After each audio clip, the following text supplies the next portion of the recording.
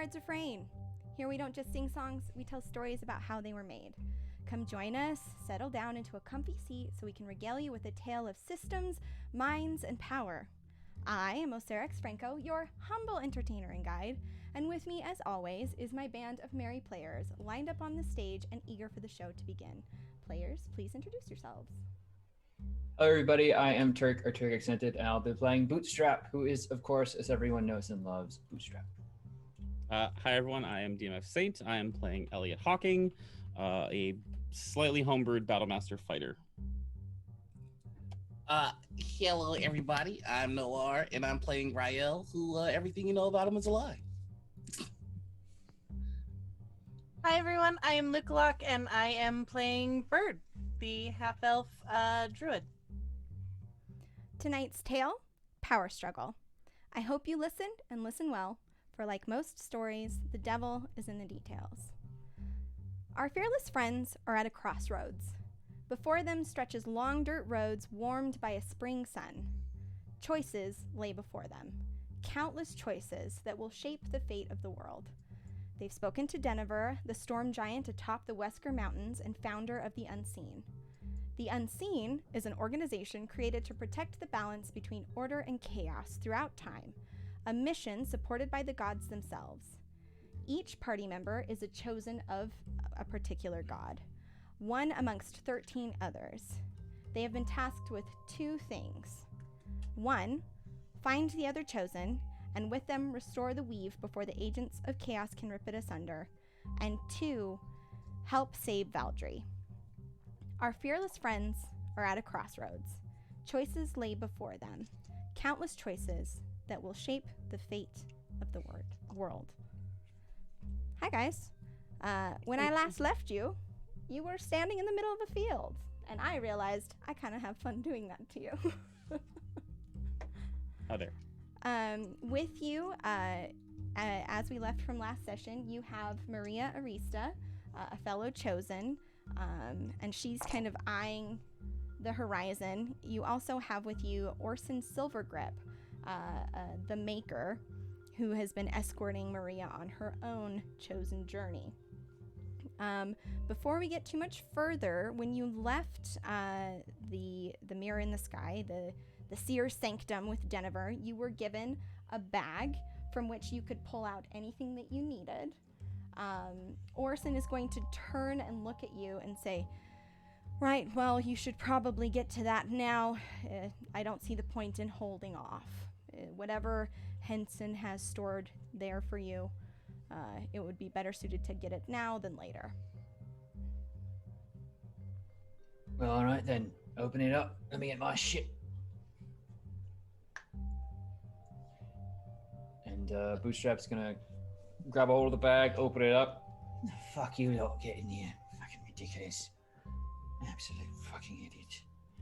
And he'll just like absentmindedly hold the bag over as he has a set of 8 rings, 4 connected to each other in a pair.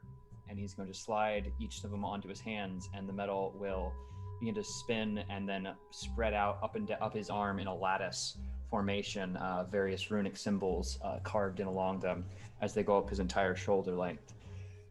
All right, that should, and then he said it might, and then it finally starts kind of lightly glowing when reflected in the sun. Nice, better. All right, for our chat's benefit, can you tell us what item you selected? Those are the bracers of defense, but I made them sound cooler. I like that a whole bunch. You got the brass knuckles of defense. I love it. I'll protect you, punch you in the face. Can't hit me if you're too busy getting hit. I think Rael would just go. Let's see what they've got. And he's going to pull out a pretty plain looking silver amulet, and he's just gonna put it gingerly over his head. And when he does, like it's almost like spider legs pop out of each side of the circle on this amulet and attaches itself to him, and his veins like are popping out of his face for a second, and then everything settles in. And he just goes, "Oh, that was an interesting feeling." And for the sake of chat, he just got an amulet of I remember things. He just got an amulet of health, which while he wears it, increases his constitution to 19. All right. Orson will look Elliot at kind of Elliot. looks around. Mm-hmm. Yep.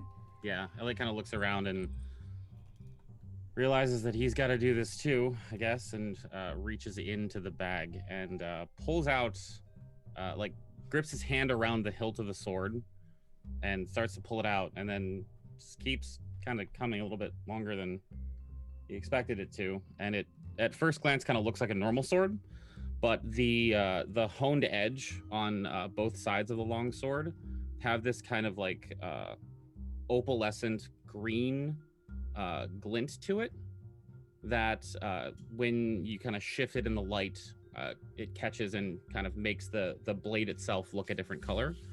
Elliot just kind of looks at it and shrugs and picks up his long sword and considers the two and is kind of like waving them around to test the balance of it. And for chat, it's a long sword of wounding. It seems like a fine make. I can't tell who made that one, but seems like it might be able to do the trick. How's the balance?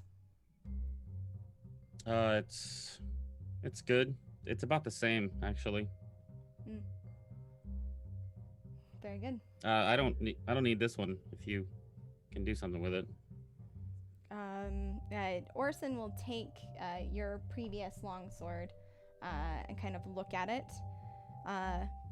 and run his eye down the edge of the blade. He's like, I'm sure I can find use for it. And he will open on his side a bag and just drop it into there where it will vanish. Miss Bird, are you interested in retrieving your item? Bird has just been watching in kind of like a fascinated curiosity as everyone's picked out their items. And she's going to walk up and just kind of peer into the bag. I would like the bag.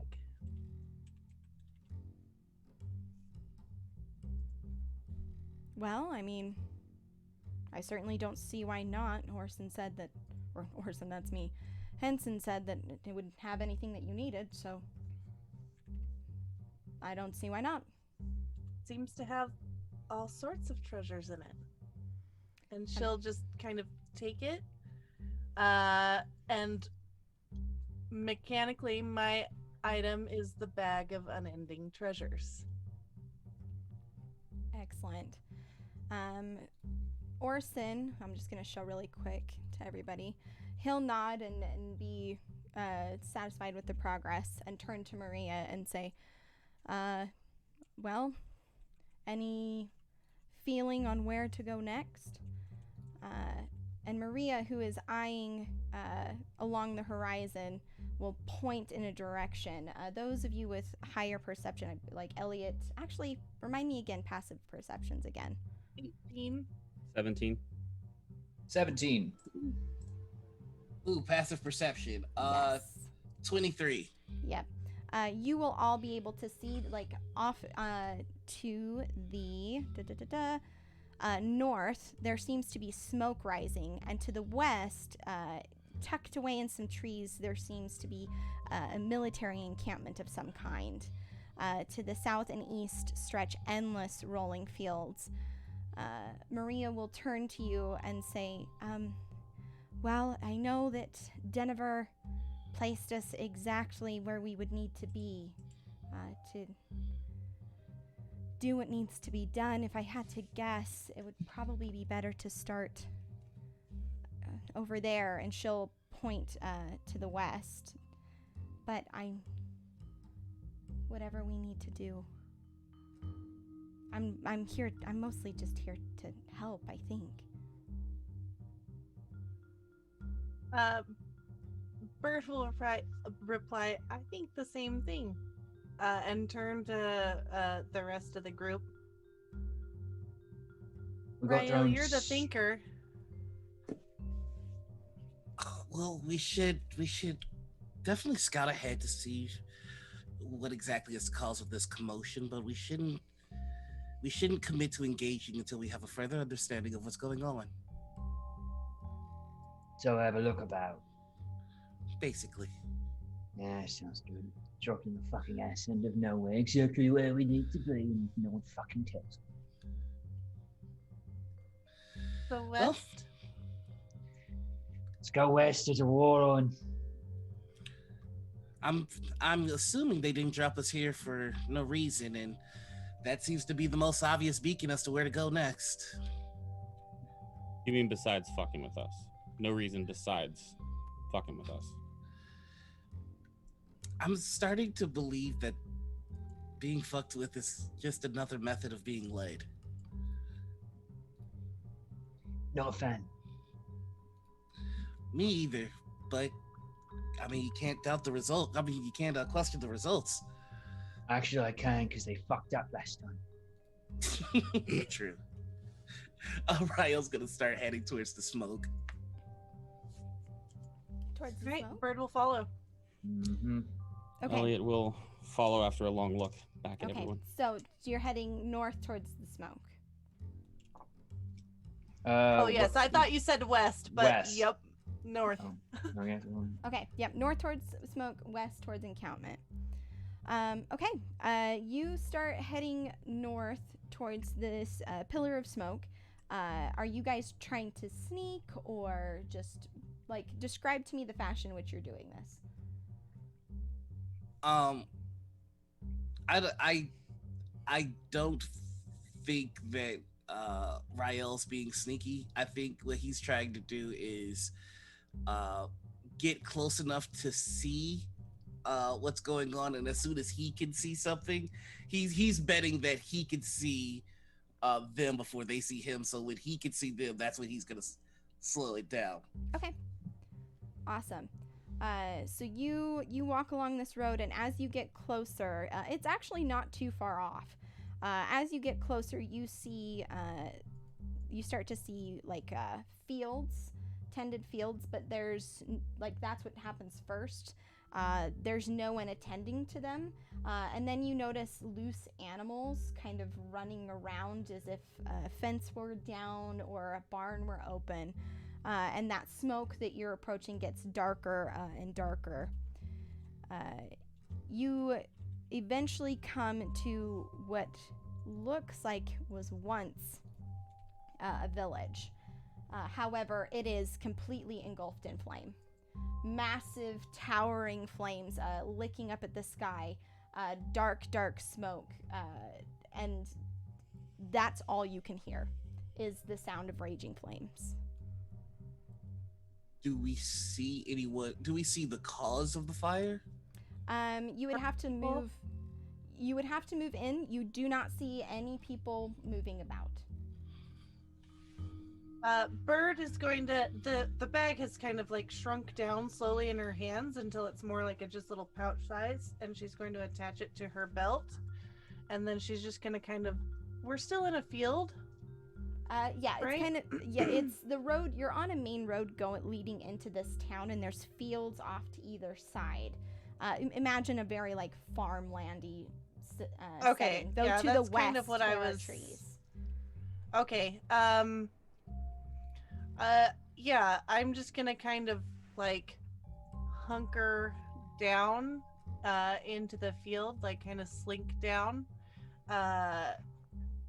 along the side of the road and try and get a little closer if they all seem to be heading forward as well.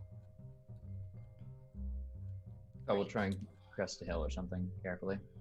Yeah, I'll follow. I'm with Rael. Okay. Go ahead and roll me stealth checks, please. First roll of the day. 19. I just disappear. This grass is just over my head. It's a 22 for me. Natural 1 for a 10. Oof. Natural 1 for a 13. No, it's rather more. So you guys, you're kind of distracted. As you move forward, Bird, you are able to tuck down into the wheat that is growing in one of these fields. The rest of you, you're surprised. You can feel the heat from the flames, even from the distance that you are at. And so you kind of stumble through the grass.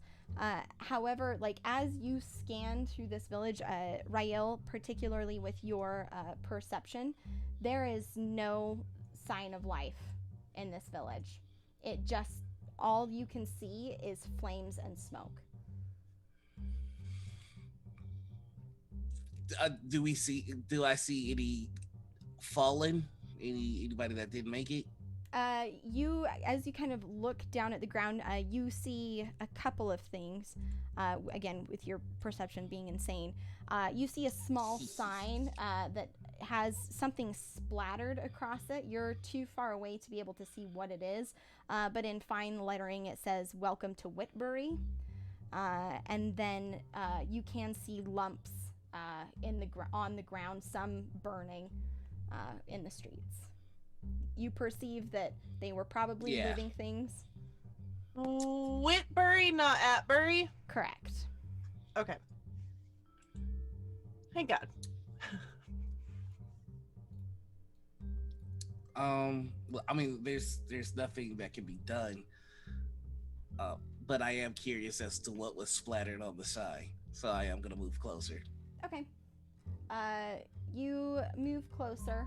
And again, as you do that, the heat from the flames is unbearable. You get closer and you see that there are dead animals laying in the street. There are people who seem to have been cut down. And what's splattered on the sign is, in fact, blood. Okay. Yeah, I'm going to back away from the fire because it's now too much. I don't love this.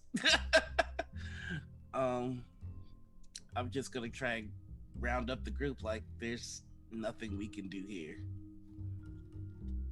Yeah, is there anything in the sky? Great question. You look up and you see just this massive plume of smoke. There are a couple of clouds that are lazily moving by. You think to yourself that it would probably be helpful if it rained, though there's no indication that that will happen anytime soon. There are no birds about either. There's one right here. And you don't necessarily see anything in the immediate vicinity. You throw Bird into the air and she goes, "Caca." I would like to ask Torm for rain. Make me a religion check.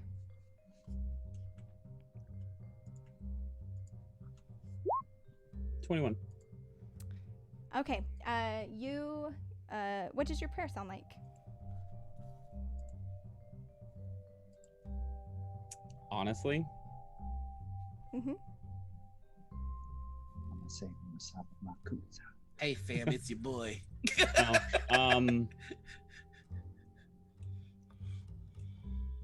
You know what? I have an agenda, which I'm sure you know, Yes. but rain would help me right now to do what you want me to do. That's it. There's no pretense. There's no like words or special meanings or anything. It's just, Okay. I need this for this. You do this and you feel kind of like a slight humming in your chest, like a string has been plucked and vibrates, and you hear a deep voice kind of in your mind. It's almost like, you know how sometimes when you're walking through a crowd you think you hear someone talking to you but you're not quite sure if you just imagined it. There is a deep male voice that responds,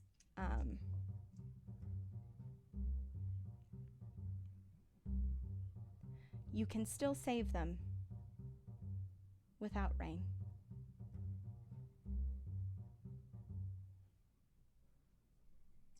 there are people somewhere.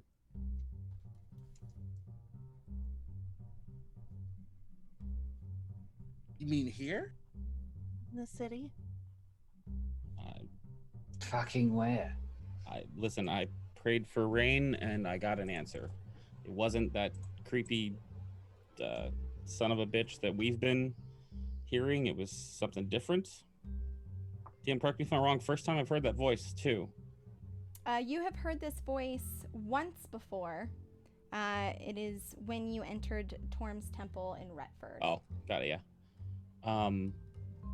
And it said that we can save them.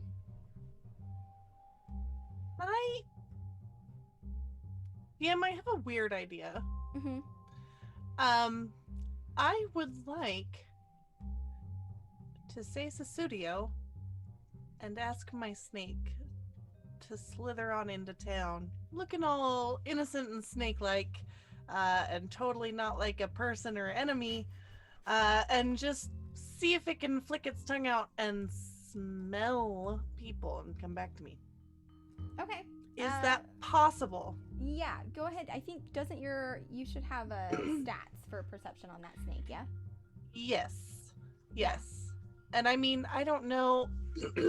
I would turn to the rest of the group and be like, kind of just lift my staff. I could send the snake to go sniff for us, like where they smell with their tongue. Smell their fucking tongues. Mm-hmm. It's disgusting. Can the That's why snake they're endure always the gonna- heat?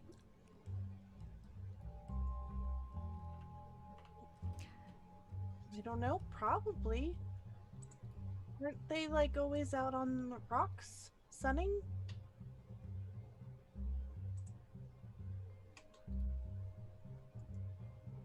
I can't say I have much experience with Don't- snakes. I don't know either.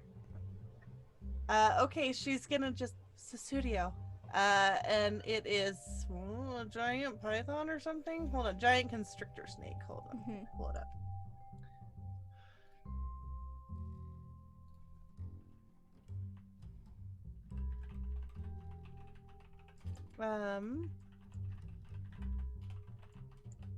Perception is a +2. Okay, go ahead and make me a perception check as this snake darts off.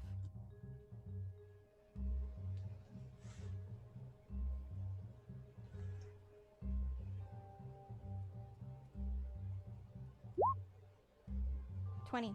All right. So this constrictor moves away into you. How do you communicate to this? Is there a spell that you cast? So I would just lean down to it once Mhm. it like transformed into a snake, and I would just be like, go find where the people are and then come back to us and you can lead us to them. Gotcha. And then it can slither off. Okay. It will it will in fact do that. Moving down the street, right? You'll watch it as it kind of like darts away from the flames, moving as quickly as it can. Though there's like it kind of like winces at the heat from these flames that are just roaring and crackling. Orson and Maria stand off to the side, and Maria looks just sick to her stomach. Orson standing there, arms folded, shaking his head. They would burn everything. They would burn everything and not give a damn.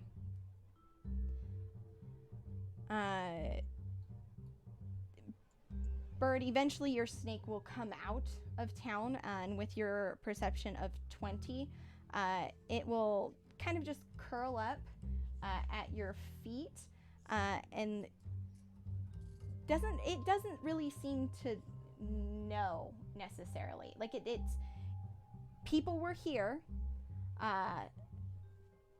and like it will kind of point west-ish. Like it's not really certain. Like it's a snake. Snakes don't have super high intelligence, but Right. whatever it is like it doesn't. There were people there. There are no people there anymore. All right, I'm gonna turn back to the group and while just kind of running a hand along its scales. I don't think he smelled anything. All right then, just fuck off. Let's go check out the military camp. Maybe they ran there. Or maybe the people who did this are there and we can punch their teeth in. Rael's gonna look at Elliot and just go, "You heard what you heard? Are you sure?" I asked for rain because we couldn't see what was in the sky. There's fire, so I kind of assumed that there were things. It said you can still save them without the rain. Okay. Rael's going to take his cloak off and then take his water skin and just dump water all over the cloak. He's gonna go, "Give me 5 minutes. Just 5 minutes. I don't. The I don't fucking think snake couldn't smell anything you get. You're Or not Yes. running into a fucking fire. Orson's gonna look at you and meaningfully, Rael, and say, if there is anyone in there, they were dead long ago. And as he says that, you hear the beams of one of the larger structures just cave in like a cacophony of sound, and a huge like billowing of ash and smoke rise up out. This town is toasted. Boubard. It is gonzo. Rael is just going to explain. I'm not going to. I'm certain that there's nobody in there. What I'm trying to find are tracks that might lead us to where anyone that escaped went. Oh yeah? How about this? If you find tracks and they tell us to go to the military camp, you owe me 10 gold. You're on. Bird is going to pull out of her bag a small wand and just hand it to Rael. Do you want this, or I can come with you? I can put water on too. And it's a wand of secrets. I'm gonna be in and out, and I have a spell that can help me. I don't have a spell that can help you. And he's just going to run in, and I'm just looking for tracks in any direction. I'm just trying to make sense of the madness. Okay. And as soon as the fire gets to be too much, I'll cast Absorb Elements. Okay. So will you drop what absorb elements does in the chat for me just really quick? Yeah, absolutely. Fantastic. I can do that. While that's happening, the Black Christie, thank you for the raid. Welcome Whoops. to TDK. There we go. Okay. Okay. Fantastic. So you enter in, and as you're going, again, the heat is extraordinary. It's like you feel like you can barely keep your eyes open. It's drying out the moisture, just in your eyes. It's painful. Smoke is tinging, and you're it's weird because you're crying, but it's dry and it's awful, and your breath is catching in your chest. Go ahead and make me a Constitution saving throw to see if you can keep your eyes senses about you long enough to get the information you're looking for. Oh yay, my new item. Yay, y'all. Oh no. You did just get a +2 from chat. So that's a 12. I would like to use that +2, please. Perfect. That will make it. You are Thank able you, to keep Purple. your eyes open just long enough. You see there are you go into the town and you're able to make it to the main square, and you see there are bodies just everywhere, and of indiscriminate kind, man, woman, child, just burning, blackened. It looks like they were cut. Your passive perception is so high. You see littered on the ground shards of red glass, as if someone had been breaking red glass and leaving the remnants. You also see there seems to be cart trails that are deeper in the road. The dust had moved in a way, and indeed the carts head west. God damn it, I'll have 10 cuddles. I'm gonna scoop up some of the glass and then I'm running back out. And I just put 10 gold in Bootstrap's hands. And I don't say anything, I just keep coughing. 1, 2, 3. Oh, this one's a bit melted. Oh, you melted a bit your gold there. Because you needed to find out they went west, didn't you? And he's gonna open his other hand that has the shards.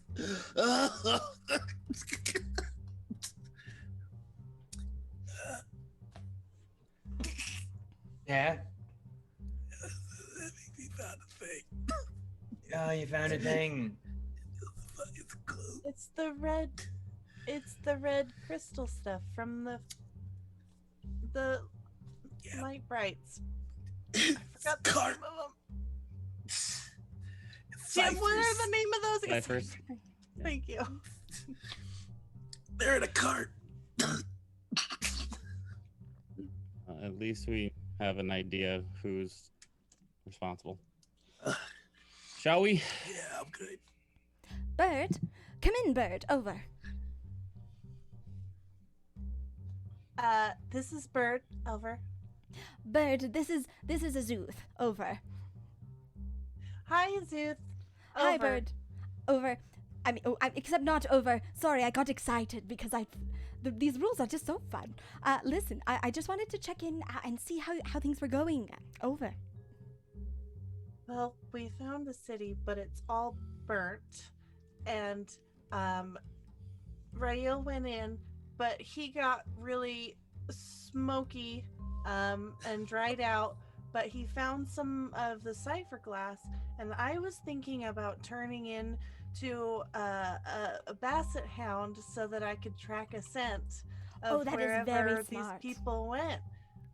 But also basset hounds are very cute. Oh, they are. Over. Their droopy little eyes and their floppy little ears. They are truly one of the greatest things to come out of creation itself. I simply must agree with you, but listen, I'm just calling quickly. You haven't happened to see Valdry yet, have you? Over. Well, I think we're looking at him having maybe been here. Over. Yes, again, I recognize that I'm nervous. But I'm just very, very worried. You have to be incredibly safe, you understand? Over. Yes, we will all be safe. We will take care of each other. Over. Oh, okay. Yes, all right. Thank you. Over. And then you will hear over the stones a very irritated voice of Linux. You do not have to say over for the magic to work. I'm just gonna say it again. I'm just gonna stay silent, waiting for her to say over. No response will come. Are you done? Over. Again, no response. It's almost as if she picked up a walkie-talkie, screamed into it, and put it back down. Sorry, you get done on your fancy fucking rocks. Or can we get on with our days? Okay. I was thinking of turning into a puppet. I heard you No, we talking. heard you. Yeah. You shouldn't eavesdrop, you know. It's hard when you're the only one talking. Okay, and she is going to wild shape into a basset hound. All right. And let me. Boop. If that is all right, Jim. Yes, of course it's all right. Be a cute puppy dog. I love it. I mean, it's technically a homebrew monster because it's a basset hound and not a mastiff. That's okay. I'm fine with it. Okay. This is great. Okay, and I have tracking scent Okay. So Bird will kind of shrink further down into the grass before all of you, and then you are going to hear an excited "Yip." And she's gonna come over to Rael and kind of like do the really slobbery like sniffing at your hand and see if I can pick up a scent. Weird if you pet it. Gotcha. Let's see. It's a person. Bird will absolutely turn her head, Oh, don't go with it. Oh. Will you roll me? aiming her ears for better scratching. Will you roll perception for me? Because I recognize this will Yes. help with tracking, but we'll need to pick it up first. Excellent. Yep. So you start sniffing, and smoke, right? Like there's an entire village that's just, smored up right now. But you pick up what smells like kind of like, I guess Bird would perceive it as lightning, something like static and electric. Like there's like a Like it tastes like metal. yeah, but like it smells metallic and sharp, and it leads again west out of the town, and you are able to kind of follow that using your tracking scent into the Bird is into still west. angling her ears for more scritches, and she is wagging her tail. But once she picks up the scent, she's gonna just let out and like go off in the direction of the scent. Very good. I think we got the scent. I'm gonna Oh, chase. are we gonna head west then? But now we know exactly where. West. Where Uh, west? Bootstrap, in your pocket, something squirms, and you hear "Bzz," Yeah, not now. as Jocelyn is irritated. I know. Yeah, we're getting out of the fucking fire. They just had to figure out we had to go west 3 times. Do you think that it's a 1-to-1 situation? Like if we scratch the tail, you know what? Never mind. Let's go. Here's the key. Don't fucking touch it. Yeah, I'm not. I was just curious. Like it popped into my head. I was wondering how that worked. I don't think he's talking about your duck. I think he's talking about Bird. I know.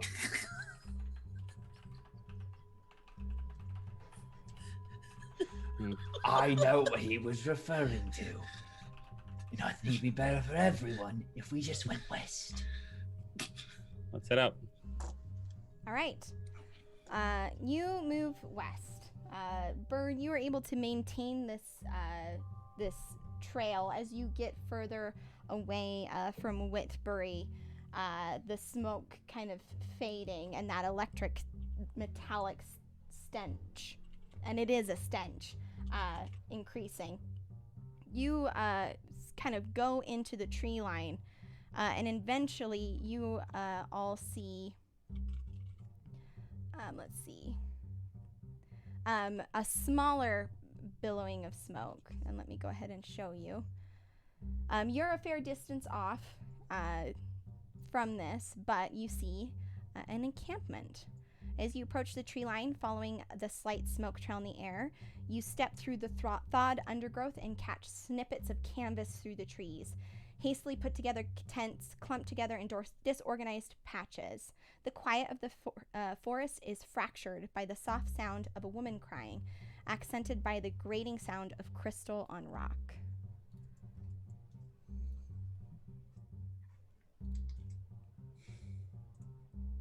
So we're going to go help, right? I mean, I think we're all pretty universal on that. Yeah, it was it. Can I tell where in this camp, if I were to just kind of lift my little floppy ears, where the crying is coming from? Yeah, so you can, as you move in, and you can see, the crying seems to be coming from a large tent off to the side, and there's a smaller one. And then you just hear that, sometimes, when like glass rubs on stone, like, or like you'd like put a cup on the counter, and how it makes that like high pitched like kind of sound. There's kind of that sound every once in a while, mixed with low murmuring voices. Thank you for the raid. Hello, Hard Knock Dice. Welcome. All right. Bird's gonna kind of sit down, looking at the party. I'm going to try and decipher Bird's meaning. Just like, what is it, girl? What are you trying to say? I'm mostly just waiting for you guys to be like, like whether you guys want to stealth or whatever, because I'm gonna do my best, puppy kind of slouch and up through towards the. We've legitimately turned into Scooby-Doo, right? Yes. That's what. Okay. So much better than Scooby-Doo. Okay. I am a tiny, cute little basset hound. Yeah, like Scrappy Doo. Oh, how dare you! Wow. There are some What things the you can't fuck take back. did There I are some do things you can't take to back. you, Turk? I'd like to look at the group and just go, I can scout ahead and see what's up. We'll see what's up ahead for us. See if anybody's trying to ambush us. There's literal sounds of women crying and meadow on rock. It's Good. just people. It could be a trap. Then we'll kill all the fuckers who try to trap us. I mean, yeah. But it's easier if we don't fall into the trap. Fucking paranoid. Oh, you get one conversation from a fucking giant bloke in the sky telling you you're important, and now no one can fucking touch you. No, I'm very worried about being touched. And he kind of lifts up his armor. It shows that cut from from the gnome. It's just like, I just don't want to die again. All right, man. You're the only one who got stabbed by Jack, is it? It really hurt. I know. Now we're gonna go into the town. We're gonna see what the fuck happened, and we're not gonna pretend like every single person we run into is trying to stab us in the back. If you say so. Lead the That's way, my Bootstraps. I'm the one who worries about that. Bootstrap? What? It's a camp, Exactly. not a town. Fucking whatever. All right. I will pick up Bird under one arm as a dog and walk into town angrily. I'm absolutely gonna start wagging my tail a whole bunch, and I will try and lick you. I will not allow that to occur. It's like, no, It's just no. hold the dog by the scruff. If that starts to I'm gonna scruff outward. All right. Are you? So you're just walking in? I am just walking in. I would like to shadow from a distance, so I'd like to be sneaky while he walks up, just in case. Okay. Maria and Orson have been kind of murmuring to each other off to the side while you guys have been having this conversation. And when they'll look very confused as you just move forward and just kind of nervously look at each other. Orson's gonna go, you're just gonna... It's pretty. Did you not... It's fine. It's fine. And fall in step with you guys. Sometimes you just gotta let bootstraps, you know? Okay. So let me go ahead. And as I say that, I fade into the shadows. All right. So here I'm just getting you guys all situated, and I will move you guys over. Let me roll a couple of things real quick. Don't like that. Should I roll stealth? I'm not gonna like literally like walk right into town. I'm just walking like up to the encampment, basically. I'm not gonna like charge into the square being like, what the fuck is going on here? Just Right. throw a puppy at somebody. You hold this.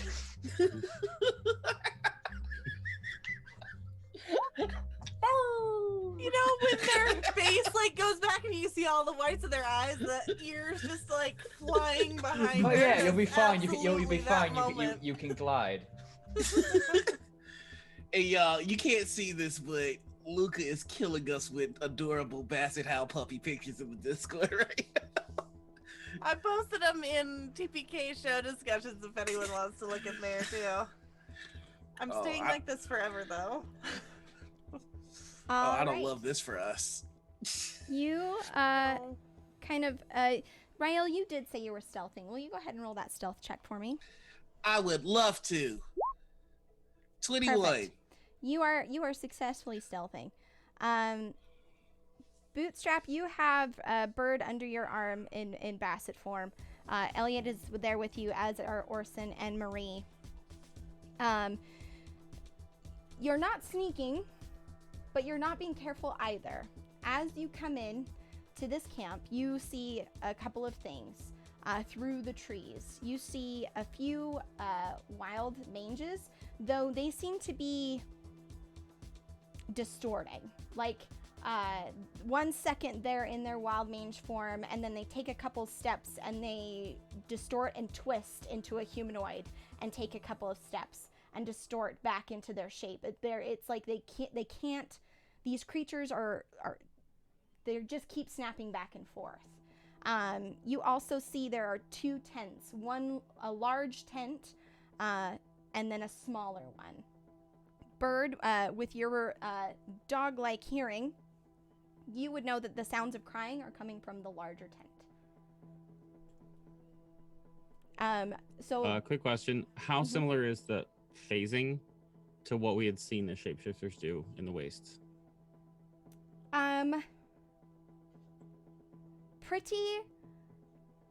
Pretty similar. I'm going to just, in Bootstrap's arms, just kind of wriggle and like kind of softly kind of try and point my head towards the direction of where I can hear. And if I'm seeing manges, I'll stop. I'm not just gonna be like, yes, enemies, of course. Good day, sir. But you know. All right, roll me a stealth check. Cool. We're gonna try and not get a natural one this time. I mean, I'm mirroring whoever's in the lead, so Yep. I feel like I mean, everybody except Rael, who's already made that choice. 28. All right. 821 for Elliot. Do you want one from me as well? I sure do. Okay. Puppy stealth. All right. Puppy. As you put down Bird, she kind of like is unaccustomed to her shorter little Basset Hound legs, and she'll kind of actually like flop over into some of the brush that'll rustle. And Elliot, with your passive, you'll see one of the manges like turn as like mid-transformation, like it's fanged and horrifying, and then it turns into like a woman, and then it turns into a man, and then it turns back into a mange, and it will look for a second and squint and like in your general direction, and then keep patrolling. Not just one humanoid.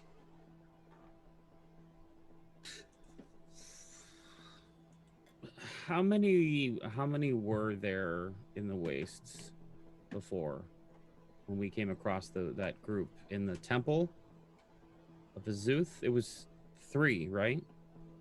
3 shapeshifters. Yeah. That were messing with magic. And I just wonder if maybe that's the end of this. Well, these are the same fuckers we killed.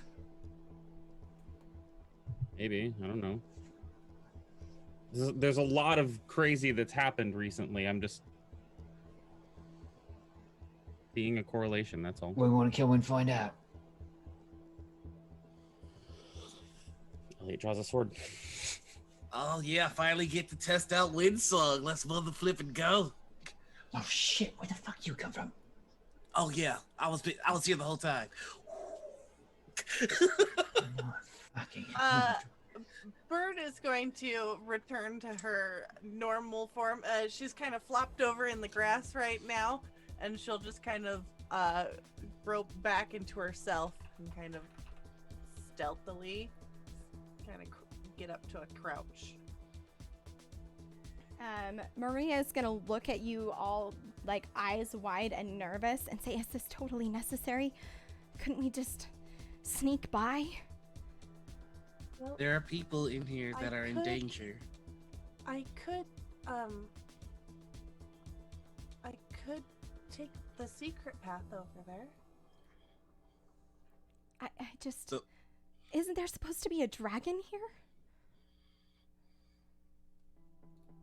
Yeah, we're Well, trying to find Can it, you aren't do we? your thing and you can come with me? I don't. I mean, I can maybe help, but I just. This doesn't. Listen, if we die, it's over. All of it. It will all have been for nothing.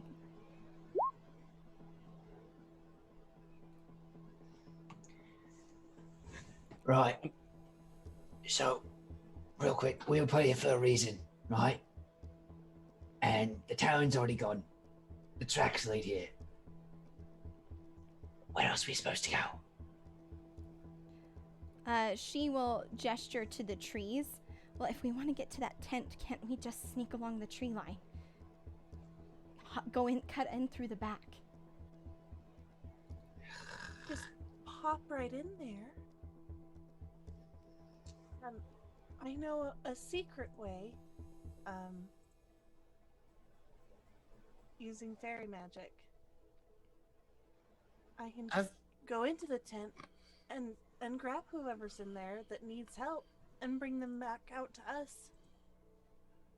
You know, I've been studying a few spells that might be pretty handy as well.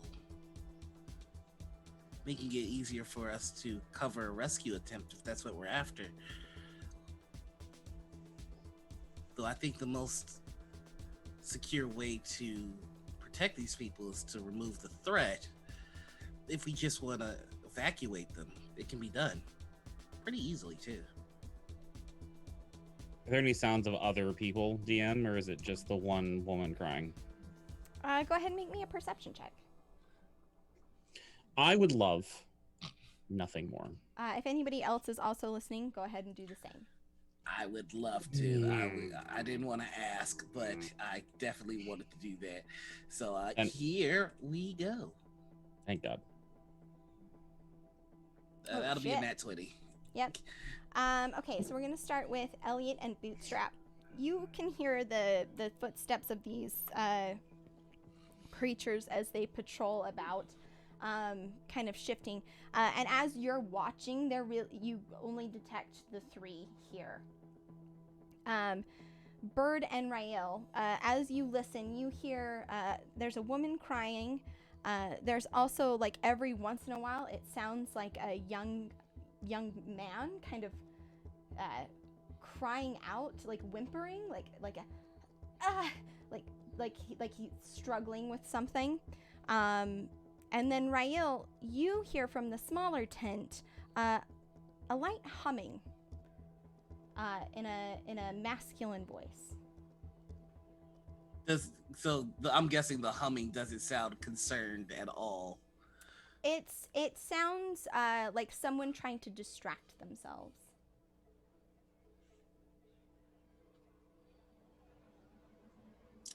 Okay, does anyone hear the humming coming from that smaller tent? No. Well, there's humming. I could hear it. I hear it. Fantastic. So are we gonna save the humming person too? I would Don't like know. I would like to scout ahead if I could.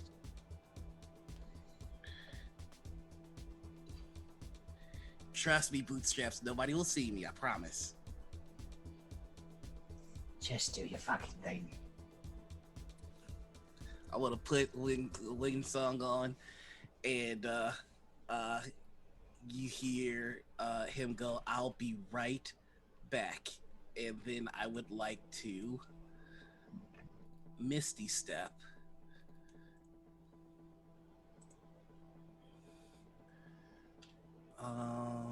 Boy. Okay, I would like to move first. Okay. Right since- around here. Okay. Then I would like to Misty Step here.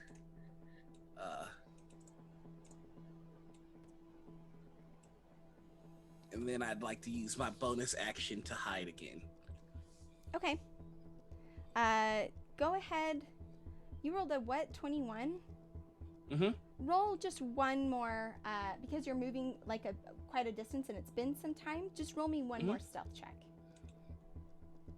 29. Brilliant. Awesome. Yeah, you move like wind through the trees. Like it's everyone else, like it's in a flash, he's just gone. He melts into the shadows and appears on the other side.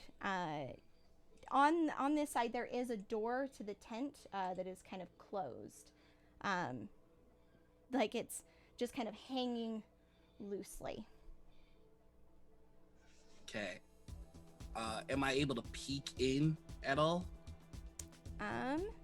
Yes. Give me just a second to pull up some notes. Ooh, notes. I do love notes. Ooh, I do love notes. Let's see here.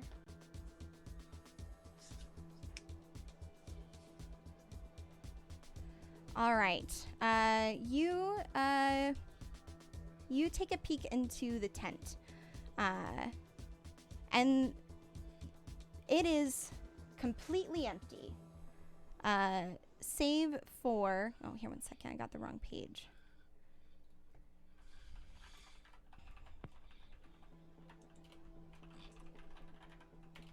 I got worried because when you say it was completely empty, I'm just like, Yep. bootstraps will never let me hear the end of this. It is completely empty, but for two things. The first is a woman. She sits hunched over with a helmet in her hand. Her feet are chained together, but she looks tired, but resolute. And then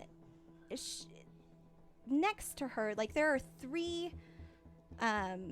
She's chained to one of these pole that's supporting the roof of the tent, and next to her is another pole, and at the bottom of that there is a chain, and there is a man who is also chained, but he is reclined, laying on his back, and seems perfectly content. His eyes are closed, and he's humming to himself. I don't love this.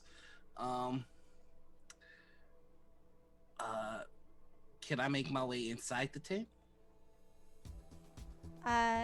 You absolutely can.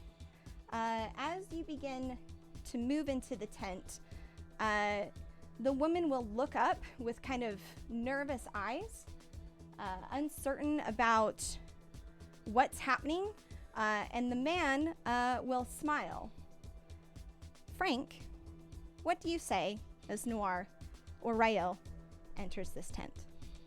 Wait, what? Hello, Rael. This isn't really how I imagined this happening. Where's everybody else? Don't tell me they just sent you. I mean, no offense, but... I am equally parts confused and slightly insulted, but yeah, I'm the welcome wagon. Hi. Hi? I mean... Hello? Well, Who the hell are you? Well, first off, let's keep it down. I'm here to rescue you? I mean, I guess I'll accept it, but no answers to my question, or, I mean, Okay, you and that's no issue, I guess. I mean, I thought there were. I kind of imagined that there are priorities like getting you unshackled. Oh yeah, that'd probably be great. Well, there's a lot to do, to be honest. But I mean, like, I Orson, others. Oh yeah, we'll discuss here. Oh. Can I try and unlock their restraints? You absolutely can. While you're doing that, everybody else, what are you doing? Bird, are you going He is the into? player is freaking out. Bird's just chilling. Bird, are you not going into the other tent? Was I supposed to? I thought we were waiting for him to get back. He said be right back. Yeah, we've been waiting a long time though. Wait. I'll be right back. And she's gonna Misty Step as well, doing her best Rael impression. I was gonna say use the sending stone, but to no space in particular. She'll be right, I'm man. sorry. Yeah. Fucking learning from each other. Where is it? I thought I had Misty Step 2. I do. There it is.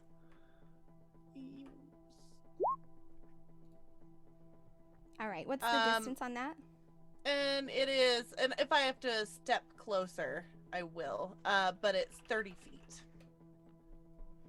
So if Okay. you want me to kind of just go up kind of to the edge of this. Let me measure out really quick. Sorry, I'm doing all the Hold on. things. I can't get it like on the edge because hold on, wait. What is it? Alt? You're trying to, No, like- it's control. You're trying to like warp into the tent. There we go. Yeah. Yeah. Okay. So if I just step a little bit closer, Okay. I can do it. No Okay. problem. I'll Um. just scooch up a square or two, and then Misty Step right in there. Okay. Just right into the corner. Okay. You Misty Step in, and you see huddled together. This tent is full of people. And they all look exhausted. Various races. Their feet are muddy, and there's just an intense, heavy smell of smoke in the air. There is sounds of soft crying and labored breathing, and like murmurs of like nervousness, like that, like, oh, don't, like, be quiet. We don't want them to be mad. Be quiet, kind of thing. A couple of people keep mentioning they like folks being taken and gone. But as you kind of pop into the tent, the people that are right next to you will turn in wide-eyed terror, absolutely horrified that like something has appeared I next to am them. immediately going to just get off Druidcraft, and there's going to be gentle flowers just kind of sprouting up from the ground, and just like immediately like popping off like gentle petals that are gonna waft down. Just try and make this seem very much like I'm friendly nature spirit, if nothing else, to try and get them a little bit more at ease. They will back away in terror as you display additional magics. It seems that these people, like, they are traumatized, and they will shuffle away. There's like a nervousness, like, you know how when somebody sees something, how there's the roll of conversation through the tent?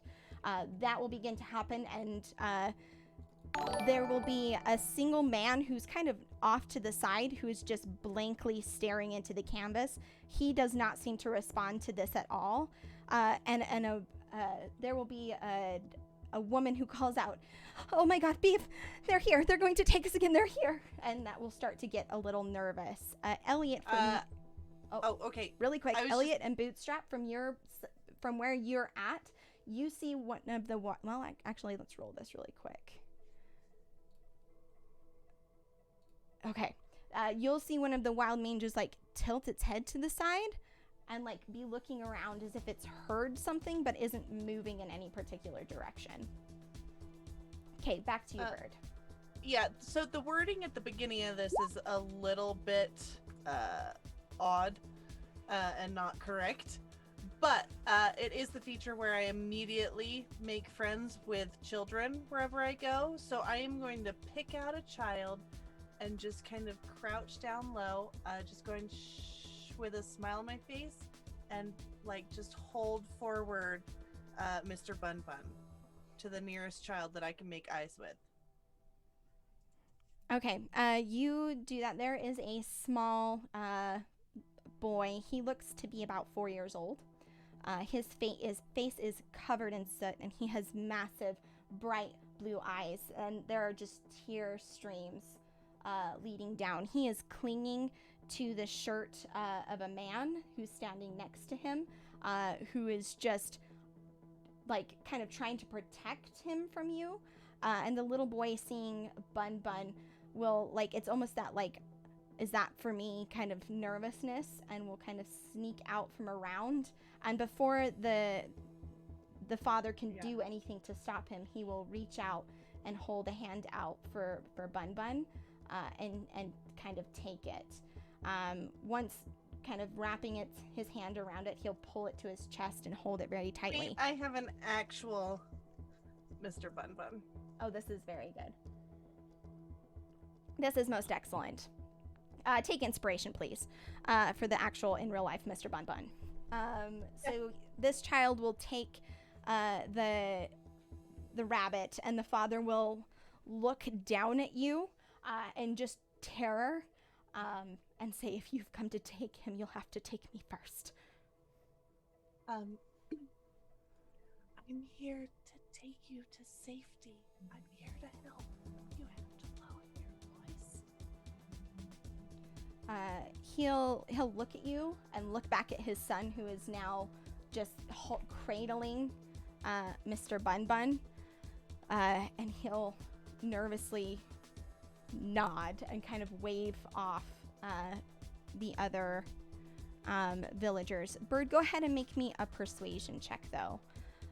Rael, can you sleight of hand for me?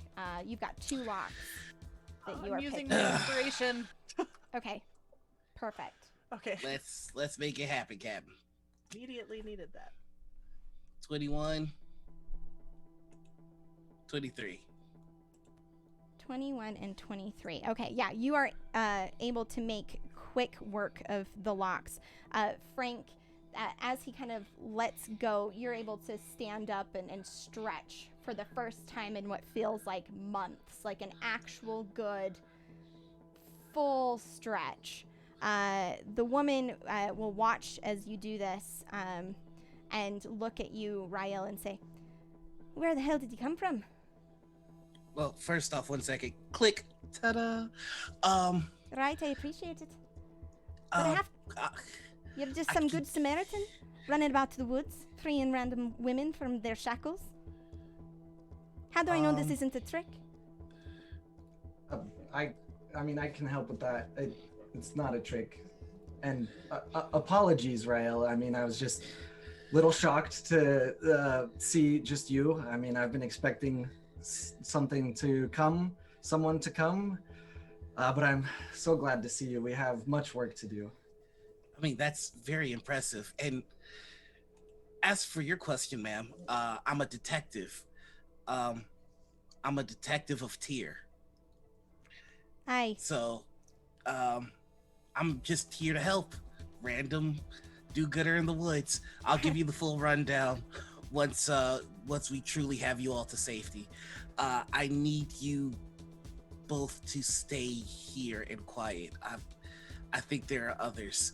And then I would like to cast message at Elliot and go, I don't know why I'm imagining him doing it like this, but I've got 2 in here. I've just got rid of the restraints.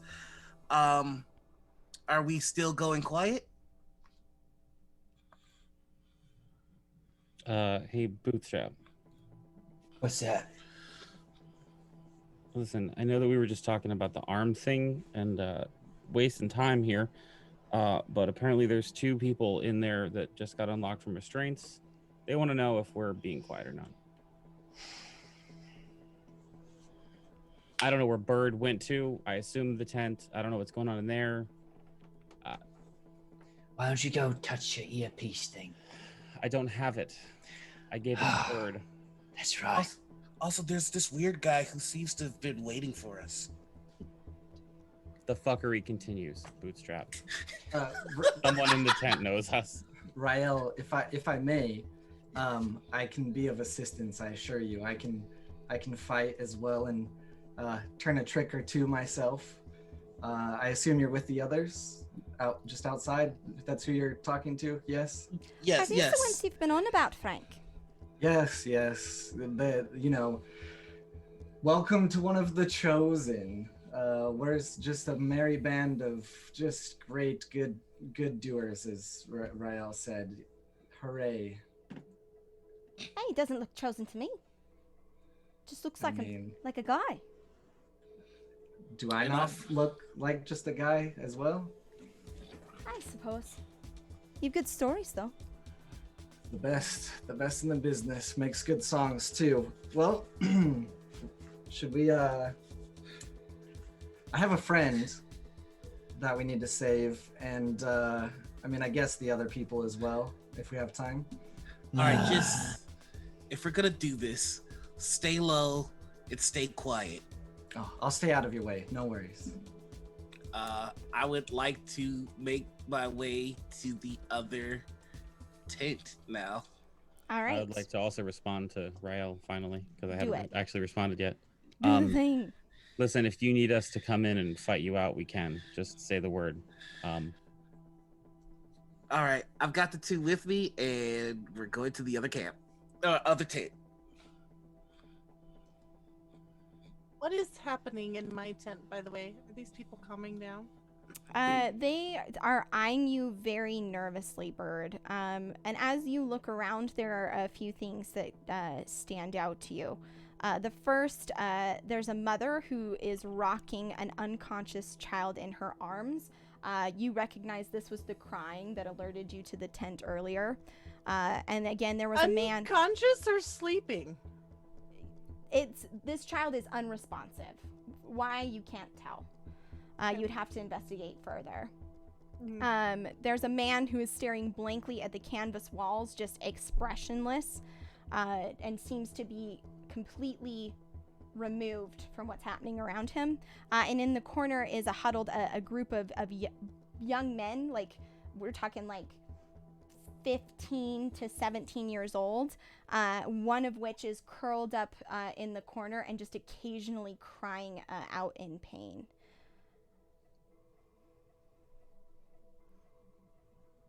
Okay.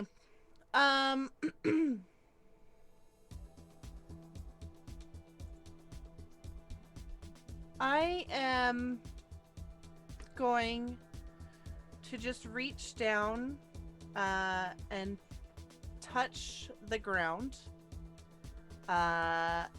using my Hearth of Moonlight and Shadow to create a 30-foot invisible sphere that grants a +5 bonus to stealth and perception checks while within it. And I am just going to, once that is done, hoping that it keeps any further whimpering dampened if people are trying to remain quiet, obviously. And then I'm just gonna, okay, we need to try and get out of here, but I'm gonna need all of you to be quiet. Who is hurt? The man will point over to the woman who's rocking her child and say, you should probably help her. Something's been wrong with her boy ever since they brought him back. There's also Wilk here. I don't know. And he's gesturing to the man who's standing. I don't know what they did to him. Elliot and Bootstrap. Mm-hmm. we're gonna move to you guys for a second. You're standing out there. These mages are continuing to move. Are you just staying put, or are you gonna move forward? I was gonna use the stone. To be tell clear, them, but they yeah. don't have the stone, so you have the only one. Neither of them have one. That's right. Mhm. Okay. We I don't give my get the stone to you. fun. I think between Bootstrap and I, we would probably talk about like trying to counter to get in position to move if we need to, like wherever the mages are, kind of a situation. I personally, we were told that things are kind of under control and that they're still doing their away mission. I don't think Elliot would. Yeah, I mean, Bootstrap's got his grieving edge and short sword out, and he's kind of just like leaning his head on the hilt of grieving edge into the dirt, waiting for the signal, like ready to go. But so I'll take the two on the right, you get the one on the left, and then you help me out, right? How about we both take the one in the middle and I take the one on the right, you take the one on the left? There's too much thinking. Okay. We both take one and then whoever kills the other one buys dinner? Why would I buy you dinner? Wait, I'll take the two on the right because I'm bigger than you, and you take the one on the left because you're smaller. but if I kill the one in the middle, then you buy me dinner. I'm gonna need stealth checks from both of you. Okay. We are whispering, so this is at advantage, Mhm. correct? You've just been standing there a long time, so no. But that should give us better stealth checks, right? We blended in. I put little pieces of leaves in my hair. All right. 16. Elliot is kind of just standing there, still testing out the weight on the new sword. Probably flashes in the sunlight a little bit. Let me see really quick.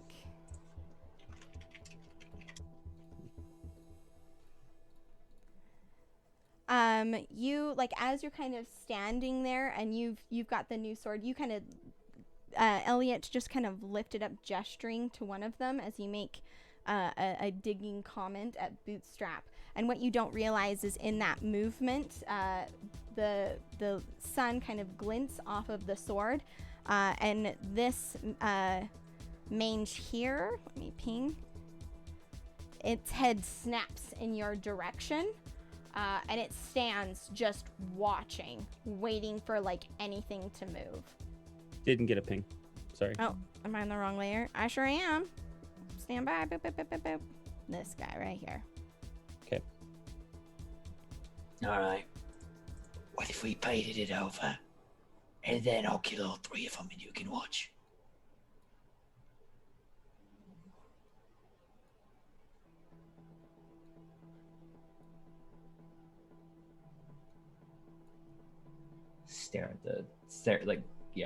Bootstrap is gonna stare at this thing and just tense up again, ready for it to see who pounces first. Great. Rael, you were going to try and sneak into the other tent. Frank, you were going as well. Is that correct? Correct. Yeah. Roll me stealth checks to get to that other tent. Bird, have a how far out does your thing go? 30 feet from And me. is it centered on you? It's just from a point, and I just touched the ground in the tent. Okay. 21 again. So because- everyone gets a +5 to perception and stealth. So 26 for Rael. I didn't realize it went out so far. Sorry, guys. I hate to bring this up already, but Tony gave me a -2. I rolled a 3. So to not disappoint Rael, because I just said I can do this, I'm going to, as I see myself slipping up and like elbowing my loot, I'm gonna sneakily behind Rael's back, reach out to the weave, and Okay. ask to muffle the sound. Roll me a d20, please. I rolled so bad earlier today. This was a bad idea, Sarah. I'm sorry. Here goes I'm your whole here for it. campaign. I am here for it. Oh, I rolled an 11, so Brilliant. So you kind of feel yourself falling, and Rael, with your passive, you see this. Like, Frank kind of stumbles, but he'll put a hand out, and he'll, like, it's like he grabs something and twists. And, like, you are certain that, like, the strings on his lute were gonna ring out, but all of a sudden they muffle. Like, it's like they just stop vibrating as he twists. And you know for a fact there's no way that he could have muffled the strings that way. Frank, you kind of stumble, like, a little bit and catch yourself and steady. And the woman here in the tent is going to look at both of you. Well, I hate to be a bother, but if it decides to get rowdy out there, I didn't have my gear. You want me to punch the magical creatures to death? Is that it? Well, what kind of gear do you usually carry? You know, weaponry. Am I not a soldier? Do I not look? And she'll gesture to her gear, where she is clearly armored, though it does look like she has taken a recent beating. It's fine. I'm just saying. Here, and he's gonna take out his short sword that he got from Jack Flash. He's gonna go, I need this back. Fantastic. Rael, you're kind of, with your stealth, and Frank, with your intervention, you are able to kind of sneak around, and you don't realize it at the time, but as this is happening, Bootstrap, Elliot, you see these two wild mages kind of coming together and looking into the trees. They seem to be kind of rumbling and growling at each other, moving in your direction, so they are distracted away from what's happening on this other side.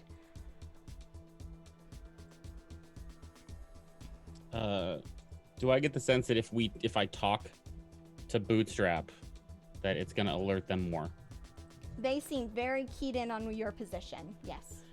So this would all be in hand signals that we've definitely worked out before. Yeah. I would suggest trying, like, the two of us trying to circle them around, like, to pull them further away.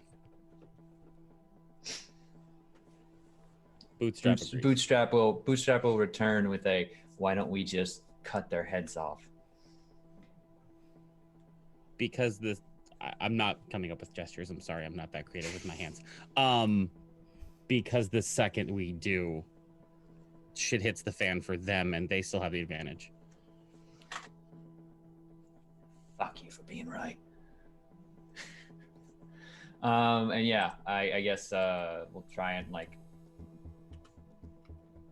stealth backward a bit from the tree. Yeah, can we re-stealth with them just staring us down? You sure can.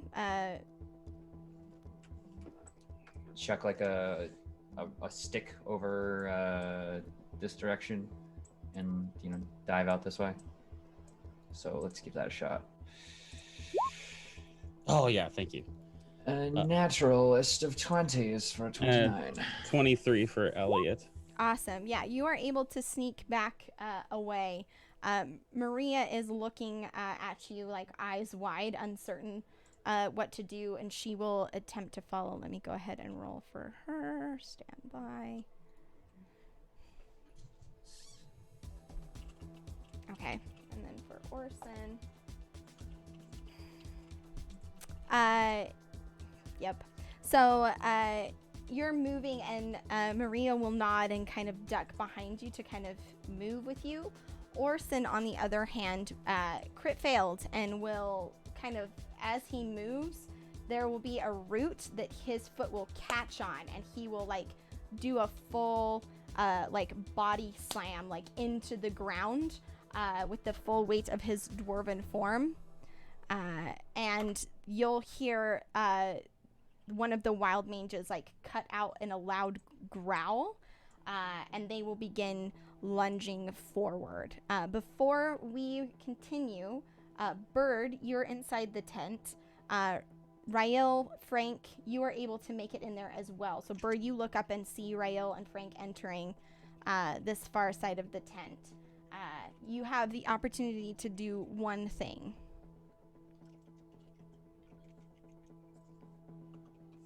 Rael or Bird has the opportunity to do one thing. You both do. You, Frank, and like, well, technically their thing was getting in there. So Bird, you have one thing. You, to be clear, you have no idea of what's going on outside of the tent. Right. I am going to just walk up since they indicated that the biggest problems to us getting out of here, all as a group safely, were the child and this man. And then, so she's gonna walk up to the child first and just look at the woman, having retrieved Mr. Bun Bun back, because she does not leave it with anyone. Right. She will just kind of look at the woman. Is the baby sleeping? She, the boy in her arms looks to be about 10 years old, and she will look up. Is he No, it's sleeping? fine. It's fine. She looks up at you, and just her eyes, like, she just looks desperate, and through choked sobs, they did something to him. They took him out. It's like they've taken all the light out of him. He won't wake up. And as you look, it does in fact look, this young boy has hollows underneath his eyes. He is breathing, but it is labored, and he's just limp in her arms. Okay. If I were to try and determine the best way to try and help him, would you like me to roll something, or can I just kind of look at him? Or You can go ahead and roll a medicine check if you would like. okay. Can I? Will it let me? I don't know. I don't know either.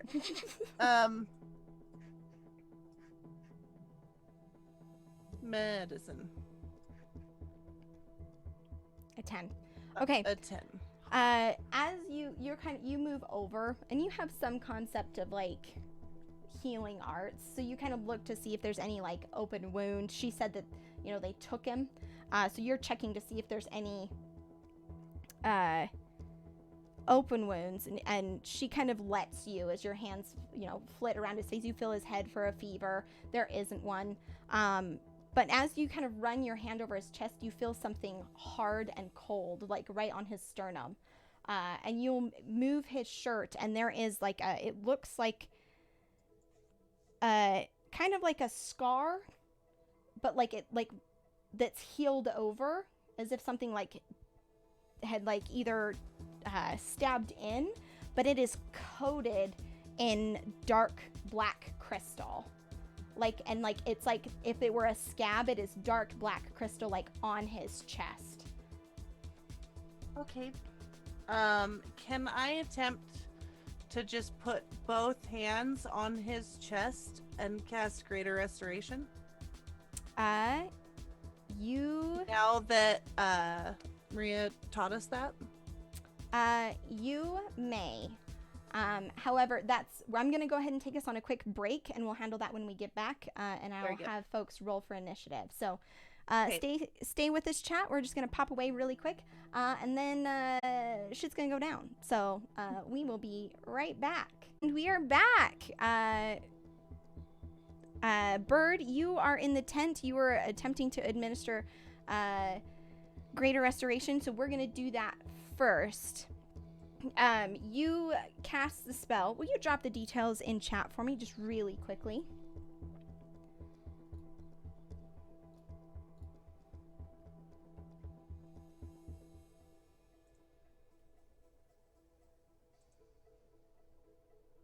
Yes, there it is.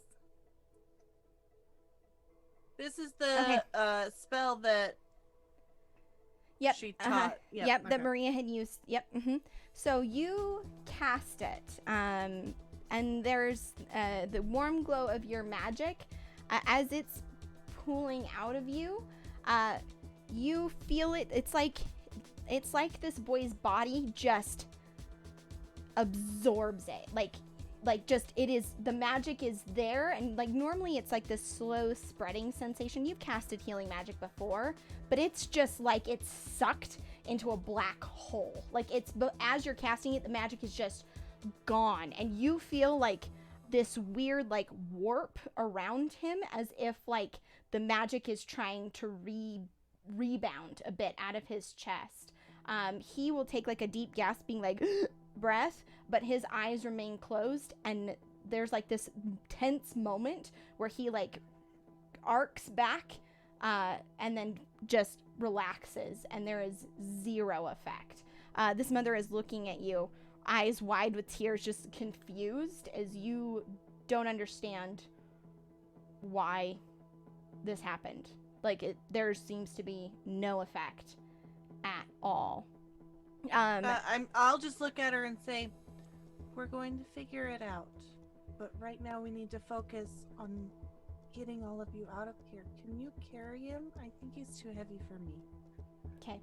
Before we can go any further there, Bootstrap and Elliot, you hear Orson fall. You look up, and there are two wild mages that kind of snap. One lets out a deep guttural growl and sprints towards you, determined to just fucking chew your faces off. All right, Elliot. That was very loud, and I'm sorry. You are up first. I was here for it. So I'm assuming it's these two here. Correct. They're growling. Correct. Orson's on the ground behind me. Correct. Elliot will.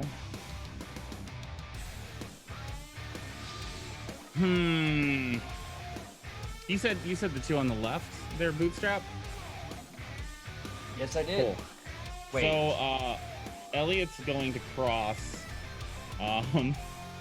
in front of Bootstrap. So that's 10, 20, 30. I'm going to expend a superiority die to use, evasive maneuvers. Okay. To add 5 to my AC. Okay. I will do the thing now, yes. Do the thing now. Additional magic bonus. 5. My AC is now 21. Okay. And I would like to take a swing at it with my new longsword. Do the thing. 11. That will not hit. How dare it? Hey, let's take another swing at it. Do it. How about a 23? That will hit. Wonderful. So here's the damage for that. Will you So- call out the number for me? Yes. So it's 4 damage right now. Okay. Magical, right? It is magical, correct? Okay. It also takes 1 wound. Okay. I will do my best to keep track of who has what wounds. Okay. So mechanically, at the start of its turn, for every time I've hit it, it rolls 1d4 and takes that damage at the beginning of its turn. Okay. Do that. Phenomenal. So charging forward, Elliot's gonna like swing the sword around a couple times to get the feel of it, take a swing and like check himself midway through because he didn't quite catch the balance of it right, and then come through with a backhand to come across the mage's throat, trying to get as much damage as possible, and will, as he's coming through, complete the spin around, wink at Bootstrap, and then face off to this thing. Okay. Awesome. Is that the end of your turn? For now, yeah. Okay. Bootstrap, you are up. Perfect. Bootstrap is gonna see that. Oh, fuck off. And he's gonna begin raging as he runs through, fully cloaked in his inky mess of a skin as he breaks the tree line, both longsword and short sword up and fang as he brings it down. I'm gonna use my advantage from Purple Bill on this first attack. So it's a 26 on the first, and That will hit. So it's 26 to hit, and because the first attack, that is going to be 13 plus 13 slashing magical plus 4 divine, or 4 necrotic rather. So 17 total. 17 total on the first hit. Second hit Okay. with the short sword, he is going to drop in. This is going to be an 18 to hit. Okay. Is the short sword magical? It is. Okay. That's going to be 11 plus, or rather, 11 plus 12 for a total. Gosh, I can do math. 23. 23 damage total. 23 damage total, all magical. As he's just gonna go and sink both swords into this thing's shoulders and wrench them free, like pulling a lever. Okay. And that's gonna be his turn. Yeah. Awesome. You do that thing exactly as you described it. Frank, it is now your turn. Yeah, so Frank was at the very back of this tent. With my high perception, I feel even within the inside of the tent, I can probably hear what just happened, right? You heard the wild mange like cry out, like Okay. howling, so you know that something is going on. And actually, Frank, as that happens, you're kind of like standing in the back of the tent watching. You feel like a humming presence behind you, and you turn, and there are floating in the air behind you, 2 little sprites. They look like you suspect that when you did your little trick, there was a ripple through the Feywilds, and drawing the attention of these 2 little sprites, who look at you and happily like chitter. Do you speak Sylvan by chance? No. I Okay, don't that's- think so. No. That's totally fine. They look at you and smile really wide, and one will actually pull out a little harp that it will like plink and it'll go think, think, think, think, and then they'll laugh and kind of shimmer and go invisible. But the good table, thank you, Purple, is you gain the attention of these sprites. They cast invisibility on themselves and follow you around and are friendly towards you. You get the impression that they will help. Oh, I was worried for a moment. I thought I was in trouble. Okay. Well, I also witnessed what happened when Bird tried to heal. I'm just gonna shoot a glance over to Bird, and whether she sees or not, kind of make a decision. And well, I I've got guess a pretty high passive, so I could definitely just kind of smile at you. I don't know who you are, really. just hi Bird, and then I'm going to pull at the air around me and blip away, and I'm actually going to land between these 2. And as I land on like one knee, I'm gonna press a button and shoot an immovable rod out from the middle at both of them, just trying to pierce them in the side with the immovable rod. Okay. Hi guys. Go. How is this gonna work? Technically, by action economy, it works, but Yeah, I'm trying to think of like roll improvised weapon attack, I guess. and that is something that Frank is very used to. Now is it So- gonna move with the curvature of the earth?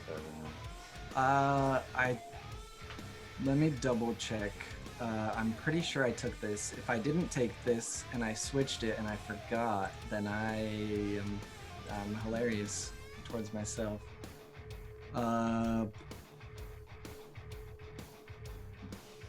Okay, I will just roll the attack and then see if I remember what it was.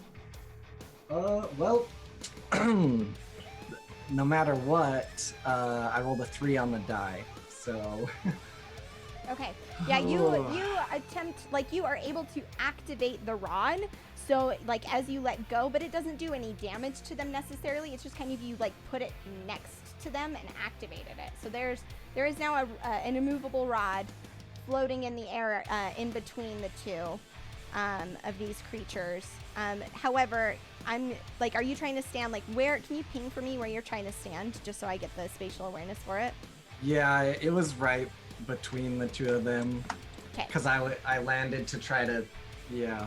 For narrative, I'm And, just gonna put you in that square, if that's cool. As that happens and I miss, I'm just gonna look up at Bootstrap and Elliot. Well, seems I'm a little rusty. I've been stuck in a tent for a while, but nice to be here. Who the fuck are you? We could get to that later. How about we take care of these first? Any bonus actions, or is that your turn? That was my bonus action Awesome. and action. Awesome. Rael, you are up. Kaz is standing in the tent, hearing sounds, and she turns and she goes, oi, pretty great, you gave me this sword. I mean, perfect timing. So I just wanted to try one thing when we were doing the free actions in this tent, the one free action. Mm-hmm. I just wanted to see if I could roll an arcane check on this kid. Yeah, go for it. Okay. All right, just to see if I can figure out how to help him. 16, anything?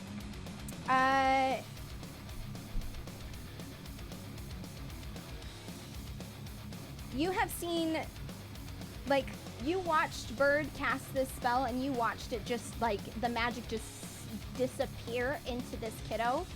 And you saw, like, her, like, you watched the magic kind of flicker as if it were trying to rebound. It reminded you of the wastes. And you recognize this scarring, and, like, the crystal looks pretty, it looks similar to what Bootstrap and Elliot had when they were succumbing to lycanthropy. That's not, what I thought. It looks similar. All right, and I would just like to, I got in the tent over here. I just like to step out, and I am going to take a shot at Blue. Okay. I'm just going to knock Windsong, and we're gonna fire. Okay, do the thing. You've gotta be effing me in the. Oh, I have an advantage. I would like to use my advantage. Okay. If I could. Okay. All right. And so that's. What is that? Oh, let me roll damage. A So 17 that to hit is. will hit. That's it's just 6 damage because that's if I were to swear it as my enemy. And here's the sneak attack damage. So that's just 16 damage total. 16 total. Mhm. Awesome. Your arrow slams into the back of this creature's neck, and it roars out in pain. It is not looking great. Bootstrap and Elliot and Frank, you see the electricity that's kind of courses through these creatures naturally is, like, building at its center. It is now. Is that your turn? With my bonus action, I'm gonna be like, well, you wanted to get stabbing, Bootstrap, stab the thing! And that is going to be my help action, so he has advantage on his next attack. Okay, great. It is now the Wild Ninja's turn. So let's do the thing. Let's see. Why is it not? I'm annoyed. Stand by. Oh, what is going on? One second. My encounter's not working, and I am annoyed. Let's see. Boop. Okay. How loud are you guys all being, by the way? Very. Okay. You hear the Because Bootstrap. I'm just still in this tent. Look. I'm not doing it in person, but Bootstrap screams a lot when he fights. Okay. Okay. Let's do this. Elliot is not. Elliot is laser focused. Mm-hmm. Excellent.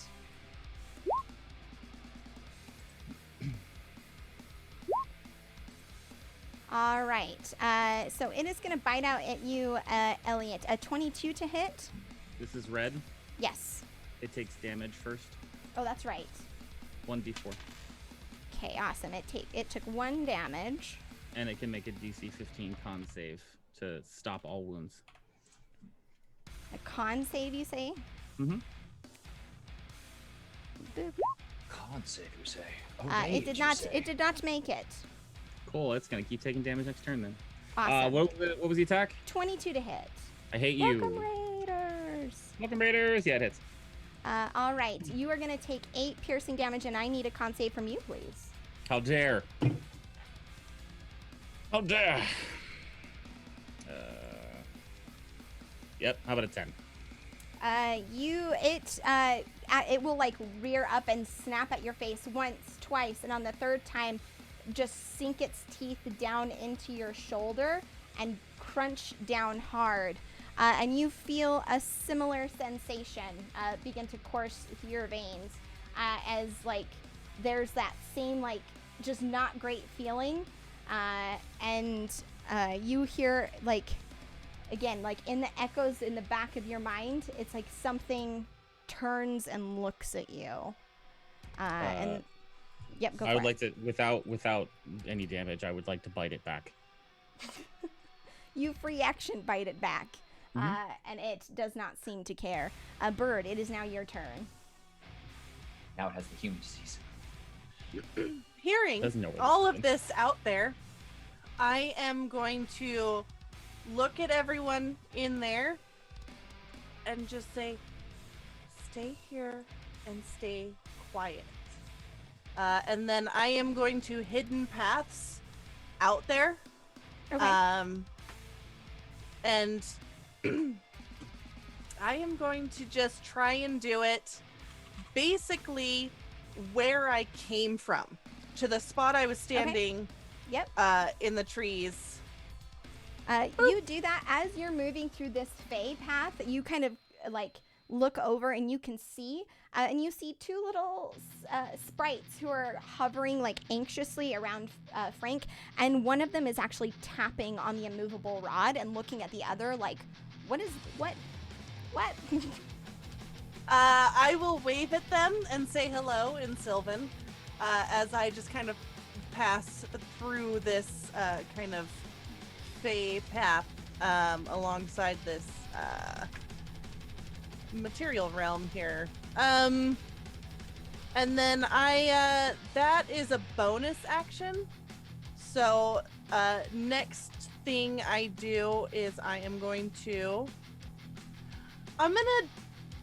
use my new item Okay. just because I want to. Okay. That I don't that's know a if it'll bonus be- action. Oh, is it? Mm-hmm. But I guess technically you Lit. can use an action, but that's a bonus action to pull something out. If I Well, read the then thing I'll right, which I thought that I Save did. that. No. I guess I just thought it is a bonus action. Okay, I'm gonna save that then for next time. And then I'm going to cast. All right. I am going to cast. No, I'm gonna cast Stellar Bodies on myself. That's what I'm gonna do to start. Okay, will you drop the Um, details of that spell in? Because it doesn't do damage immediately, correct? Oh yeah, no. Yes. Let me. Nope, that one. There we go. So I am basically just going to 2 small stars are just going to start Perfect. like kind of hovering above my head, and I can either send them out for damage or they just take damage for me if Gotcha. someone attacks me. Awesome. Okay, that's my Fantastic. Blue is gonna do the damn thing. Let's see. It's Blue is gonna look around frantically, and it's going to that lightning that's coalescing at its core. It's gonna like pull its shoulders together, and that light's gonna like build and explode out. I need Frank, Bootstrap, and Elliot to. Let me double check on Elliot. Elliot might just be. Yeah, Elliot, you are good, but Bootstrap and Frank. Let me read, double check. Yep, I need Frank and Bootstrap to make me a wisdom saving throw. Why am I good? That's concerning. 5 feet. It's only 5 Oh, feet. got it. Okay. 10. Okay, Frank. Oh. All right, you are both stunned until, let's see, the end of your next turn. As this light, like, explodes out from it, and it kind of weakly falls to the side, whimpering. Let's see, but it's still there. It is now Green's turn, who, seeing this happen, is going to leap over these crates and get up on you, Bootstrap, and it is going to attack you. Thank goodness it's attacking me. I thought no one was gonna get me. I lose right, my rage. And we are going to. He should have advantage as well because I'm stunned. Yep, he sure does. Oh, you thought I had Okay. forgotten? I was just making sure. Never doubt your abilities.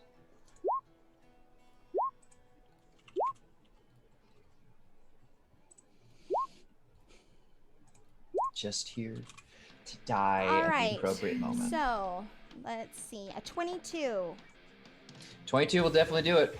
a 19, That's exactly my AC. If you could roll and a lower. next time. 23. Yeah, I said lower, but that would hit in this case. So that is 19 piercing damage, and I'm going to need a Constitution saving throw. That's all of it together. Yep, all told, 19 Okay, piercing damage. so I'll just half the collective because rage. Keep in mind, if you didn't use the advantage I gave you on an attack, you can use it on a save with the help action. Okay, and it's all con saves, yeah. Yes, 3 individual con saves.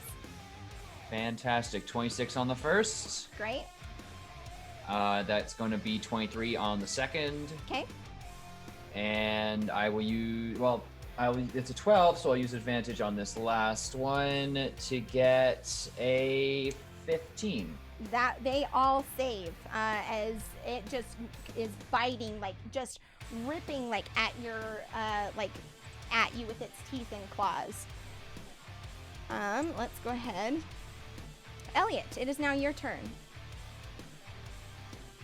I will spit out the fur that I have at the other one that was biting at Elliot or at Bootstrap.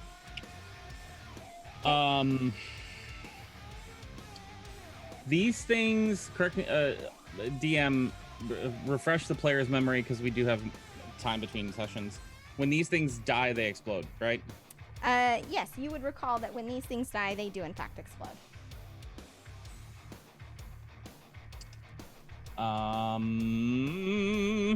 Cool.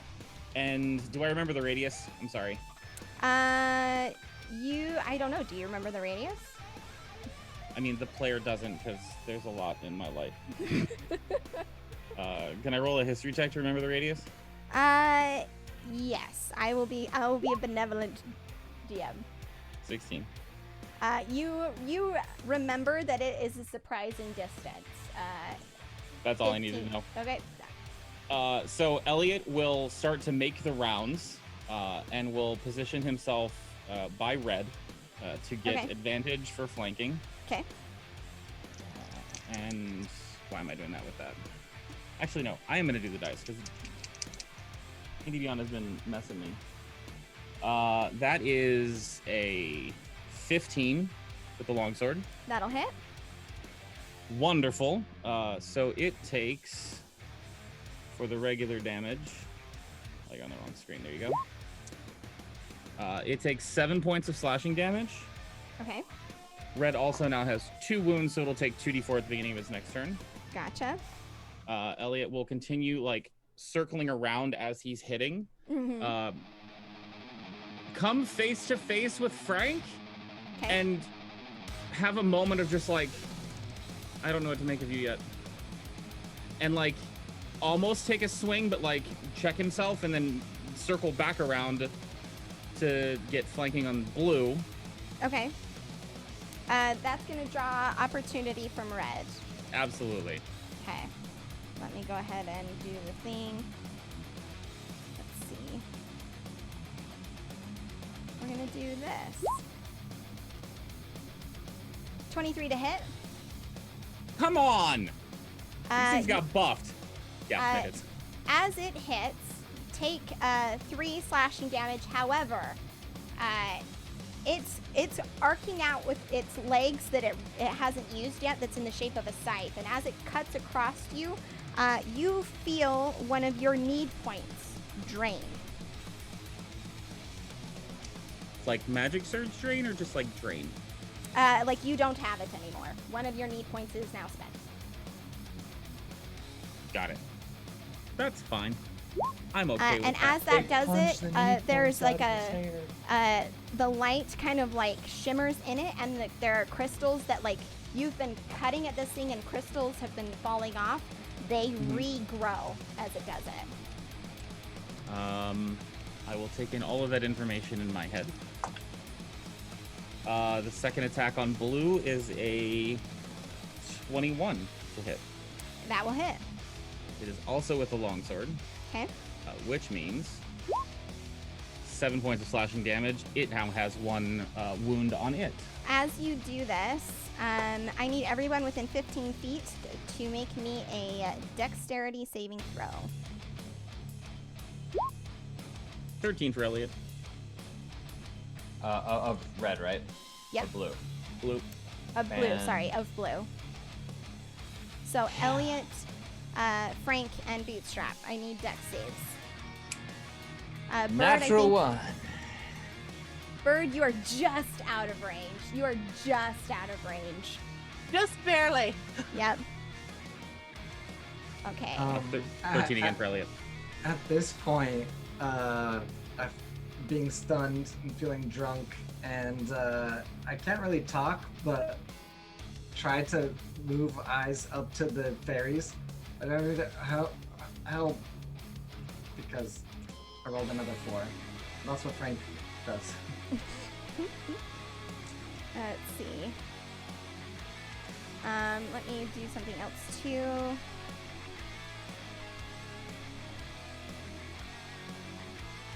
Anybody who rolled beneath a 12, you're going to take 18 lightning damage.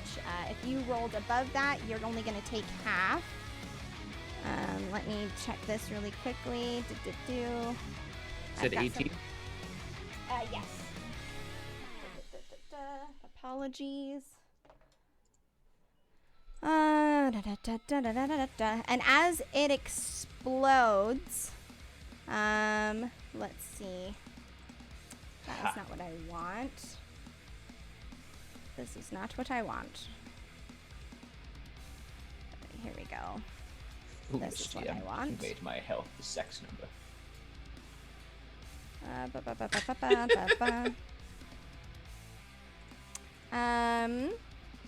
I'm going to roll, let's see, a d5.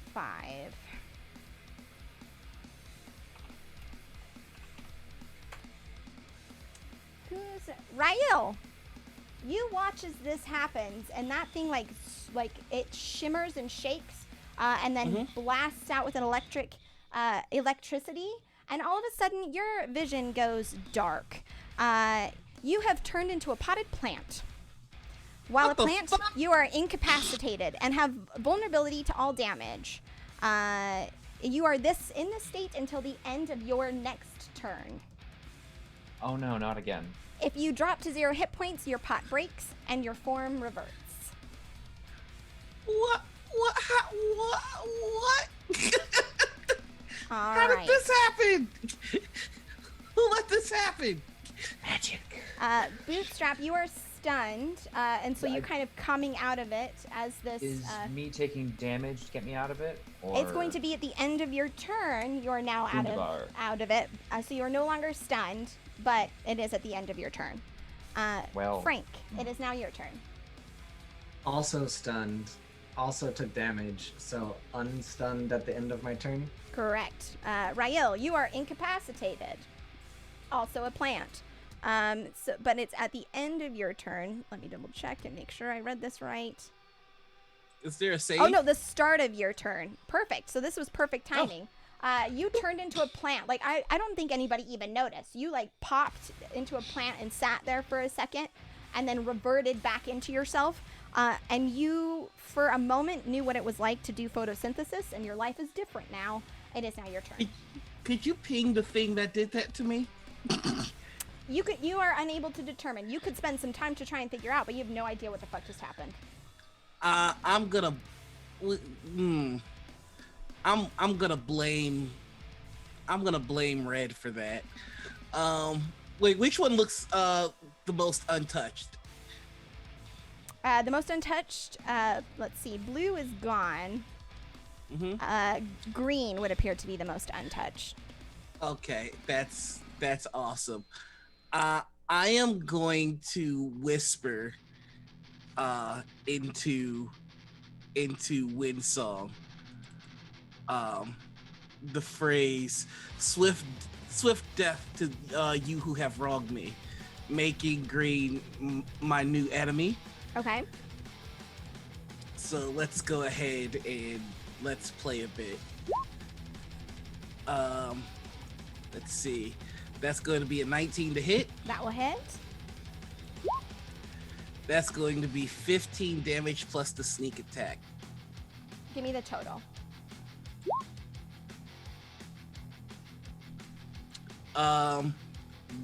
Wowzers. That's gonna be 30. Well, hold on. Jeez, that's gonna be 38. 38. Okay, shit, that's a lot. Your arrows, again, you're just like a huge chunk of crystal will like fly off and it will howl out in pain. Anything else? I am going to yell at Bootstraps. They're turning things into to plants. Kill them all. That's gonna be another advantage for you on your turn. All right. It is now Red's turn, who is going to take 2d4, correct? So 7 total. Let's do And the con save. damage. Con save, it's, reminds me, 15. 15. Con save 15. Yep. It rolled a 17, so it makes it, meaning the wounds are no longer affecting it, correct? Okay. Correct. Awesome. It is going to attack Frank. Let's see. Oh, man. And it is going, Frank, a 9 doesn't hit, does it? Didn't think so. It's going to wildly snap its teeth at you to no avail. Bird, it is now your turn. Jim, I don't know if you saw my prayers to you. Oh, so wise and benevolent. Uh-oh. Do I still catch flickers of them in their humanoid form? At this point, they are, like, they've gone, like, full aggressive. Like, it seems almost like they are leaning into this crystalline form. Damn it. Okay. Never mind. Okay. Then I am going to run up to Elliot. And Which route are you taking? I am gonna just kind of go this way. You're trying to circumvent green. You're not going to run right direct by. No, I am Okay. not. Okay, perfect. Just checking. Just like Like let me that. have a fun time. There we go. Like that. No. So I'm gonna just go up right by him. And oh, you guys so sad. A cool idea. And I am going to cast Where the Hell Did It Go? I like that spell. Yes. Put that thing back where it came from. I That was cast so it helpful. on the creature, and it just into nowhere, and we're all like, "Where the hell did it go?" And then we go out for drinks afterwards, and it's a good time. I am going to cast Bless at second level so that I can get both Elliot and Frank in there. All right, drop details in chat for homies so they know what it is. Does that show it? Yep, whenever a target makes an attack roll or saving throw before the spell ends, roll a d4 and add the number rolled to the attack roll or saving throw. It looks like it lasts for a minute. And it's you're blessing yourself, Elliot, and Frank? No, I am just blessing Elliot and Frank. Okay, awesome. However, next, as a bonus action, I am going to pull out from my bag, but All right.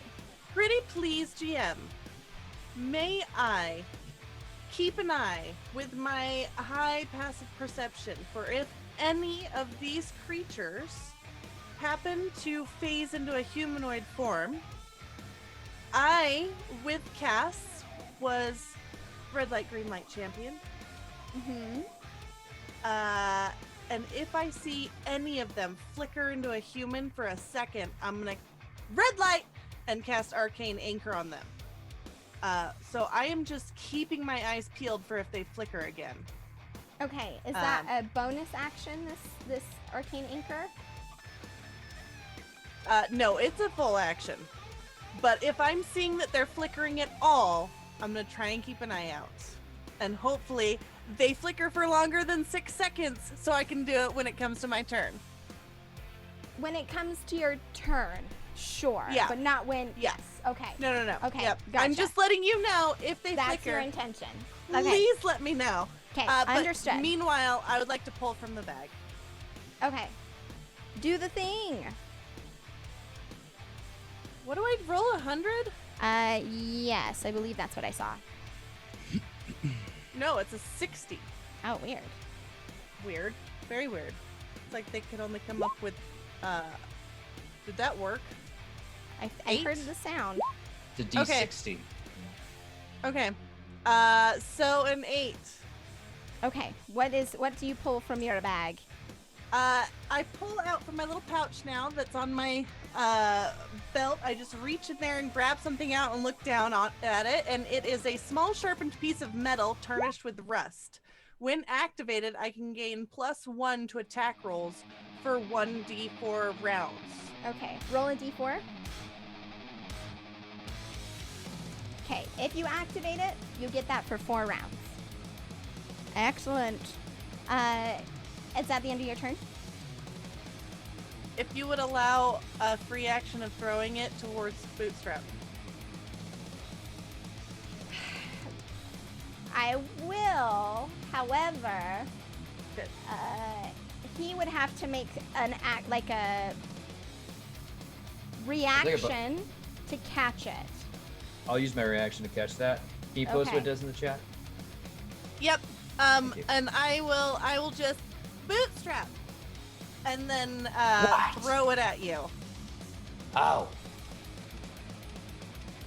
All right. That is the end of your turn. As you're turning to kind of reach out and grab this item, Green is going to cut down at you with its arm in an attempt to hit you. So let me go ahead and roll that. All right. Oh, and that's a fucking crit, my dude. A critical fail, you mean? No, I mean like big owies. So go ahead and take 7 slashing. I will And half as it that. cuts across your back, hey Bootstrap, you feel one of your rage slots be drained from you. Burn it. It's gone, baby. It's gone. Sorry, I was okay when they were taking away the magic stuff, but this is no longer all right. That where- is a violation. Straight up not having a good time, bro. and you hear like a crystalline like chime, like it's like as its scythe connects with you, there's like, and its foot hits the ground with a thud, more like crystal like erupts from its back, where it had previously been cut away as it heals. And that is its Interesting. turn. It pulled the rage to heal. Huh? It pulled the rage to heal. Mm-hmm. Cool. Let's see. Elliot, it is now your turn. Elliot will look over at Bird as if I'm right here and you threw it to him, but won't say that. So Elliot's gonna go between the two. I'm going to make an attack against Red. My intent is to shove. Okay. How do you handle shoves? Strength off. Let's go. I'm gonna regret doing this in beyond our athletics check or just strength. Athletics is fine. 12. I got a 14, my dude. Okay. I'm gonna attempt to shove it again. Oh, Tidoti. This is my second attack. Oh, Tidoti. Was Elliot one of the ones that you blessed? Ooh. Oh yeah. Hang on. Yeah. So yeah, go for it. here's my D4. You roll a D4. Yeah. 14. Yeah, that would beat it? beats it. Yep. Mm-hmm. So I'm gonna shove him here, please. Ping it for me. Right there. Okay. I would like to shove it again. I rolled the athletics, so it's a 9 for the second roll. You beats it. I also rolled a 9. Push him back 5 more feet. Okay. I am also going to... So this is up to you. So I have a maneuver called Maneuvering Attack. It adds plus 1d10 damage. Now, I didn't technically do damage to this thing, Correct. but I'd still like to use the Maneuvering Attack if I can. Would that still apply the damage or no? I would say Because when the you have damage... The intent of it is the damage distracts it enough so that someone can run away. I hear you, but where you haven't applied damage, I would say that that's a no-go. Like you've shoved, but no damage has been applied. Does it explicitly say add if damage is dealt? Well, let's see. Because I just have like little my shorthand notes. When you hit, no. When you hit with a weapon attack. That's what I get for There it is. reading my notes instead of the other thing. So you know what? I'm going to action surge and take 2 more attacks. Do it. Let's go. Here is my first. I'm gonna go back to here anyway. Why not? Way the hell back up here. So first one. Come on. What is it? 7. Nope. Going back to the dice. 18 plus That will hit. 5 is 20, whatever. Yep, So that'll I hit. have hit with a weapon attack. I would like to give 5, 10, 15. Technically Frank is still in range of this blast, right? Correct. Are you worried about this thing dying? I want it away from everybody, yes. Okay. Which means actually I probably would have moved it here. No. Yeah, no, because it's either Bootstrap or Frank. Nope, that's where I would have moved it because I don't know that there's someone in the tent. Yeah, so Frank, you can move half of your movement speed as a reaction away from this thing if you want to. And give me the damage for this. Yes.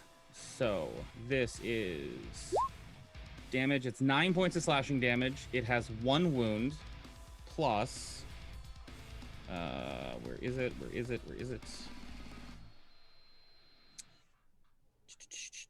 It doesn't actually have a thing in there, so we'll do this. An additional 10 points of slashing damage for the maneuvering attack. Okay. Awesome. You you like shove it, like check it, and it like loses footing. You shove it again, and it loses footing, and come across like tut with your sword. Frank, you're able to pivot and get just out of the way, and it digs its feet into the ground and growls deeply at you. Bootstrap, it is now your turn. Well, fucking yes. All right. So to activate it, is that just like I say it's activated and it does the thing, bird, or what's? I'm pretty sure if you try snap it, because it will turn into dust after you use it. Right. Cool. I will like grab it with the pinky off of my long sword's grip, throw it in my mouth, and just crush it in my teeth and spit out the dust around me as it will kind of settle in, providing the magical dust flavor. And turn. The scratch that green is probably left across my back doesn't heal so much as the wounds that are there from the knife marks and the tattoos seem to heal but not heal, so the wounds remain, but they're like weirdly across or overlaid on top of the others. And he's just gonna turn. So you really fucked up now, you fucking mangy bastard. And we're gonna hopefully back that up with some violence. As we swing for the fences with the longsword. That's going to be a 22 to hit. That'll hit. Or rather, 23. That is going to be 11 plus. Ooh, very nice. That's going to be 20 damage, magical. Total on the first hit. Yeah. Okay. How's it? Still up? It is still up, but it's looking rough. Fantastic. I will then try and shake it in the sides with the scimitar. That's going to be a 20. Short sword. Okay. 27. I'm That'll so hit. saying scimitar. For 13 plus. So it's going to be 24 damage total, magical as well. Okay, I need everybody within a 15-foot radius to make me a dex save. All right. And I can see the effect, yeah? Yeah. For barbarian purposes? Yep, you know that this is coming. Okay, cool. So I'll just have advantage on that, so it's not a 6, and it's an 8. Yay, 14. 15 for me. What did you get? 18, okay. 14. 14. Let's see, and that's everybody, right? Elliot's. Yep, okay. Take half of 15 lightning damage. And let's see, we're gonna go ahead and say bootstrap and let's see how. Let me read this. Oh, all right. Let's just do some measuring. Oh yeah, baby. Did you just laugh your green screen away? Did I? That was amazing. Everyone but Rael. There is a strange pulse in the air as this thing erupts in electricity, and you feel like this weird twisting. You are vulnerable to piercing damage for the next minute. Everyone? Everyone but Rael. Anything within 30 feet of this thing. Alrighty then. Does that include the other mage? Yeah, I was gonna be like, does that include red and green? Oh, well, green just died. Green just died. Let's see. So it is. Make sure. Please say yes. It would be Please yes. say yes. It would be yes. Rael, or no, Frank, it is your turn. Unless, do you have anything else? Yep, Frank, you're up. Okay. How is Red looking? Red is looking, not bloodied. Hurt, Okay, but not cool. bloodied. Yeah, in that case, Frank, after previous failures, is going to take it a little easier. He's going to, as a bonus action, kind of wisp his hand around and gather some energy and start playing the lute. And you'll see little energy shoot towards Elliot. And to make sure he doesn't mess up the lyrics, he's just going to say, doom, da da dee da dee, doom, da da dee da dee, and have bardic inspiration for 1d12 for 10 minutes. Good lord.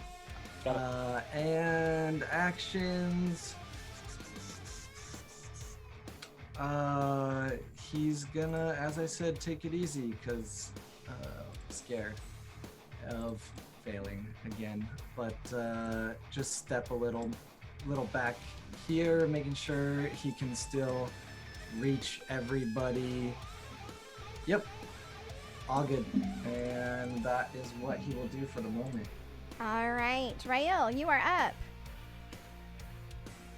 up. Who got the bardic inspiration? Just checking. Elliot. Okay, dope. All right, I am going to take a shot at Red. Okay, do the thing. 28 to hit. That'll hit. Let's go ahead and roll that damage. That's 8 damage, and then actually that's 16 damage 16 because he's damage. vulnerable to piercing. Great. And then there is some more where that came from because sneak attack. So let's go ahead and roll that there. Sneak attack. 16, so 32. What's the sneak attack damage? I already minus the 16. No, it's doubled as well because it's still piercing damage. Oh, gotcha. So that's 40 damage total. Okay. Everybody within 15 feet, make me a dex save, please. And I would like to yell out to Elliot, "Duck!" And that's my help action. Yeah, that's advantage, right? Yep. Thanks. You got advantage and bardic inspiration, bro. Come on. And I've got blessed too, which wait, that's a saving throw. It doesn't count. Wait, yeah, it does. Yeah, it That's a does. saving throw, yeah. All right, take 5 lightning damage. Let me look really quickly. That is that the half or is that the full? That's half. It did Okay. 10. You took half. However, as it explodes, there's that crackle of electric energy. And then, Elliot, you kind of like dodge, and then there's like this piercing bright light that shines just right directly in your eyes. You are blinded By the light, you would say? by the light, as it seems, as this thing shatters out of existence.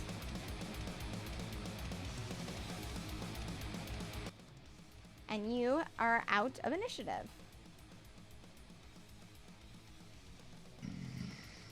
Can I immediately search the skies? You may. Because God Painting said to keep an eye out for Valdry. And that is what I would like to do.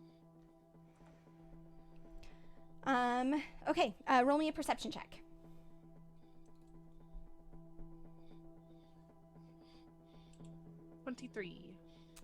You look towards the skies and you don't see anything. You hear nervous, like, voices from the tent nearby. You hear a woman kind of rummaging in the small tent. And you actually hear just further west from here, you hear, like, what sounds like a loud voice yelling urgently. You can't make out what it says, but as you look through the trees, you actually see that there are more tents deeper into the woods. Okay, I'm gonna look and say, there's more camp that way. Oh, sorry. Apologies to interrupt the flow of conversation and everything. I was a little distracted. With nothing. Anyways, I had hoped that all of you would be together so we could have a quick conversation. You know, you would interrogate me. I'd tell you what I know. You tell me what you know. Anyway, we can just do that real quick, but like in fast forward now. I mean, we could Yes. take an Who are you? Oh, hi, Frank. By the way, let me let me see if you remember. Find Denver. Hello. The git who's got himself captured. Yes. Sometimes it does happen. Sometimes you get captured. It's been a while. I've been waiting. Little sore, a little rusty, if you can't tell. Anyways, fast forward. We have to. Yes, other tent, main tent. We need to save a friend. What else can I answer real quick? What friend? Really, like little time, like friends. We go way back. Like we'll get to that. I've Will you been fucking rescue your buddy? Yeah. Well, I've been following Comerford's journal. Yes, I did get captured. Super unfortunate. Been here a while. Who the fuck is Comerford? Bootstrap! Stop moving. I'm having trouble tracking where you are. I'm not fucking moving. Are you What's blind? I can't see shit. Yeah, you fucking blast in the eyes. Just Oh. who the that's fuck? Fuck is Comerford? Can I attempt to go over and heal Elliot's wounds? Bird. I can assist. It's okay. Just give me a second. Okay, because I'm walking over like to go look at your eyes, Elliot. But yeah, if you're Is Orson here? Orson knows so much. Out of the trees, Maria and Orson emerge. Maria looks very nervous, and Orson looks he always looks pissed off, but he looks particularly pissed off. And when he sees Frank, it's like the man dies inside. And there is just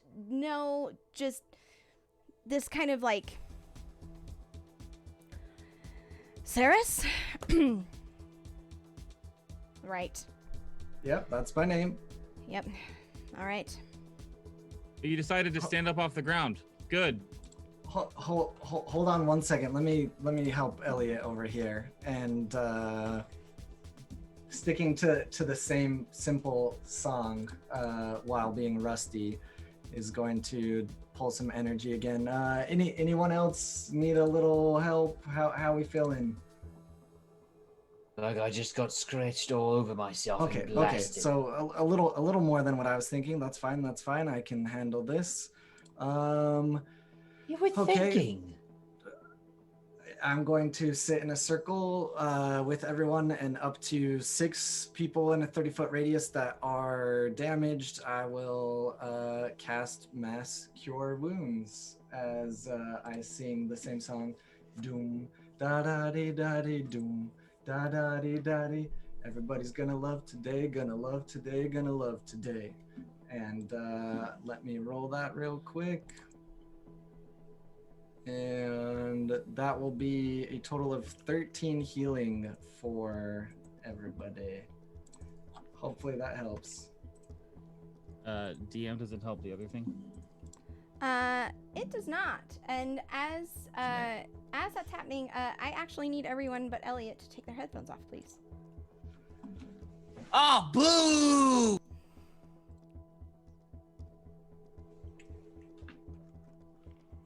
Nope. Elliot's hiding. Elliot's hiding. Oh, Elliot. There's absolutely no place that you can hide.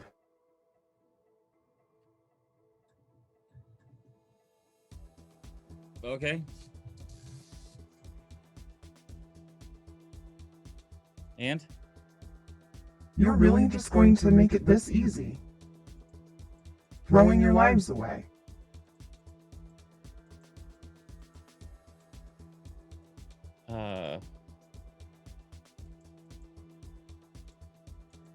My life is gone a while ago. Are we really going through this again? You can't fault me for trying. I'm just trying to make you understand how the truth has been twisted, mangled, strangled. All right. Well, I mean, get it out, whatever you want to say. You are bearing witness to the change of reality itself. Uh-huh. Uh-huh. Anything Do you else? stand for oppression? Is there more that you want to say? I'm sorry. I didn't know this was going to be a question and answer thing.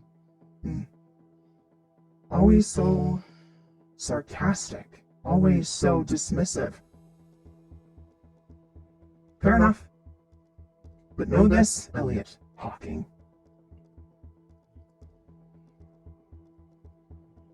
I will enjoy watching you all die.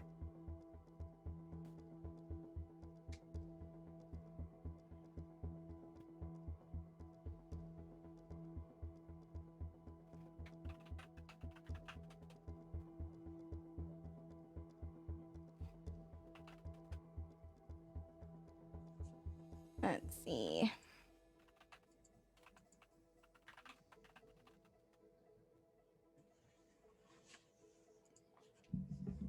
All right. Elliot, you kind of zone out for a second, as if your attention is called somewhere else.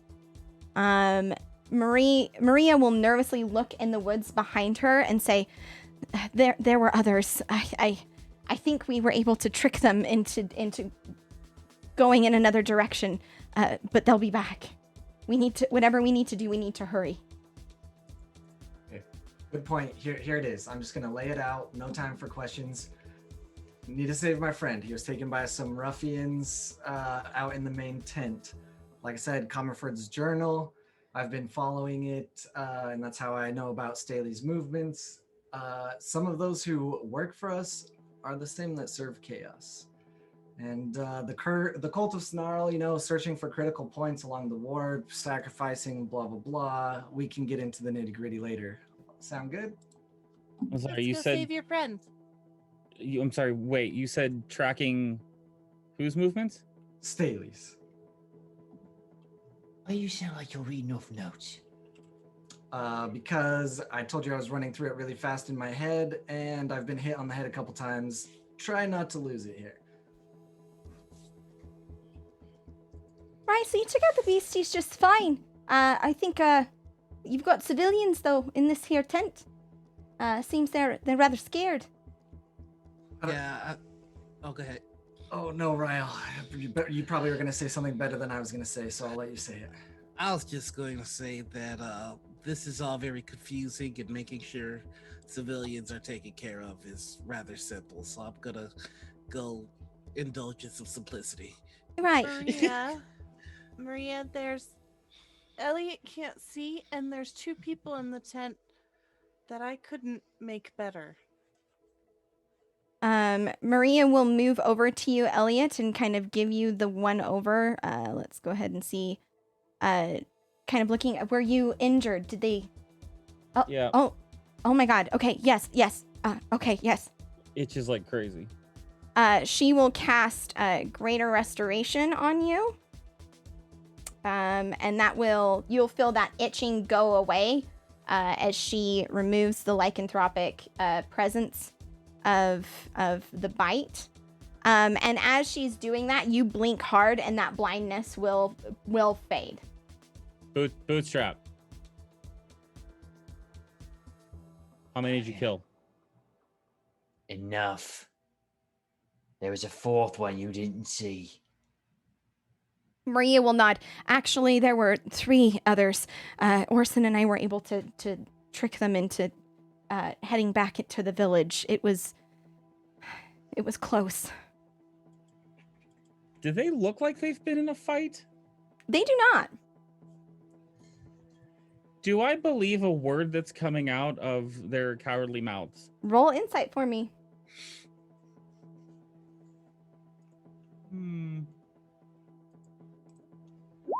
Nat 20, 26. She is 100% telling the truth.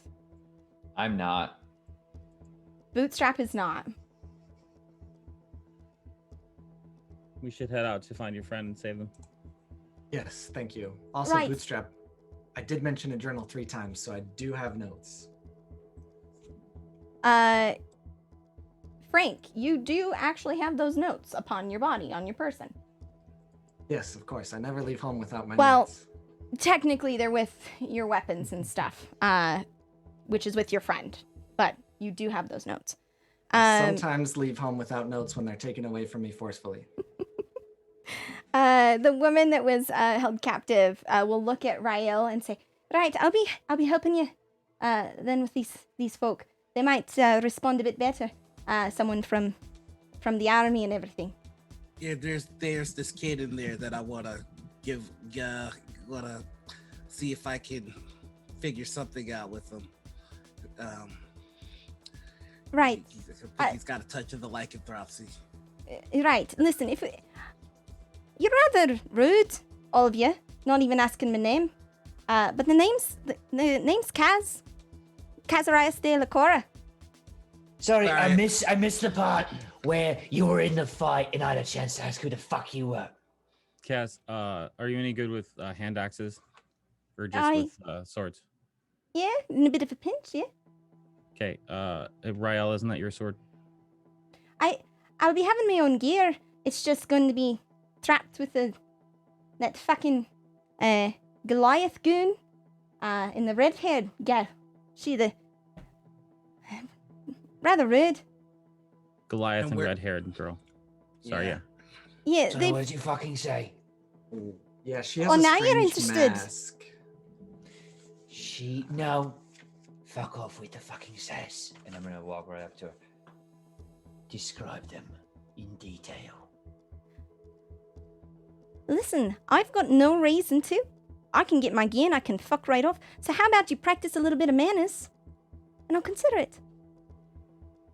If you're here to intimidate me, you best be knowing I've been in the Nofordian military for 15 years, and I'll kick anyone's ass. Yours I'm here to should fall intimidate easy you. enough. I am here to get answers out of you. And that can either come out of your mouth or from your dying breaths. I'd like to see you Bird's try. Bird would like to just come up next to Bootstrap and just kind of put an arm or a hand on his shoulder.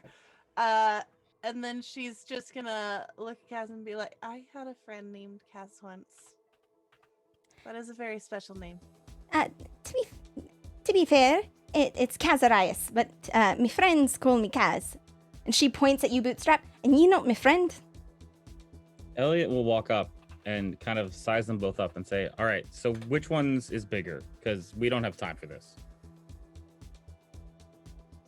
Oh, I get Great. it. I get it. So, yeah. listen, do you want the hand axe to Goliath. help you or not? Did he have a fucking mask? His face looked real fucking smooth. Yeah, he's right, proper git. I believe it was a woman with a Uh, mask. Yes. Now, listen, you was a bit hazy when you were coming out of it. I think she's just carrying it for him. Ooh. Yes. But listen, there's folk in here. We should attend to him and help him. Rael's already head towards that tent. Yeah, we're. Oh, okay. Okay. You all entered the tent, and sure enough, they've huddled. Some of them have started kind of like moving out into the forest outside of the tent, but they are incredibly nervous to go very far. Bird, you notice the man with his son. He kind of looks out and sees you, and will come up to you directly and say, "We have nowhere to go. The village is burned." And some of us, and he gestures around to the other people, some of us aren't even from here. We've been taken from our homes. You'll watch as Kaz moves over to a couple of men and kind of tap them on the shoulder and share a moment of camaraderie. It seems like there are fellow soldiers here.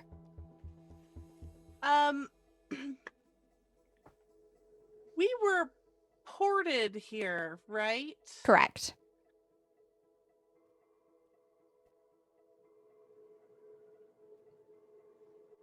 Would you like I to? don't really know.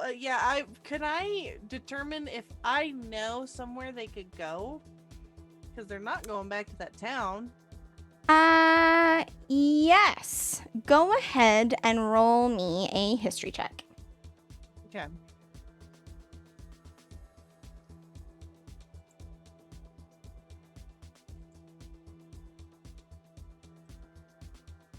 A 14. you would know that there are towns nearby. There's one to the south, one to the east, and one further north. You've seen a map and you kind of recognize Whitbury stood out in your mind because it sounded like Atbury, which is so you kind of know the general location. You know it would be incredibly difficult to get a group this size on foot to those locations. As they are now. You would, like, if there are more wild mages out there, it would be a tough task to get them out.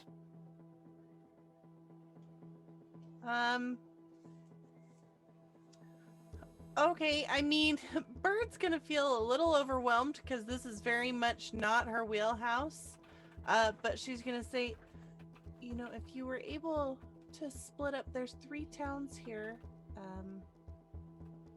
nearby, and she'll mention the 3 directions. You could try splitting up and going. Some of you go to one, some of you go to the other, some of you go to one. Either that or you risk staying here and see if we're able to take care of the other tents, and then you could just take over this camp. And she's just trying her best to give instructions that she has no idea whether or not it's good advice. Yeah, and this man's gonna get frustrated as you suggest this. And what about the monsters? What about the dragon? What about what they're doing to us? And he will gesture as, like, there's that group of boys that are trying to, like, help the one who's crying out in pain up out of the tent, but he keeps hunching over, grasping at his chest, like, and he's now murmuring to himself. Let's see.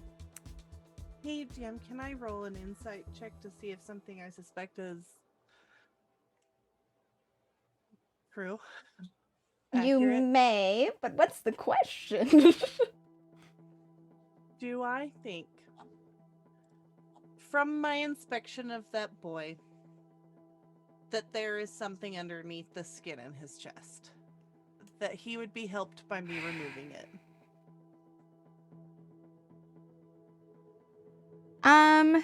Because that was the impression I got, but I don't know if that was correct. Roll. Trying to think what you would roll here. Roll me. Is there a theory confirmation roll or something? Right, that's what I'm trying to figure out. Like, roll Arcana or Medicine. I'll let you choose. Can I assist in that? Because that's also what Yes. Rael was trying to work on as well. Yes. I'll try medicine. Well, 15?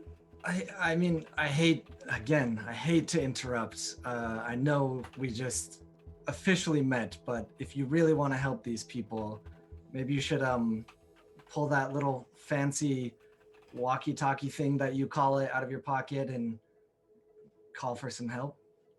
You think God painting can get these people to where they need to go? I mean, Okay. we don't have much time. We can get all the help we could, Okay. Frank, was it? Yeah. Okay. That tipped the picture. Why do you know so much about us? What is going on with this? Oh, well, the weave, it provides, right? Fuck you.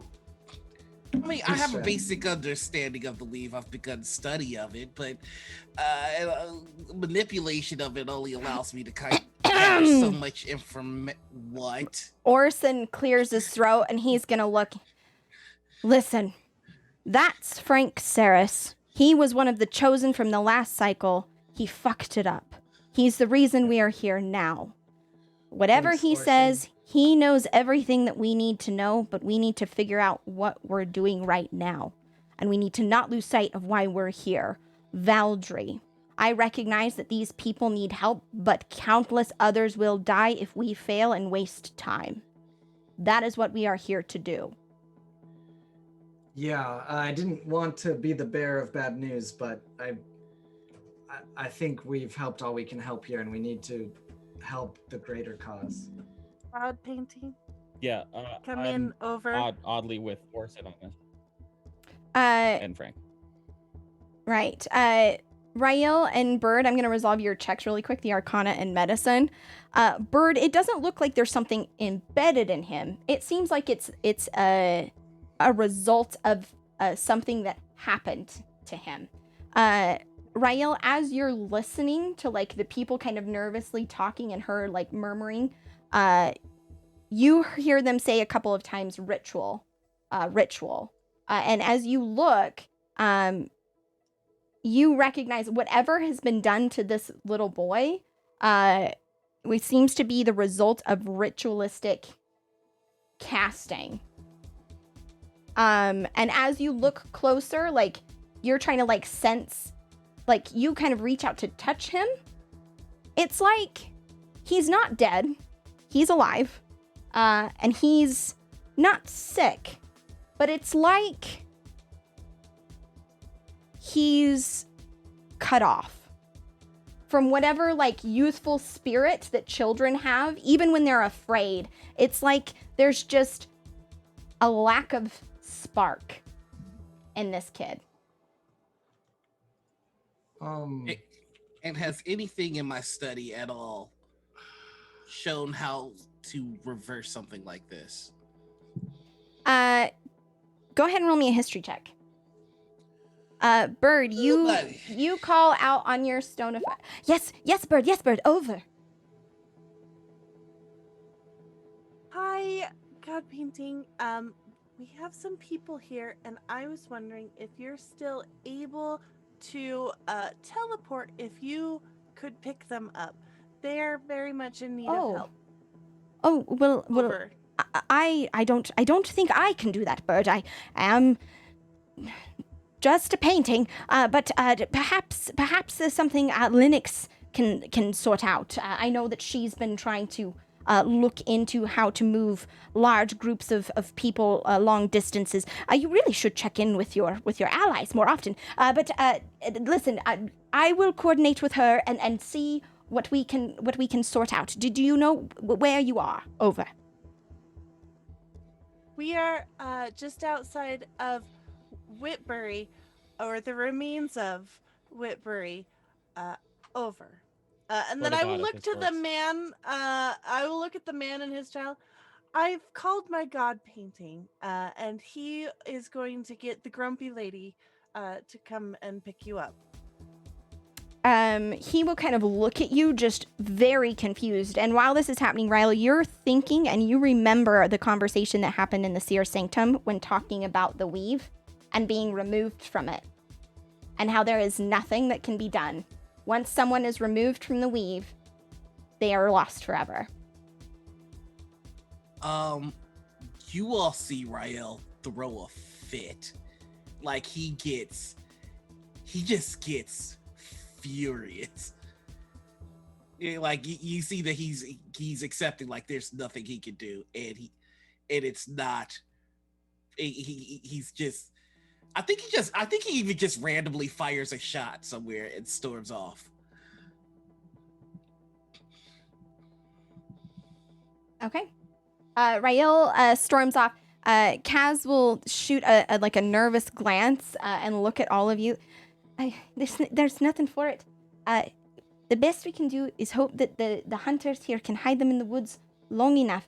If I can get back to my unit, listen, there's a lot going on, and I recognize that you seem confused. I'm just as fucking confused as all of you. But listen, the army is on its way. The council was convinced to actually send units here. That's why I'm here. I was a scouting force. We were overrun by those things.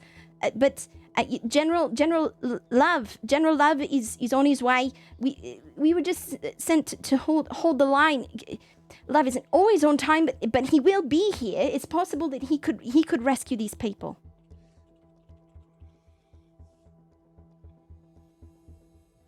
Okay, Frank, let's go save your friend. Thank you. I'm sorry that there's not much more we can do here, but continuing forward will help in the grand scheme. don't really plan on failing again, as much as I don't want to be the one in charge of doing all this, but here we are, so let's get going. Orison and Maria will look at you and look at this like group of terrified people, and Maria will say, listen, we're going to stay here and try to help them get to safety. We can at least, I mean, if others come, we can maybe convince them to leave them alone, or at least try to hide them for some time until help can arrive. So we'll go with them. And as she's saying that, that young man who was kind of grasping at his chest in pain is going to start kind of rocking back and forth and yelling in a frantic manner. We've got to break it. We've got to break it. We've got to break it. Like, as he's just losing his mind. Like, his friends are gathering around, and Maria will snap to him and like rush to his side to try and give aid. Orson will move to the man who was referred to as Wilk, who is just standing in the empty tent, just staring at the canvas. Orison will grab his hand and try to like escort him out with the group. Kaz is gonna look at you and say, "I'll be going with you. I need my gear. I cannot help if I do not. I appreciate the loaners, but truly, a woman shouldn't be without her sword. It's not right." Yes, and your memory is less hazy than mine, so you know what we're looking for. Yeah. We should be careful. I heard them speaking earlier.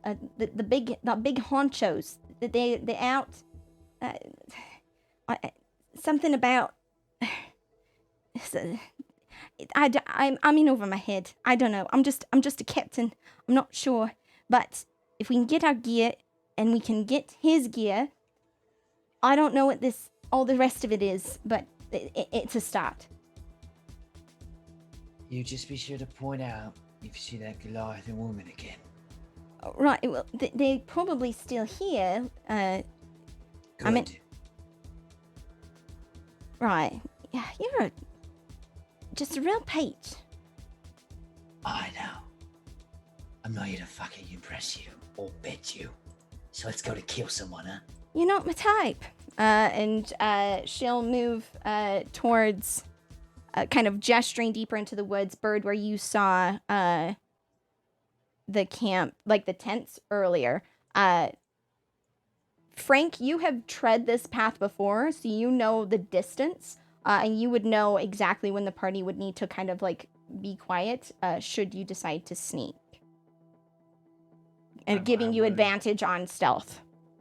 Would definitely recommend approaching the main camp quietly.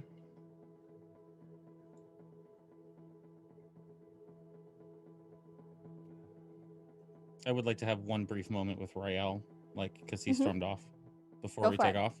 Mhm. Rael, is everything okay with the kid? He's been severed from the weave, and there is nothing I can do, and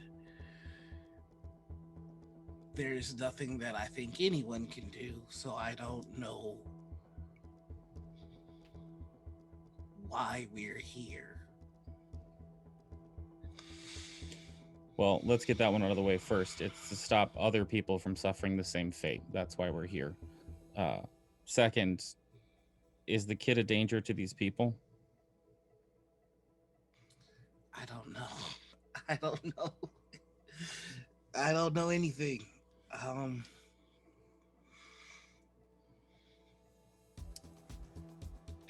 I started to think that this was all starting to make sense. That there was a plan. That's why Tyr has me here, and I don't understand the village and all the people burning, and then the kid. Yeah. Yeah. I can't do anything. Yeah. Here's the thing, Rael. You got to just accept that you're going to break and just keep going forward.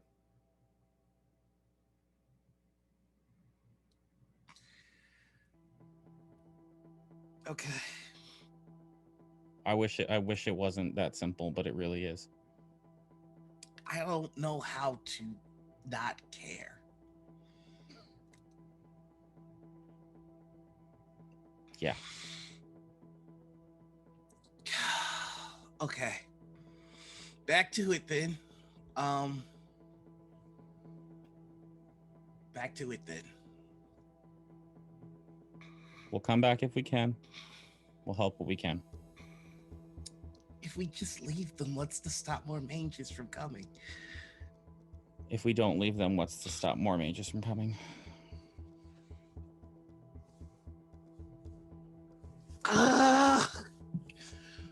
Okay.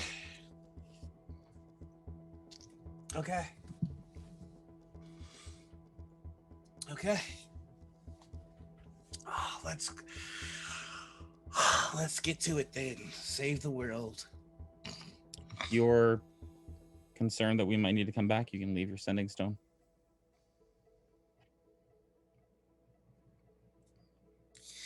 I'm afraid that we'll come back here and find everybody dead.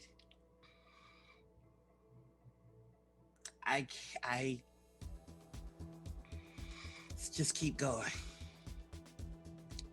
All right. Put my hand on Rael and kind of usher along. All right. Everybody make stealth checks with advantage. Bird, I see you rolled the 1, but you do have advantage because Frank is there kind of leading you. He has walked this trail before. My dude, Frank, thank you. Dirty 20 for Elliot. All If right. Bird sees that Rael is struggling, she'll just kind of come up and walk alongside him and just kind of slip up her hand into his. He is full on shaking. Like he is very clearly not okay with any of this. Elliot will communicate as much as he can non-verbally about Rael's condition as we join. Great. She's not saying anything. She's just holding his hand and walking next to him. All right. You move. You're able to slink through the underbrush quietly, and as you do, as you approach, you hear like those with you with the highest passive perception. You hear it first. There's a repeated like thud, thud, and like a breath exhaling as it sounds like someone is kicking something hard, and you hear cruel laughter kind of cutting out across like through the leaves, and you come into a clearing where there are a cluster of tents and tables and supplies around. In this clearing, you're able to get close enough. You see a couple of wild mages standing guard. Off to one side, you see a young-ish man with curly dark hair who seems to be shifting through some sheaves of correspondence, and with every thud he kind of winces, and you see him turn and say, I think he's done. I don't think you need to keep going. And over to the side there is a woman with red long hair that's braided, and she's sneering. Thought you were smart in Retford, huh? Stealing our shipments. Look where it got you. And she kicks dirt up. Next to her is a hulking Goliath with sharp, handsome features, but he is hideous as he is cruel, slamming his foot into this huddled form at his feet. Jack made quick work of your crew. I'm sure he enjoyed skinning them alive. As they are taunting this huddled person on the ground who is just taking this beating silently. It is a huge person. Like, they are curled up. They are a large form. And as you look closer, Rael and Elliot, remind me passive perceptions? 23. 17. Bird, 18. Frank? Well, okay, perfect. You all, you see this mountain of a man who lays on the ground, sweat streaming across his shoulder, mixing with the blood pooling at his side. He breathes hard, eyes fixed on a point in the trees and veins bulging under ashen skin. He kind of like rolls over in agony, and you see a sign of the unseen tattoo through the shreds of his shirt. You've seen this man before.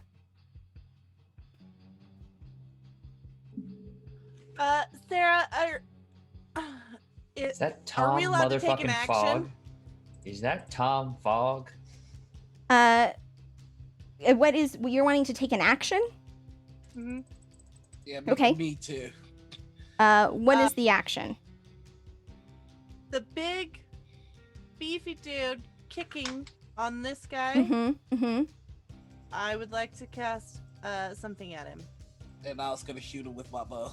Okay, quickly, Bootstrap, you recognize these voices. You Yeah, know I do. exactly who these people are. All three of them? All three of them. Motherfucker. You recognize Babyface, the Mhm. Goliath, who is just wailing on Tom. You recognize Spice, who is laughing at just in glee as this happens. And the one that hurts the most, you recognize Copper, who is wincing at every act of cruelty they take. And as you see them, you kind of feel that that blind rage rising in the back of your head, and your tattoos, despite yourself, start swirling in front of you. I don't know if you are aware of this, because it's kind of like that spirit of vengeance is just kind of like climbing up around you. But like it's different.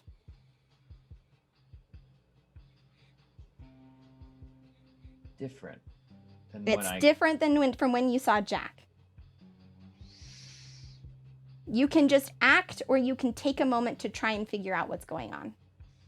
I mean, well, he knows what Bootstrap is obviously going to fucking act, but like he's just sitting there like white knuckled on his blades, and will like, rather than assess the situation that's going on with himself, will look at the party like trying to figure out what they're gonna do, because he knows what he's about.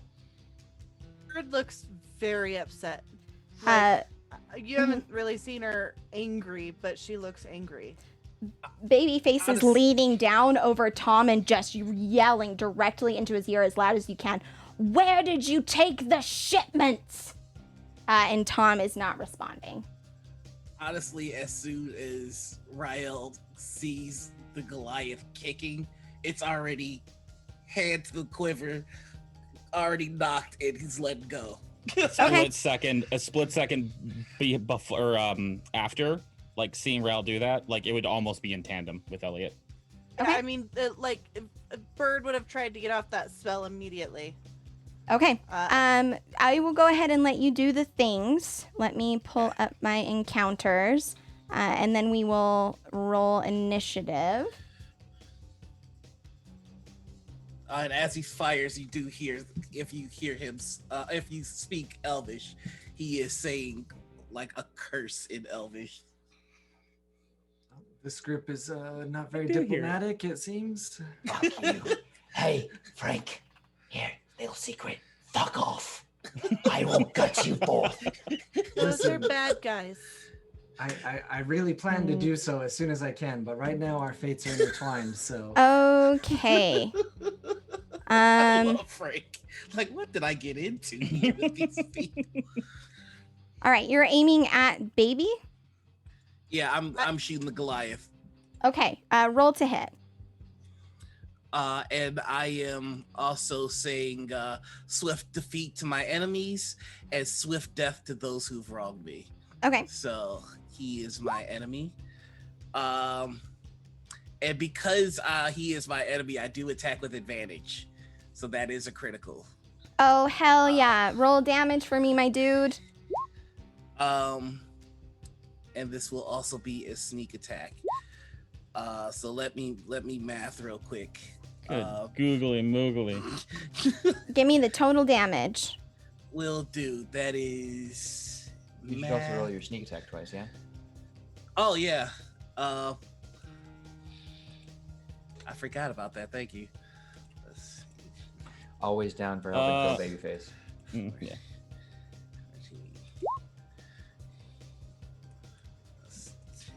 So that's gonna be 69 points of damage. Nice.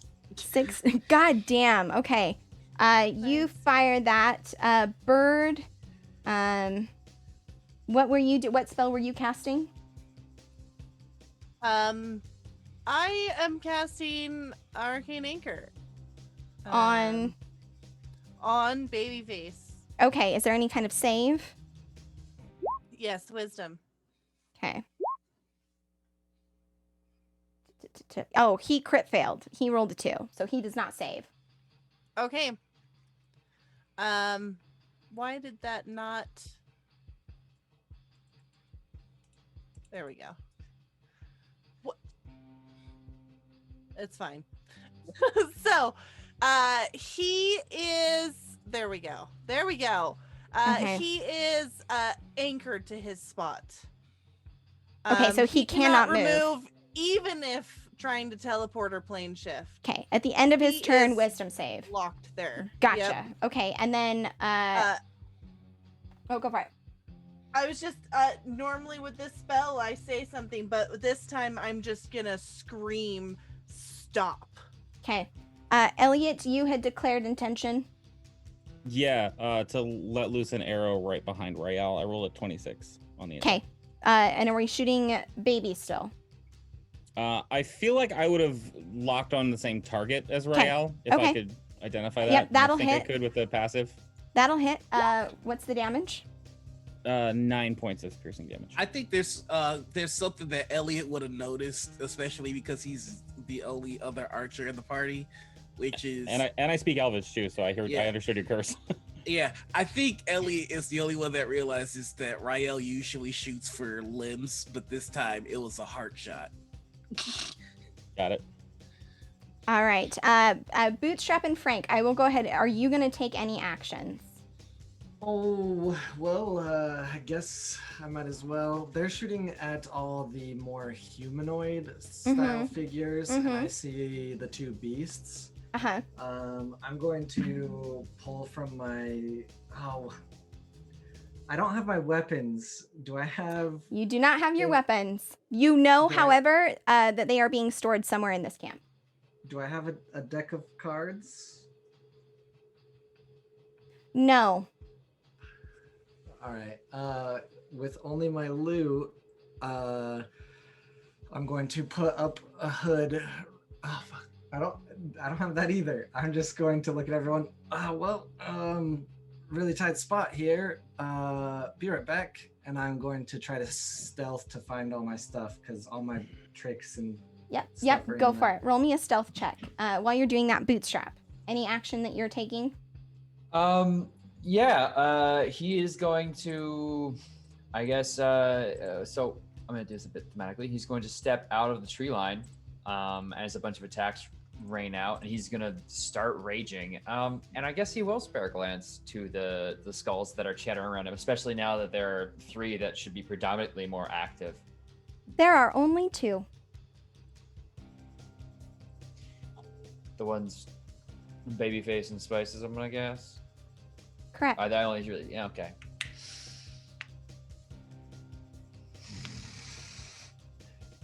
Fuck it. They're all going to get their asses beat one way or another. Either way, right. He's just going to draw swords and let the attacks whiz over him. And I guess if I could close in and just... Gosh, I thought it was so much cooler to say. He's just going to... Oi! You miss me? As this, so you step out. I'm gonna actually kind of change the order of this. Bootstrap steps out, tattoos swirling, rage filling his form as he just like shivers. Frank, what was your stealth? Not good. Okay.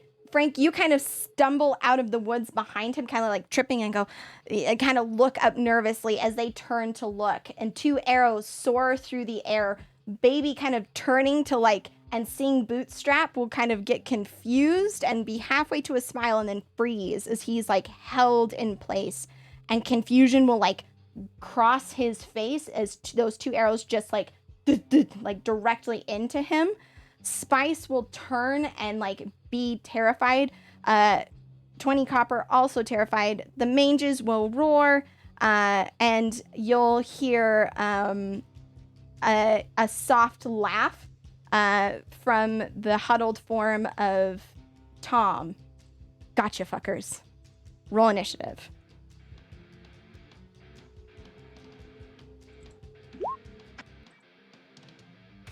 I don't like that.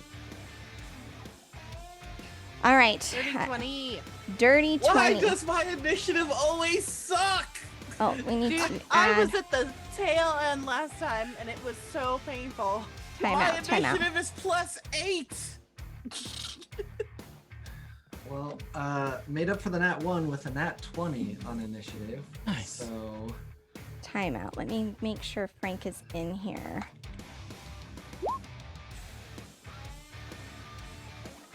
Where the hell is he? We're just gonna do a little. Oh, and then I need to add. Okay. Sorry, 1 second. I forgot that Kaz is there. Perfect. Save. I'm going to run encounter. Okay. Auto roll initiative here. Rael, sorry, one more time. 14. 14. Bootstrap. 10. Bird. Dirty 20. Elliot. 17. Let's see. Let's roll this really quick. And then Frank. 24. 24. Fuck yeah, dude. Let's go. Alrighty then. Frank, you are up first. Do I have any idea where my stuff is? Roll me a history check. Okay. Can I also...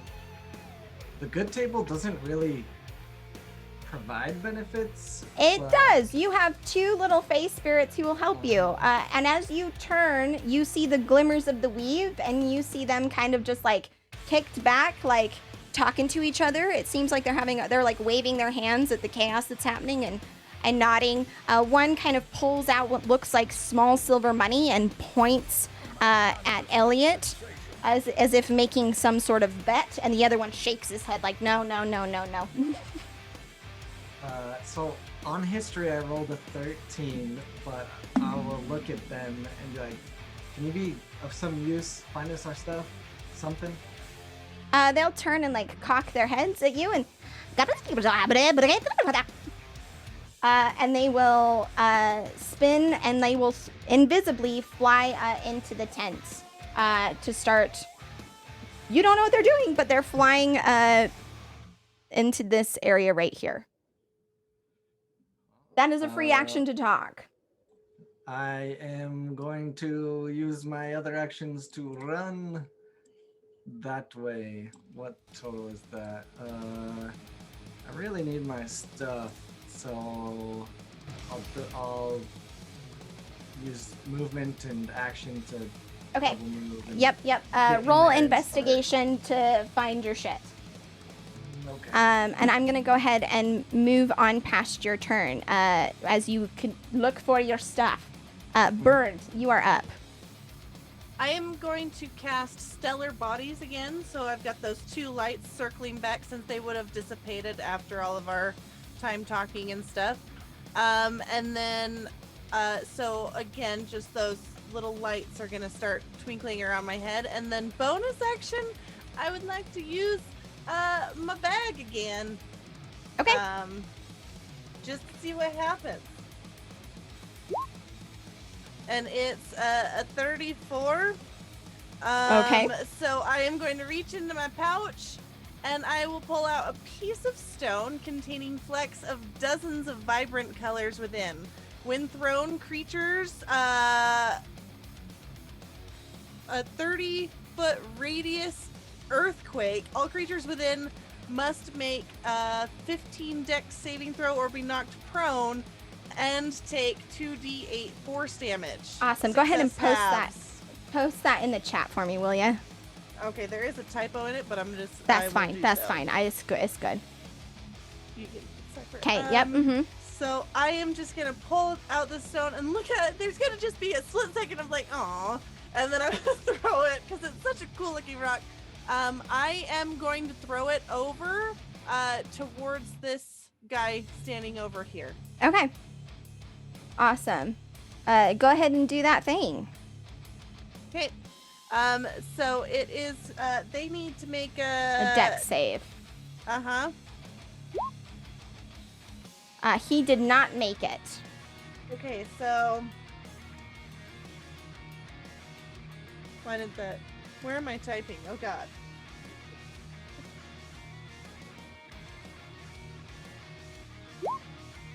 $14 force damage. Okay. The ground, your rock will hit and it will be like a rippling, like just like rocking of the ground. And you'll see Copper kind of like trying to move to the side, but the Roy like moving of the ground will slam the table next to him into his side and knock him like stumbling as he takes that damage. Is that your turn? That is my turn. He will look up and like see you, Bootstrap, as you're emerging from the forest, tattoos swirling, and he will look terrified, absolutely like gutted, and he will scream like put a hand out and like scream out like, Bootstrap, no! And like he will just like, he is not engaging. He is putting a hand up like, please God, no! And that's going to be his turn. Now it is Bibby's turn. I can make a wisdom save, correct? At end of its turn. Okay, let's do this. You're not very smart, boy. Damn it. Nope. He fails, and you see like his muscles straining as he's like fighting, and he's looking at like his eyes are glued to Bootstrap, just rage in them as he strains against this spell, unable to move. Elliot, it is now your turn. Okay. So the mages that they look like they haven't come towards us, right? Like, are Correct. they focused on us now? They are focused on you. Like they know Okay. you're there. And this is the one. This guy over here is the one that was like, no, Bootstrap, no. Yep. Mm-hmm. Correct. Cool. Frank, by the way, what was your investigation? 24. A 6. You find all your shit. Oh, a It was a 6? 6. Oh, sorry. I thought I saw 24 of intelligence right there. I got confused. You do not find your stuff. There are a lot of crates and things, and you're just kind of like trying to roll through them, trying to find your stuff. Apologies, Elliot. Oh no, you're fine. Yeah, I'm gonna knock 2 arrows and attack the other person. Spice. Okay. Spice. Yeah. Sugar Spice Girl. She's Not at nasty advantage. Spice. First one is at 17. to hit. That will hit. Second one is a nat 20 for 28.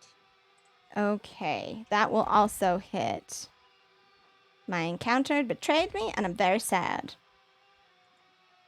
Damage for the first one is 9. Damage for the second one is 15 for a total of 24. Gotcha. 1 second. I've got to reload my shit. No worries. And then it was... You were 16. Rael was... I hate it when this happens. Drives me nuts. Same. 14. I was 17, not 16. Actually, I think I'll just roll with it. We're fine. How much damage does she take? Total? It was a total of 24. 24. Those arrows, they slam into her and she screams out in agony. Like it pushes her forward. Like she is not feeling good. Is that your turn? Yeah, I will put my bow back on my harness. and Okay. Wait to see what happens next. Okay. Next up is Kaz, who is going to charge forward. How far can she get? She's gonna dash and get right up on this wild mange, and she is going to. Let me double check and see what I can do here.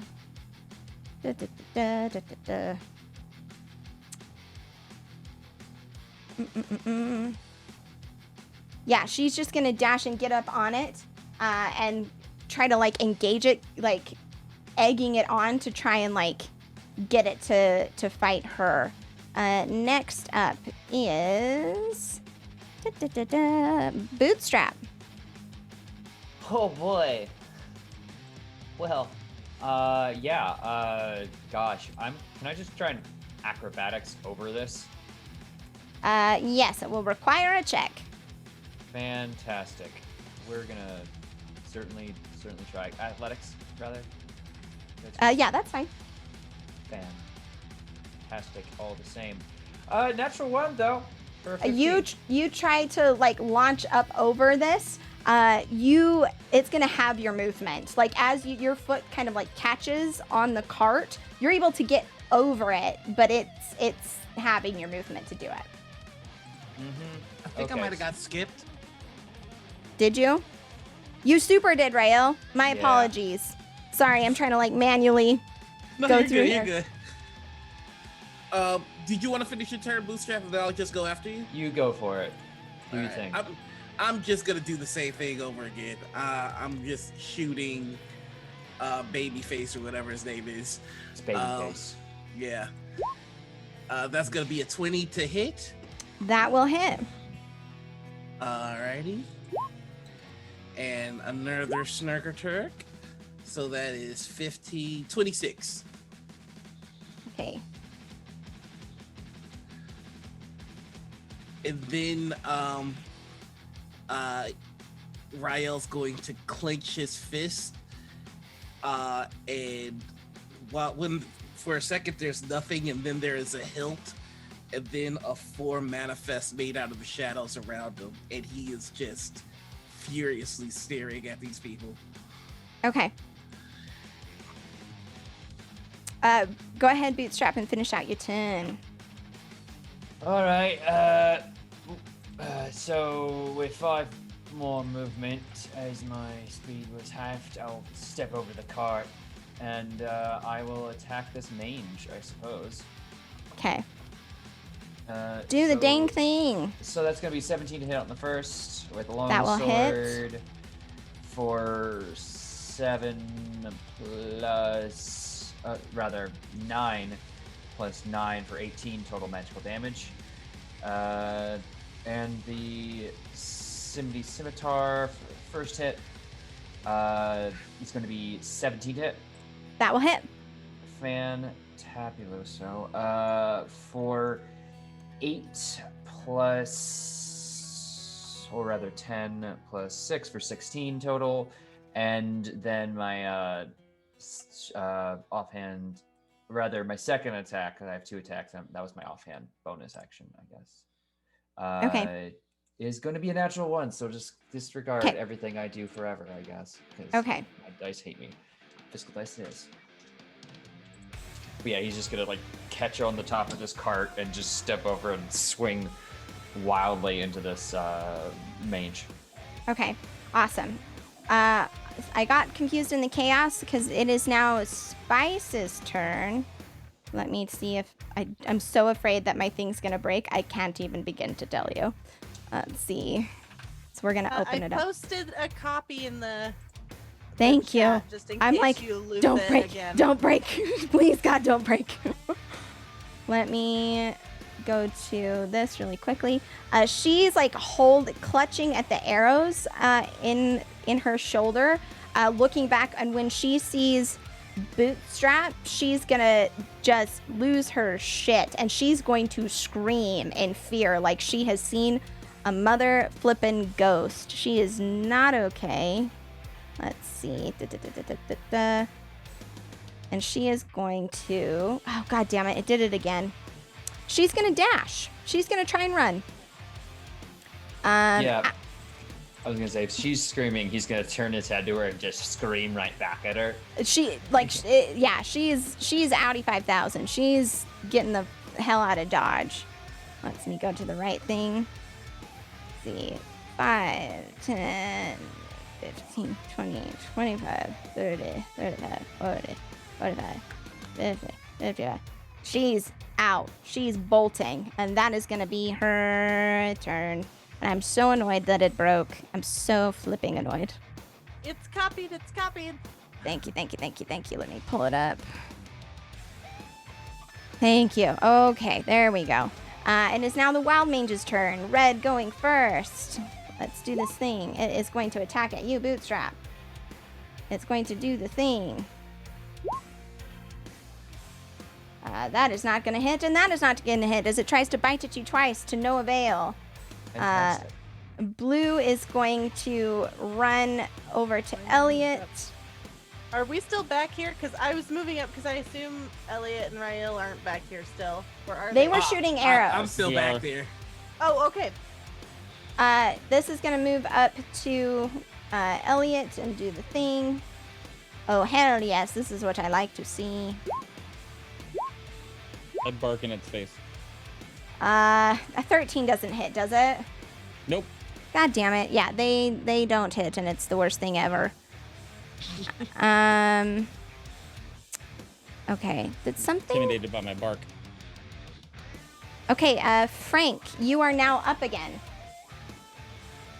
Oh yeah, kicking boxes, looking for my stuff real quick. However you want to solve that. Roll me another investigation. All right, we're pulling out the Sparkle Princess dice. Occasion calls for it. Investigation, looking good. That's gonna be a 16 total. With a 16, as you're kind of pushing past crates, you see like a pile of like valuables, and for a second you think it's yours, but no, it's not. And you turn and you see underneath a tarp the edge of a weapon poking out. And as you flip back the tarp, sure enough, there's all your shit. Oh, wonderful, my lovelies. How much of my turn and action economy did that take? That would take your action. You still have a bonus action. Okay, bonus action. Ooh.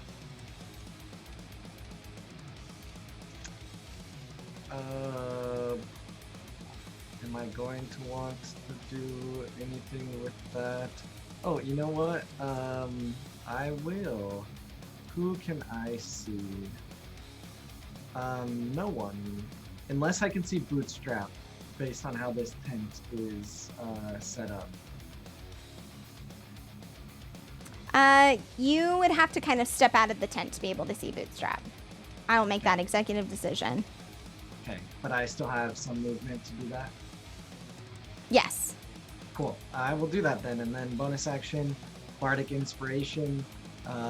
Frank's still not really feeling like singing right now, but he has the rest of the stuff. He'll just do a nice little drum beat, how he thinks Bootstrap would like it. And you now have Bardic Inspiration for 1d12 for 10 minutes. Fantastic. And is that your turn? That will be my turn. Awesome. Bird, you are up. Okay. I am going to bonus action, hidden path 60 feet up. And then I am sending my stars after this woman that was laughing at that man getting hurt. Okay. Go ahead. It's a attack roll, right? Hold on. Yep. Let me move. So I'm just gonna like blink up there, basically, through the Fae, and then yeah, let me cast my thing. And I am able to do this and still hold concentration, by the way. Yes. On, Perfect. Perfect. So. Roll to so- hit. Yeah. Use my action to start. So to cause a star, so ranged spell attack. Do the Okay. thing.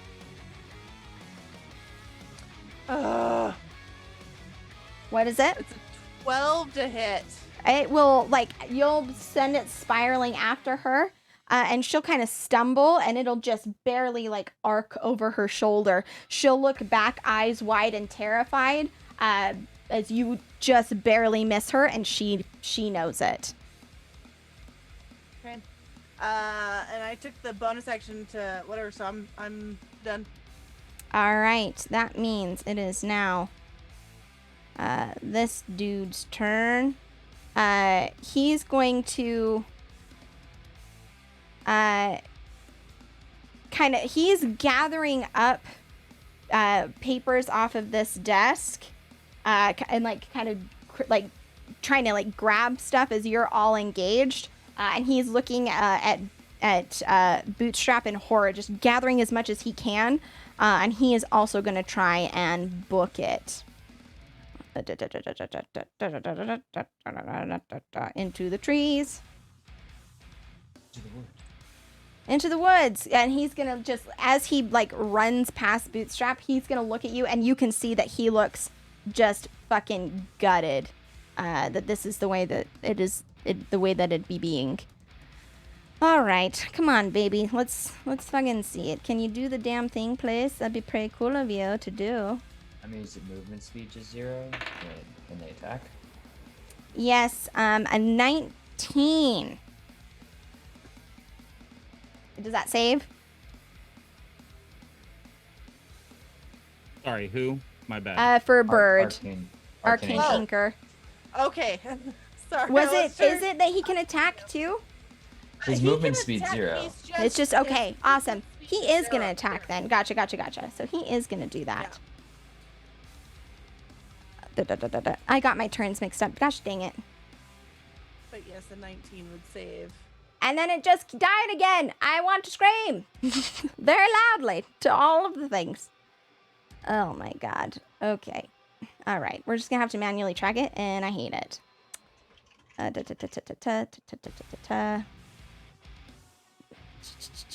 Okay. Here we go. He is going to, at his hip, pull out this thing, and he is going to swing at you, Bird. Maybe? No? What's going on? Why is this happening? D&D Beyond! Why do you do this to me? I'm a nice person. A 14 to hit, Bird? A 14 will hit. However, I do have one star still up. Okay, do the thing. Let me see here. If creature attacks you with a melee attack, they must make a wisdom save, or take God damn it. radiant damage. Oh, he nat 20'd. Hell yeah. Damn it. Okay. Okay, so he did hit you, yes? Does hit, yep. Okay, so you're gonna take 16 slashing damage as he cuts down with his blade, and he's gonna come up again and try to hit you one more time. What is that? 21 to hit? Yep. Okay, I take another 16 slashing as he like cuts down and then back up, and you watch as his feet kind of shift, and he gets just a shit-eating grin as he realizes that he is free from his prison.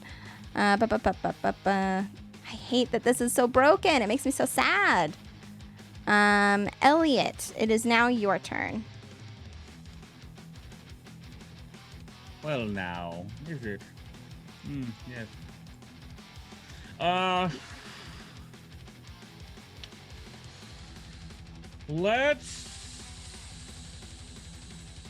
Let's fuck around with the blue, I guess. Yeah, I think we're just gonna mess around with blue. Elliot is going to draw his newly found longsword, and is going to Actually, I have a question for you. Is picking Yes. up a weapon free action? Is it- Usually picking up something is. Yeah, I won't charge you for it. Thanks. So I will slash with the long sword, Won't charge you. which is 22 Towards blue, yeah, that'll hit. toward blue. Yep. So here's the damage, and blue takes 10 points of slashing damage, plus it is wounded. Okay. So it'll take 1d4 at the beginning of its turn. And as the slash comes through, he will just continue spinning around. And drop the long sword, and in mid motion, the short sword will appear in his hand, and he will strike with that, Okay, do the thing. which is a 21 to hit. A 21 to hit will hit. For a total of 8 points of piercing damage. Okay. Elliot will circle around this guy to move and activate.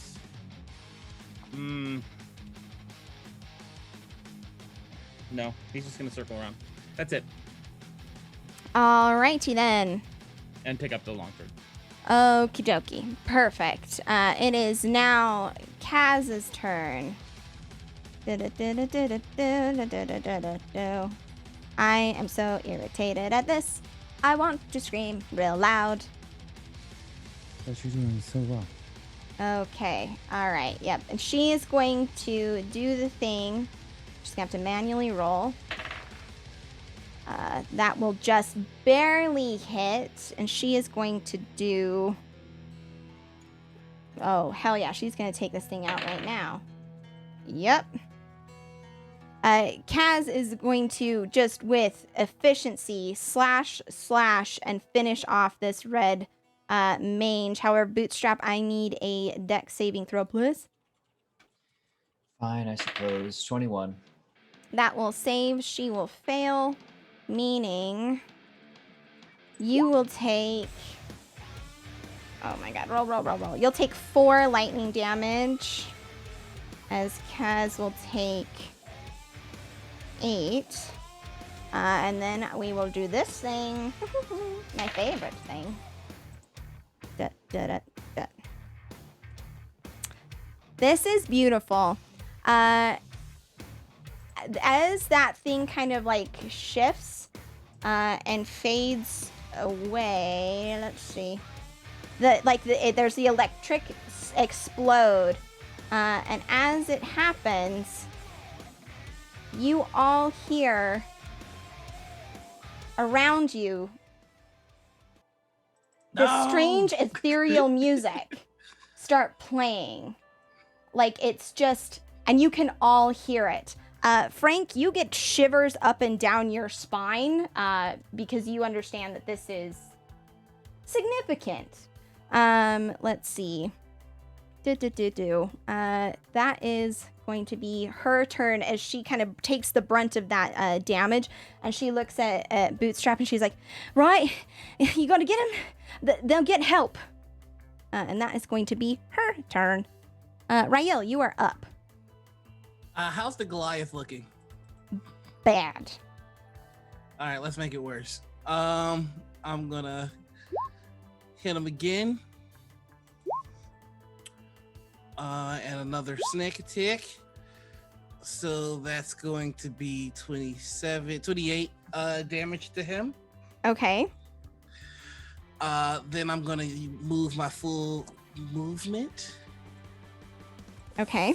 5, 10, 15, 20, 25, 30.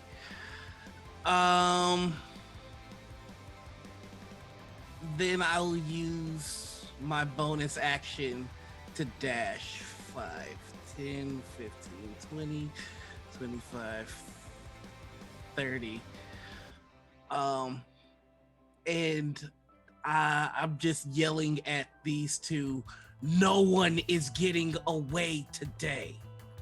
And that is going to be my turn. Okay. Let's reload my flippins.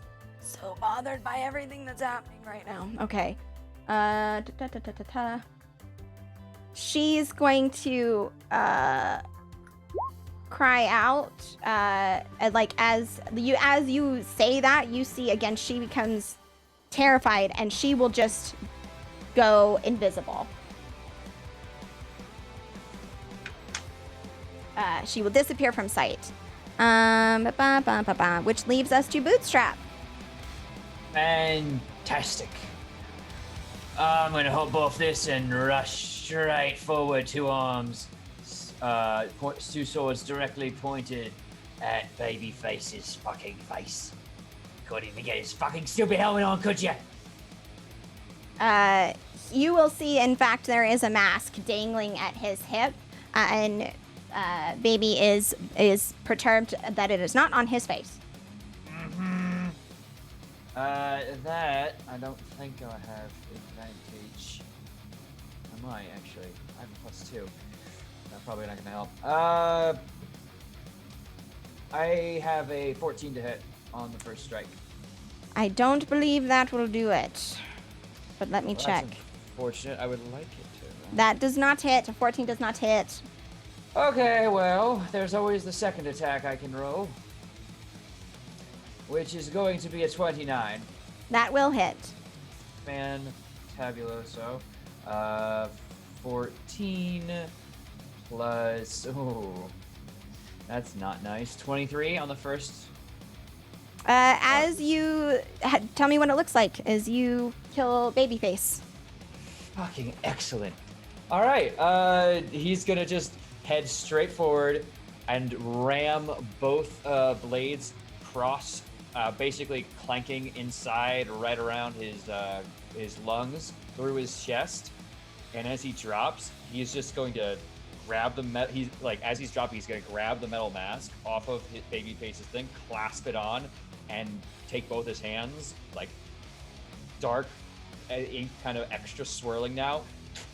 Clasp both sides and just squeeze, and it's just gonna, yeah, and then like not fully contort, but handprints or these palms forced in, and he's just gonna turn it in a quick motion as he falls.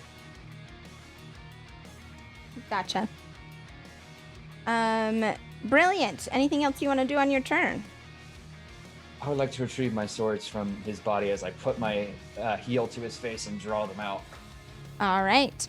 It is now Blue's turn, and he's going to do bluey things. What is that? What is that? Oh, it keeps doing it. It's annoying. Yes, yes, yes.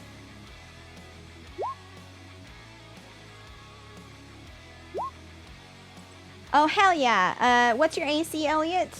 16. I haven't done it yet. Make me 2 Constitution saving throws and take 9 piercing damage, please. I will do the 9 damage first, yes? Yes. Yes, yes. Very My good. first Constitution saving throw. It's a 10. That's not good. And a Oh 20. no! Yet again, something creeps in. And this time, like, this has happened several times in this back-to-back nature. You feel it like cut to your core. Like it goes infinitely deeper. Imagine it's like a river that's been like kind of breaking away at the dirt, and yeah, you've like built a dam, but every time it keeps just like, it sinks in. It's not great. I can't like make an argument for like burning a need point to resist it, since I know that it wants the need. I mean, you could technically try. I made a save, so like I don't know if you want to. You could try. But I think that would be like on a turn kind of thing. Yeah. Excellent. It is now Frank. Oh, so I saw someone run away. Well, coming out of the tent, I will throw on the rest of my stuff. you'll see him throw on a cloak, and he'll kind of shift to the side a little bit, is what it looks like. Oh, let's see. Probably have to see everyone for all sorts of stuff like this. Hey, Bootstrap, that other guy out there, do you care about him at all? And he's just gonna, like, as he's pulling the sword, he's gonna take and look over at 20 copper. And he's not gonna say anything, but he's just gonna lock eyes with him as he runs away. Which is odd, because usually he's screaming. Cool. That's what I thought. And in that area, he's going to pull out a pan flute this time and just start playing it, and you'll see snowflakes start to swirl in that area. As I am going to, in a 5-foot sphere, I guess around him, hoping to also catch her a little bit, cast Snillix Snowball Swarm. Will you please drop that in chat? Yes. It's quite simple. They can make a dexterity saving throw. And then it is a DC 16. On a failed save, they will take full damage. On save, they'll take half damage. He's gonna go 5th level on that one, so we're going to have 28 damage. Hopefully hitting both of them. What's the but range on it? Like how wide of an area? I guess I could just read. It is a 5-foot sphere. You do that, and you hear a scream as, like, right in front of Copper. Like, it's strange because you would have thought she would have kept running. However, Spice is a real bitch, and she, like, you'll see that she, like, had, like, pushed, like, was it, like, in the process of pushing something in front of Copper, almost as if to sacrifice him to give her more time. And as that snow swirls, her scream will just cut off as she's frozen right to death. Let's see. And then remind me again the damage. It was 28 total. Okay. Yep. And half Copper. on a save. Yep. They both take the full damage. And Copper will also take that. And it's not looking great. Well, Anything looks else you like want to do? Frank is back. You didn't use my bardic inspiration, right? I don't think Bootstrap did. Just a bit caught up. Everyone's seeming all right, so yeah, I'll hold everything else for a moment. Just kind of stand there, feeling a little better now. Getting the aches and sores out. Head hurts a little less, and that's it. Awesome. Bird, it is now your turn. So, she just died. Yep. Okay. That kind of changes things. What's Copper doing? He seems like he's still trying to run, though there was like a strange branch that he's trying to dodge as she was literally trying to, like, shove something in his way to keep him from getting away. I am going to cast Hold Person on him. Oh, hell yeah, let's go. What kind of save is it? Let's see, it's a wisdom save. Okay, he rolled an 8. Okay, well, it's a 16, so He failed. he is held. Okay. And I will look at Bootstrap and say he cannot move. And then I am going to turn back this way. And I am again going to hidden path over next to Elliot, and I am going to heal him. Okay. do the dang thing. It is now Copper's turn. It's a wisdom save at the end of his turn, right, for hold person? So he just rolled a 17, but he can't move because it's the end of his turn. He will like struggle and like he'll like kind of look back towards Bootstrap's direction and just say, Strap, it's not what you think. It's not what you think. Please, God, it's not what you think. And that will be his turn. Elliot, we are back at the top with you, my dude. I'm Two sorry, things. just to One- clarify, I did not face it. I walked over to Elliot. Okay, to heal. excellent. Gotcha. And you did not heal me on that turn. Yes. Using Balm of the Summer. Roll, Summer tell him how many. Yeah, I just Yeah, didn't know how I'm many. gonna get it for you. Just Okay, say. no problem. Did Blue have a turn between the last time I hit it and now? No, because I keep skipping him. Time out. Let me do the thing. It also he takes 1d4 at the beginning of his turn too, Correct. All right. and a DC Do. 15 con save. No, you're right. You're right. It fails the con save. So it just keeps the wound. Gotcha. Please take your turn before me. All right. It does not do the thing. I appreciate your patience. A 17. Yeah. Take 6 piercing. And go ahead and make me another con save. 14 16. healing for you, Elliot. Thank you. Awesome. So 14 healing, 16 damage. Yeah, is that what you said? Or how much damage? 6 piercing. Okay. Okay, very, very good. I'm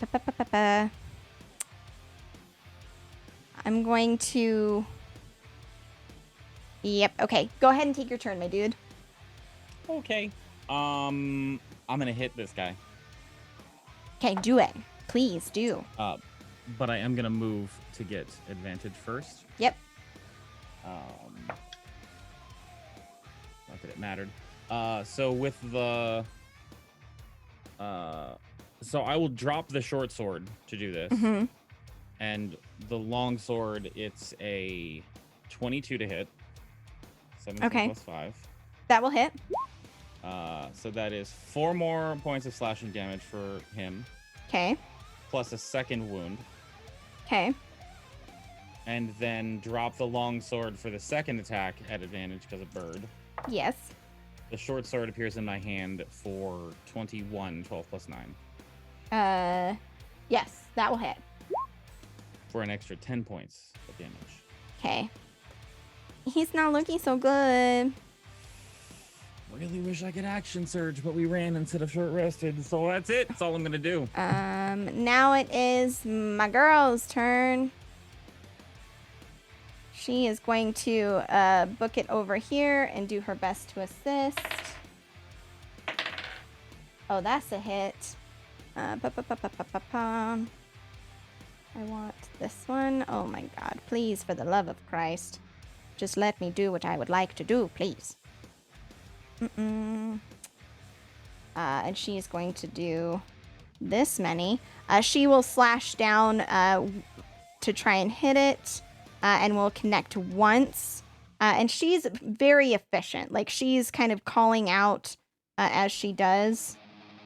This thing is looking real, real bad. Rael, it is your turn. Almost like lazily, he's just gonna turn around, buck a shot at Blue, and then continue towards this guy here. Okay. So let me go ahead. 17 to hit, That will hit. Blue.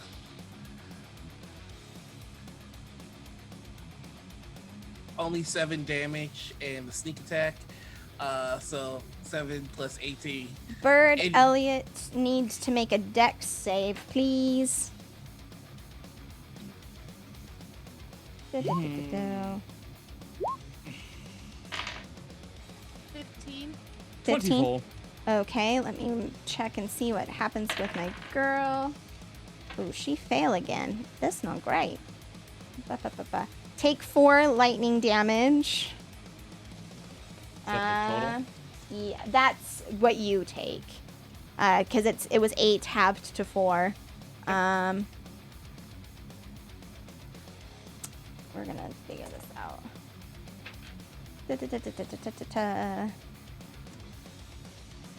Around it will erupt a huge cloud of fog. As it explodes, the lightning will crackle, and all of a sudden there's a massive 20-foot radius fog cloud surrounding its remains as it expires. All right. Then I'm going to use all of my movement, and then I'm going to use my cunning action to dash to stand right in front of him. Okay. And I still have my shadow blade out. Okay. And I will tell him that moving is highly discouraged. And do we still get a free interaction with an item because I'd like to put shackles on him? Yeah, go for it. All right, so I'm gonna shackle him up. Okay. Actually, so he's not held anymore. But you're kind of like doing this simultaneously. Could you make a sleight of hand? Okay. Or like sleight of hand or strength? I'll let you go either way. Definitely gonna choose sleight of hand on that I one. figured that might be the case. 15. And let me go ahead and roll something for him. Let's do... Yeah, no, he super failed. That was a 3. All right, yep, you are able to get the shackles on him, and he looks at you, Rael, and like you come up and you do that, and he's like, he's gonna kill me, and he won't understand. You have to protect me.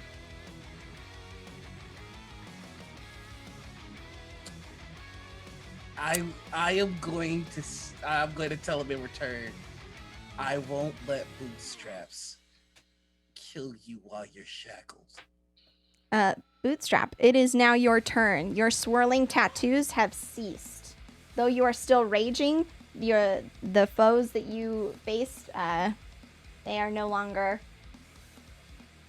there. Mm-hmm.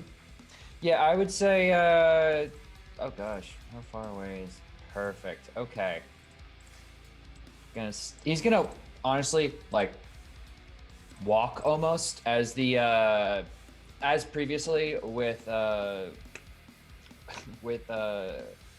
other friend, the kind of face, the skull associated with Babyface will kind of impart into Babyface's body and come out that, crushed metal skull and kind of swirl around him with Jax. And he's just gonna move up. And honestly, he kind of like sits down on a bit of a extended branch next to the frozen body of Spices. But as he does, he's gonna kind of put a hand on 20 Copper's shoulder. 20, good to see you. Please, Bootstrap, please, you don't understand. We had to do it, Bootstrap. You don't understand. I didn't want to do He takes it. a seat, and with the frozen body, he's just gonna shove the longsword right through Spice's neck and grabs a blade and twists to make a clean cut. Oh God, Bootstrap, no, you don't understand. And he's gonna put the flat of his blades across his 2 knees and look at him. Make me understand. I understand. I don't know. Okay, just please, just I'll tell you what I know, but please understand. I didn't want to do it, Bootstrap. I didn't do it. They tried to make me do it, and I didn't do it. I couldn't do it.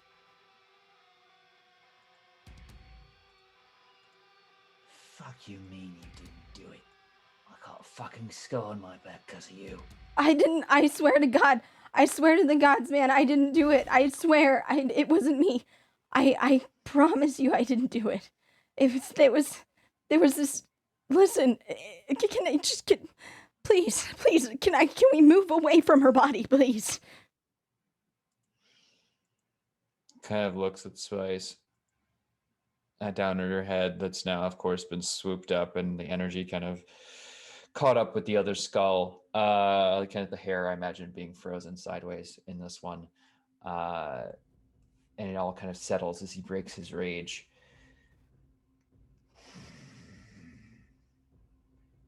Let's have a chat, 20. And we are going to take a quick break. So everybody go grab a snack, a drink, as we move into the final act of the session. Bootstrap has tracked down 3 members of his crew, which is pretty cool.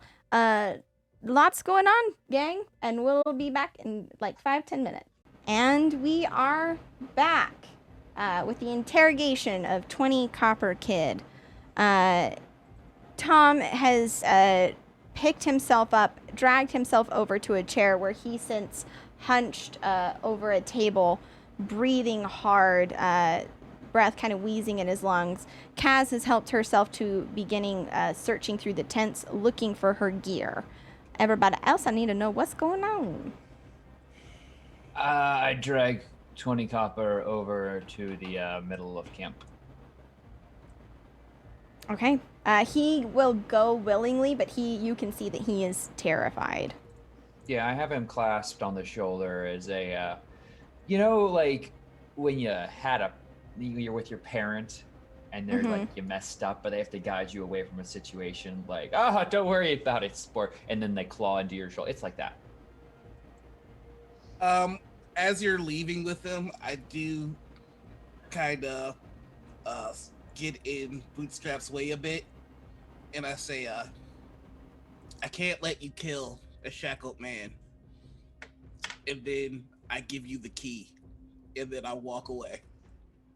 And I'm going to walk and see what's on Spice's person. Okay. You're searching the body. Bootstrap, you're talking to 20 Copper. Bird and Elliot, what are you up to?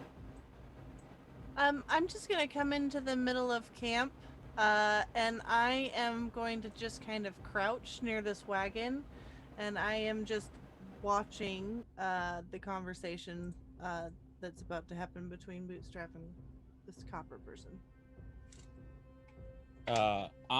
Elliot is moving in to basically be the enforcer for Rael a little bit, just stand and watch and make sure that everything's on the up and up, that nothing's actually happening, because we definitely need some answers, I think, for what's going on.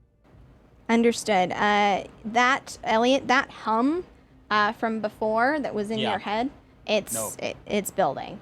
Okay, and then Frank, what are you doing, my dude? Oh, I'm here to see my good friend Tom. I assume he looks pretty bad, pretty terrible. Tom looks roughed up. He looks like he's had a real shit day. You've spent some time with him, so you know that Tom doesn't generally look super well. His skin is very ashen. His veins are dark underneath his skin, and there's like a sallowness to his face. And as you kind of come up, he'll look at you and grunt and say, "Right, glad you could make an appearance there, sirs." Oh, you look terrible. Let's deal with that first. And, I appreciate it. He'll pull back out his lute and start to finish the song from earlier. Casting Healing Word. I've been crying for so long, fighting tears just to carry on. But now it's gone away. And I will heal him for 11. As we sit Fantabulous. there and sing together terribly off key, out of tune, and heal him. He loves every moment of it, and he'll kind of shake his head, and you'll see there's a smile on his face, and he'll look at you and say, "They were asking about the shipments. I think we actually might have stole them. I think it wasn't for nothing." And you watch as his eyes kind of fill with tears, and he's like, "I think I got that bastard Staley in the end after all."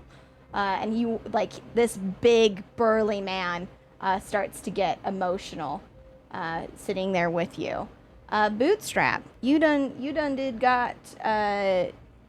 you've got Copper here who's just not, he looks like shit, and he's holding his hands up like, please, like, I just, it's a lot to explain, Bootstrap, but I promise, like, it makes sense, and I can help you. I can help you. And he reaches in and pulls out the sheafs of paper that he had been gathering, and holds them out to you. This is some of their plans.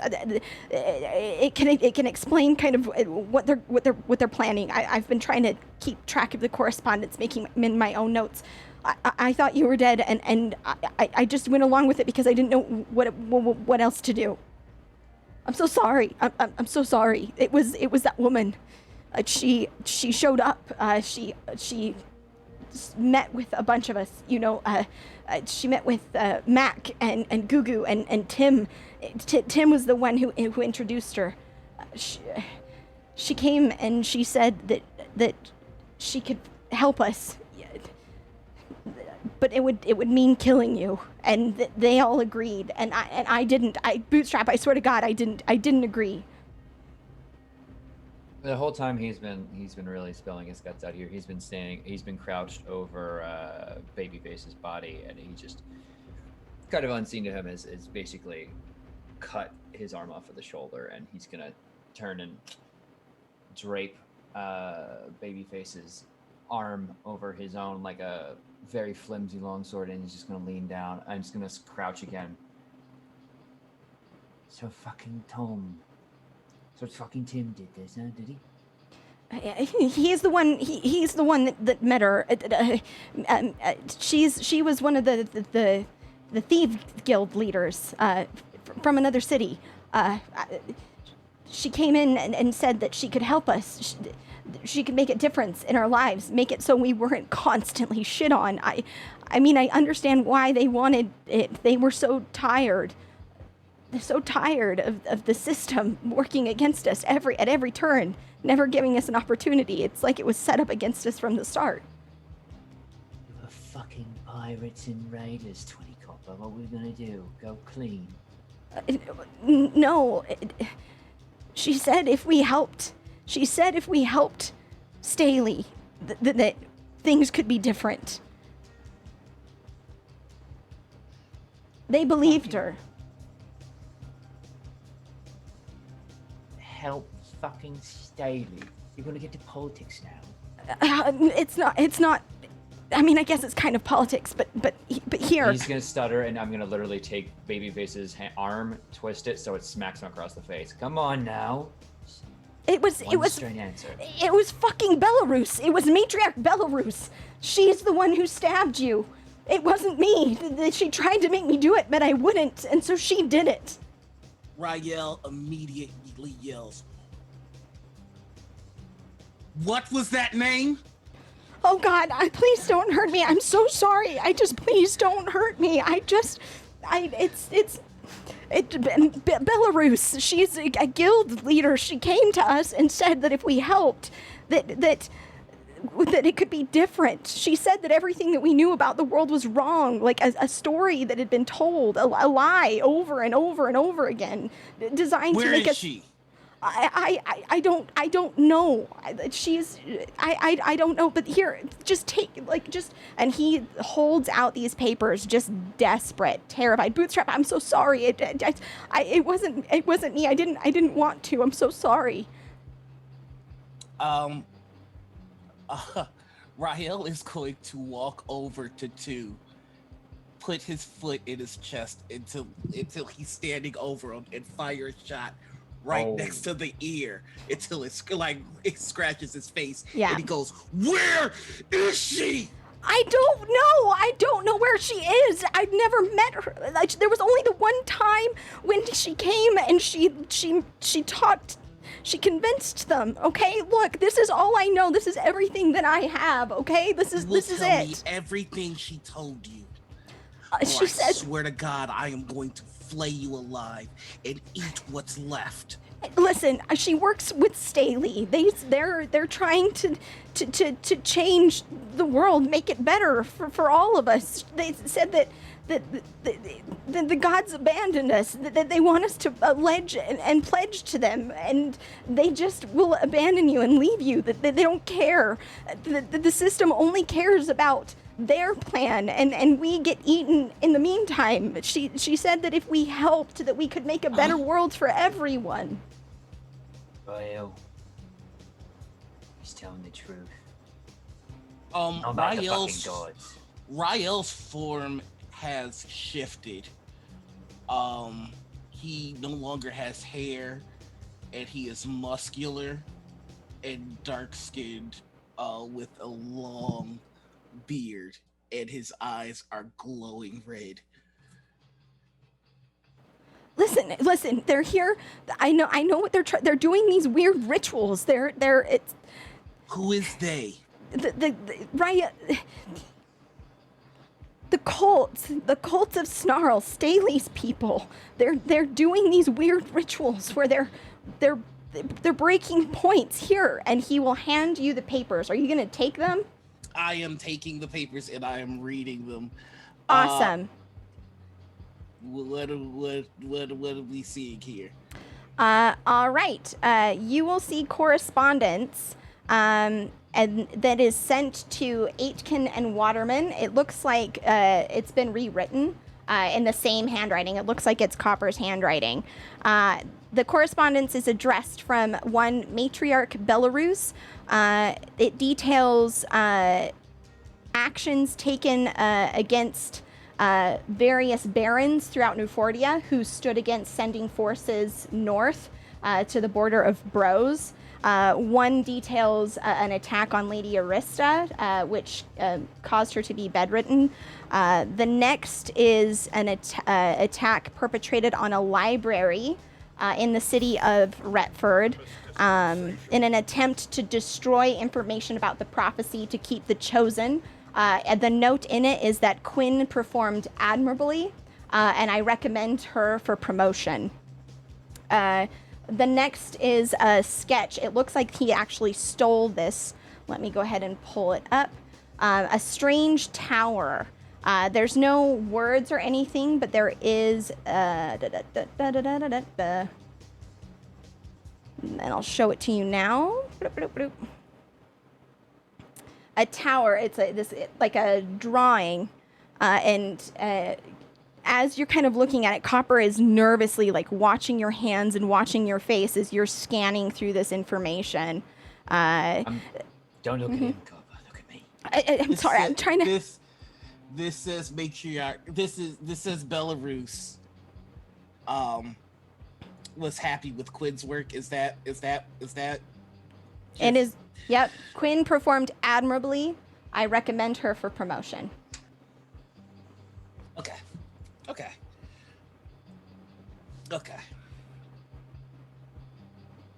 Let me double check and make sure. Sorry. Let me see if it's got everything covered. Copper is listen. They're planning whatever they're doing. We're getting closer to it. It's like in 2 months or something. The timeline's crazy. They keep gathering people and moving them like along.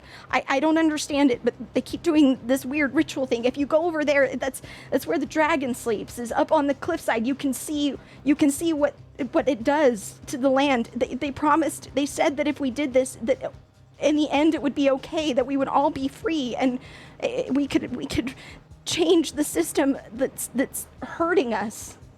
When there's a very strange thing that happens to Rael when he gets emotionally compromised like this, and it's that he is cycling between his normal shape, Vala, Copper, Bootstraps, Bird, Elliot. He's everybody that he's just thinking of. Like, the second he thinks of him, that's what he looks like. And he just, in the ever-shifting shape, he looks at Copper and he goes, I've got one very important question, and your life depends on it. Did you or any of your accomplices have anything to do with the boy being detached from the weave. No, we're just moving the ciphers. We're moving the ciphers to the locations that they want us to.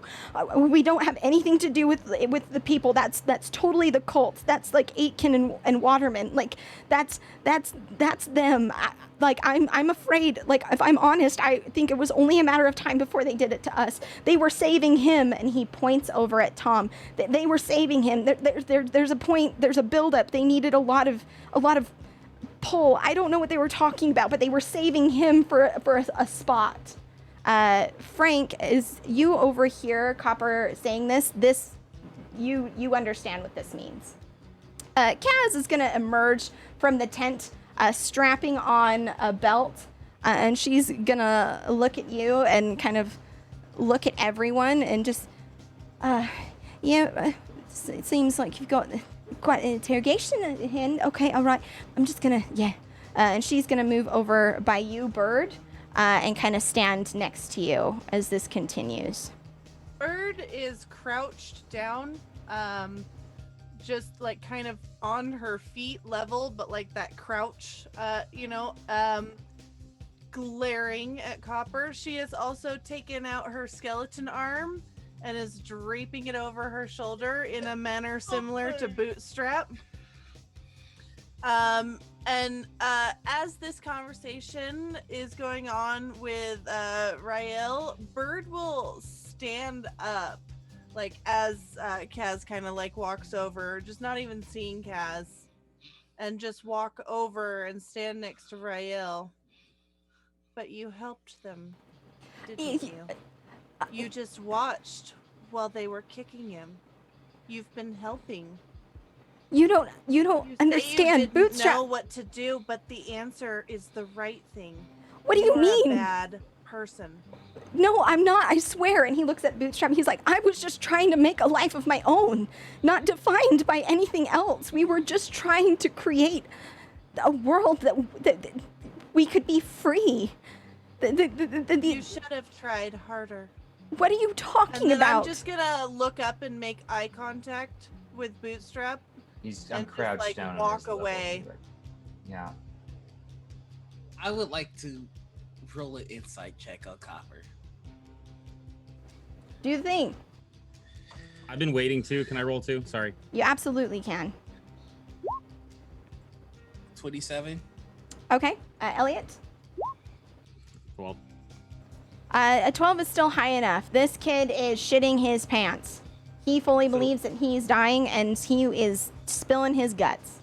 So I would like to add a little flavor. I'm curious if this kid is just saying whatever it's going to take to save his life, no matter the truth. No. So you'll get the sense when Bird comes over and says you're a bad person, you can see like there is like a flare in his eye. Like he did not care for that one bit. Like, and he was dead. Like as he's trying to explain, like you don't understand the lies that they're telling you. They're saying that it has to be this one way, but it doesn't. We can make it different. We can free ourselves from the weave and make it better. Kid, I'm going to tell you something, and this will be the last thing I say to you. You get to live today. Bootstraps, you may disagree with me, but we'll discuss. You get to Sorry, live. I don't remember this being your fucking choice. And he's going to stand up now. I don't remember this being any of your fucking choices. I recognize you've all been through a fucking loop, but this is my fucking life. This is my fucking crewmate. I'm sorry. I love that you all want to get involved in my little revenge scheme. But how about you fuck off? Bootstrap, I was not asking. I am telling you. This man lives today, and if I have to gut you 1,000 times, I want you to know that it is only with the most restraint and respect every day that I haven't done it to you already. This man will live, and that is the end of it. And he will live knowing that every person he meets may be me, waiting to slit his throat. So you better live a good life, boy. Because if you don't, the next person you see in the streets might be me. I And swear, let me tell you something. Belarus taught me very well. Very well. I'm so sorry. I didn't know what to do. I'm so sorry. I believed them, and I shouldn't have. I'm so sorry. Look, but listen, they know about you. They know about all of you. And he'll shuffle through the papers that he's handed, and like flip one over and point at it. Belarus has reports on all the chosen. Bootstrap, you're here. It indicates they're the last time they were seen. And sure enough, there is a list of names. Of 12 names written in this hurried handwriting. I tried to keep track. I tried to help. They were missing one. They don't know where the last one is. Are there any names on the list that we're not aware of? Are there names missing on the list that we're aware of? So I will tell you what is on the list. How about that? That works. I see you came to trigger us all today, Sarah. All right. Elliot's happy to have the break for a week. We have Bird, Frank Saris, Rael Dexcree, Elliot Hawking, Nix, Valdry, D. Charles, Tom Fogg, that's kind of crossed, like Fogg is crossed out and replaced with Morello, Maria Arista, Bootstrap.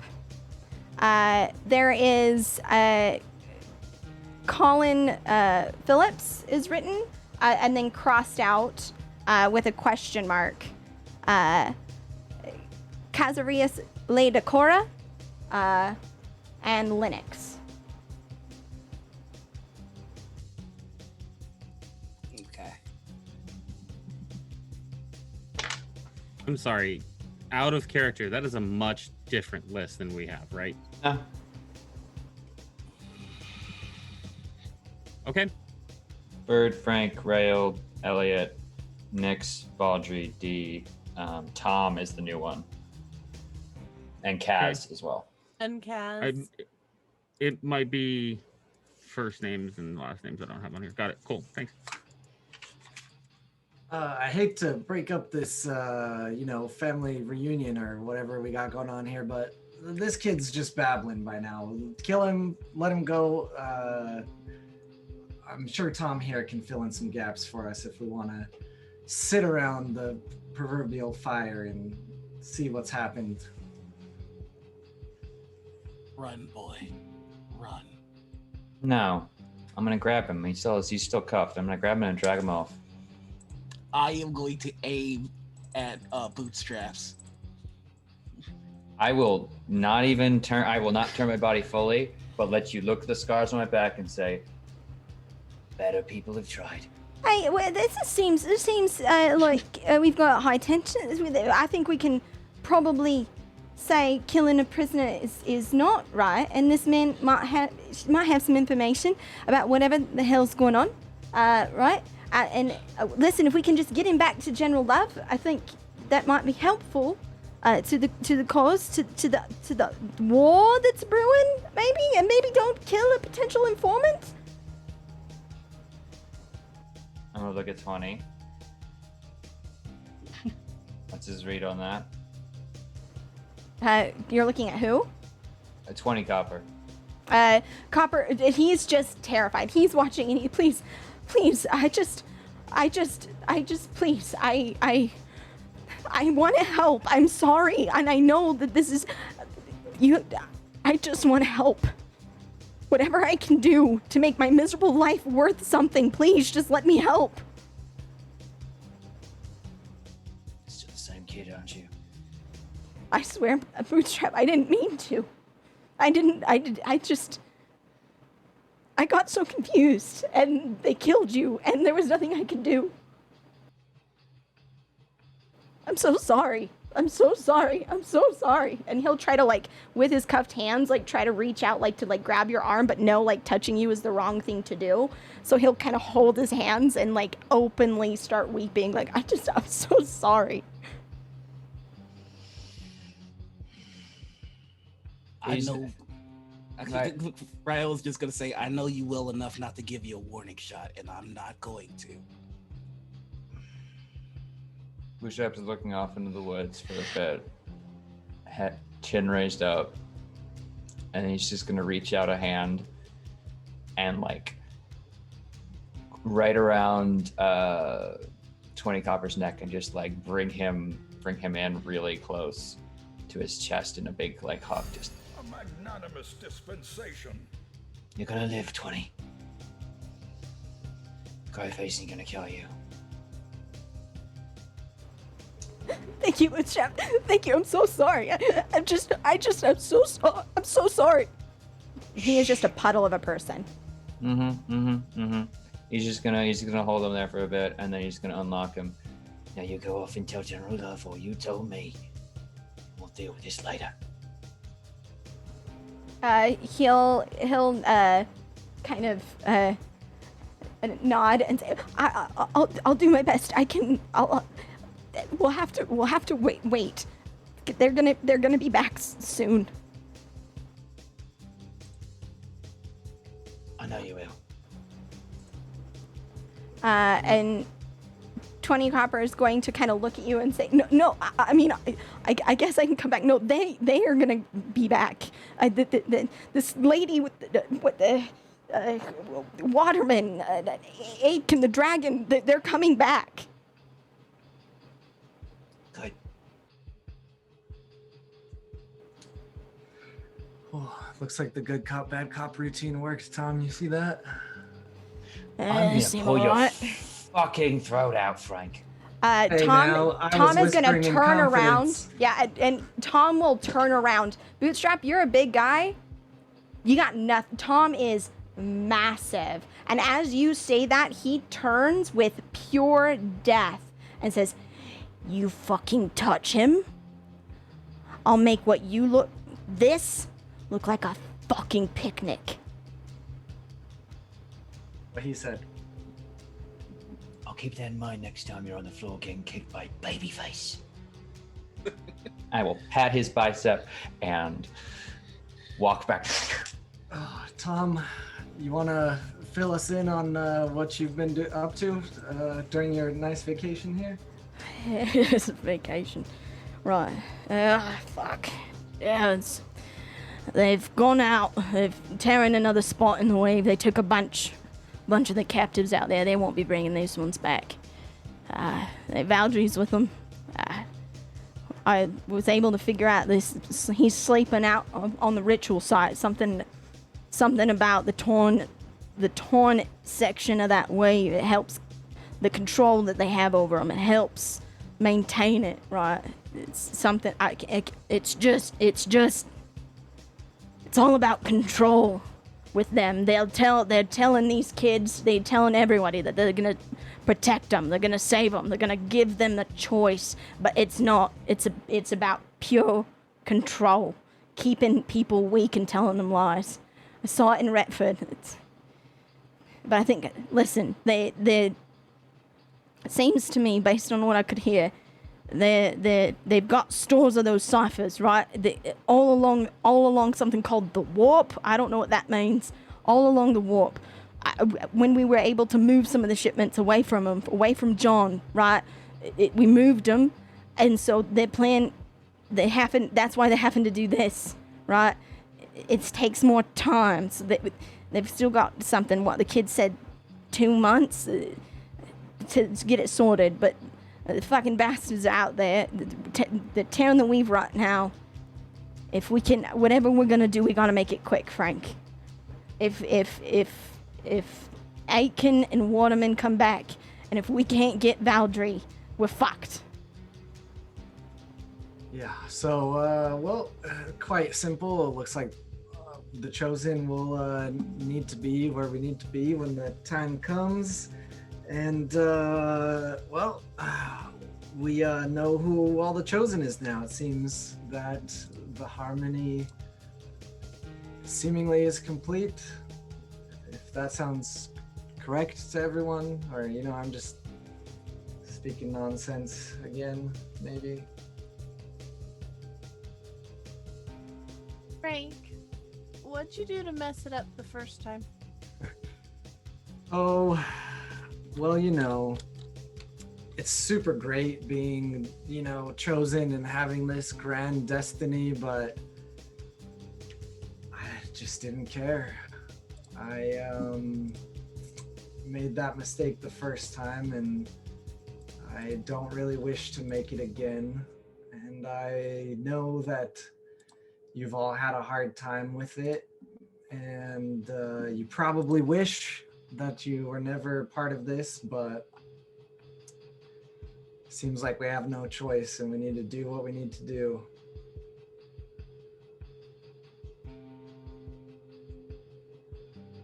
Do we think the dragon is sleeping? He's not back yet. We're gonna have to stop. We're gonna have to stake out his spot, wait for him to get back. I haven't the fucking foggiest idea, pun intended, how we're gonna get him to be him again. There is one thing I know for certain, Bird. It's that you really haven't tapped into your full potential, and hopefully my being here can help with that. What does that mean? Oh, you and I aren't so different, it may seem. You feel things and can reach out and manipulate them. You can do a lot more than you've previously done with that. Can I play an instrument?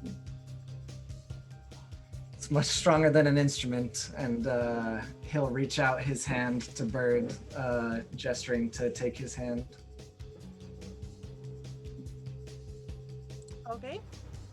Uh, She'll take his hand. You take Frank's hand, and it's like you're seeing reality for the first time.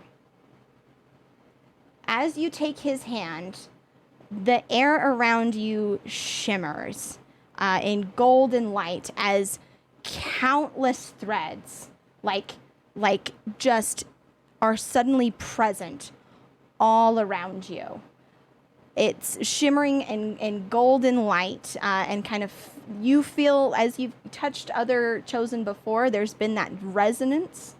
This is like, that is resonance light compared to what this is. It's like your entire being is just like vibrating with just a clear, pure tone. And you are able, like, you reach out your hand and there's like the thread, you're actually able to touch it and feel it in your finger, and like kind of rub your finger along it. And as you do, like, what is she thinking right now? What is Bird thinking? Honestly, she's feeling, she's got quite a bit of awe happening, but also, she wants more than anything to strum. She just wants to reach out and just go shing. As you do, there's the hum of like a couple of notes that only the two of you can hear. And there's like, you watch as kind of like the air ripples around you. Everyone else, as you're watching this, it just kind of looks like Bird is reaching out into the air and touching something that you can't see. Like, you don't, but there's like, you can tell like something is happening. It's almost like the air around them is kind of warping and changing when she strums those strings.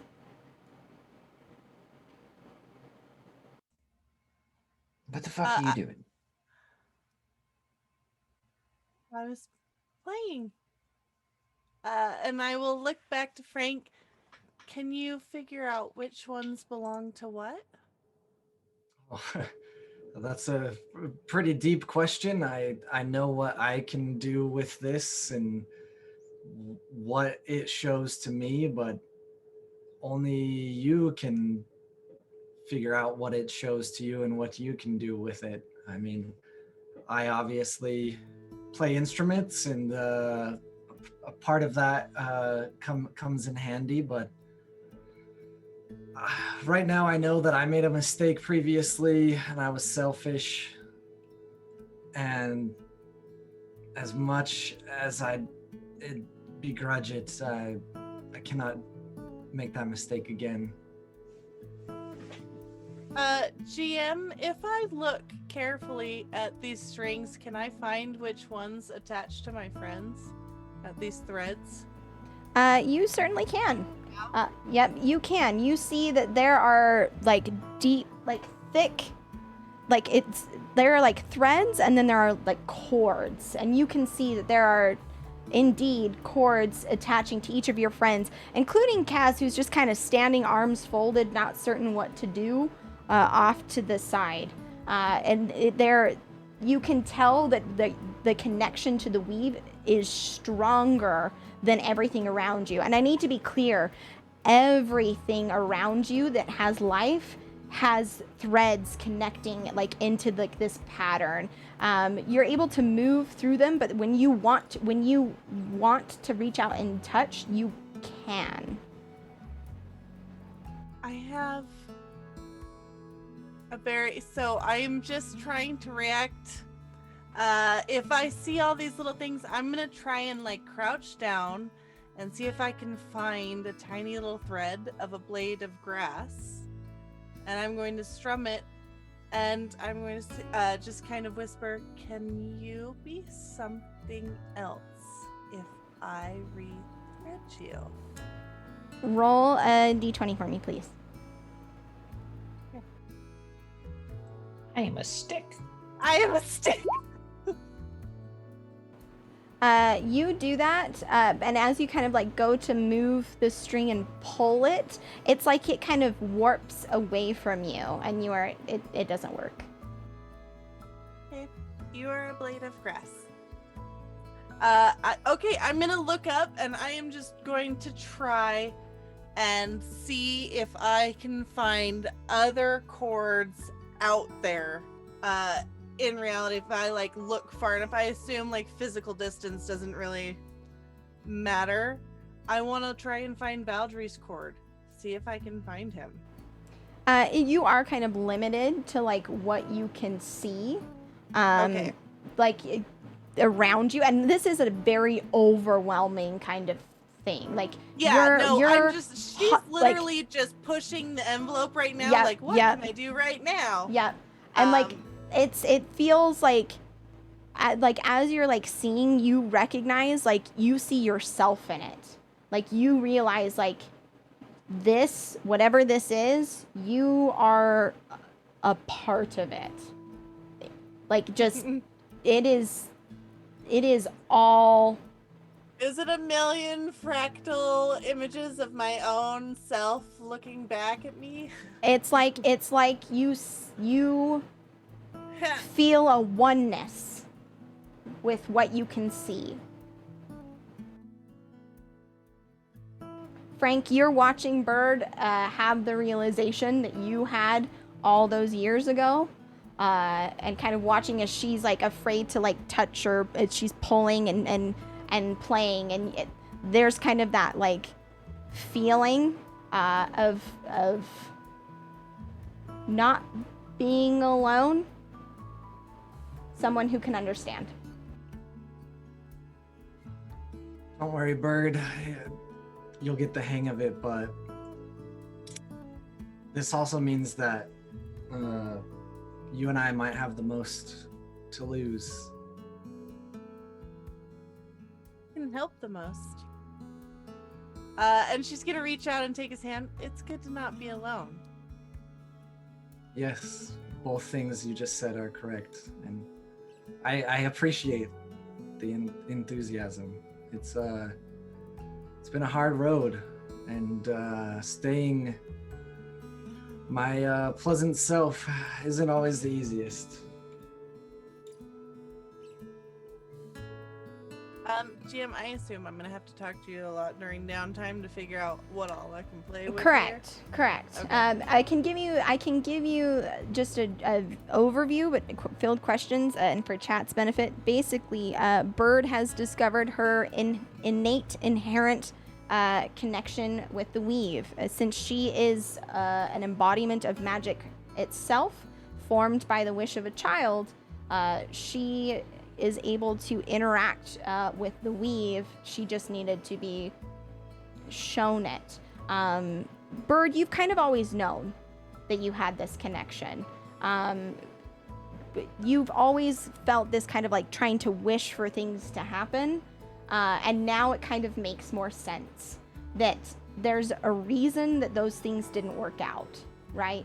And so mechanically speaking, and I'll run through the details, there will be a set number of times that Bird can wish, not really, but try to bend the weave in a way that will benefit her in the party. And I'll send you the deets later. Sweet. Okay. Bird's just gonna be constantly playing and poking and trying to play with this every time that she has a chance. Awesome. Tom is going to kind of... Actually, while this is happening, Frank, you're kind of watching Bird be enamored with this. Elliot, you would see it first. Coming out of that tent where everybody was like getting their supplies, there's going to be a potion bottle that's floating, followed by an iron rod that are just floating through the air, and you're gonna hear like as there's these little voices accompanying these things. Frank, if you look over, you see the two sprites seem to have found treasure in this tent and are being very helpful in providing it to you. It's not what I asked for. It's a little late, but thanks. I appreciate it. Back at you. Bird, you hear the one say, "Yeah, and this guy doesn't appreciate anything. And listen, you owe me $20 because that guy super duper didn't cave. He was great. He was brilliant. He was inspiration."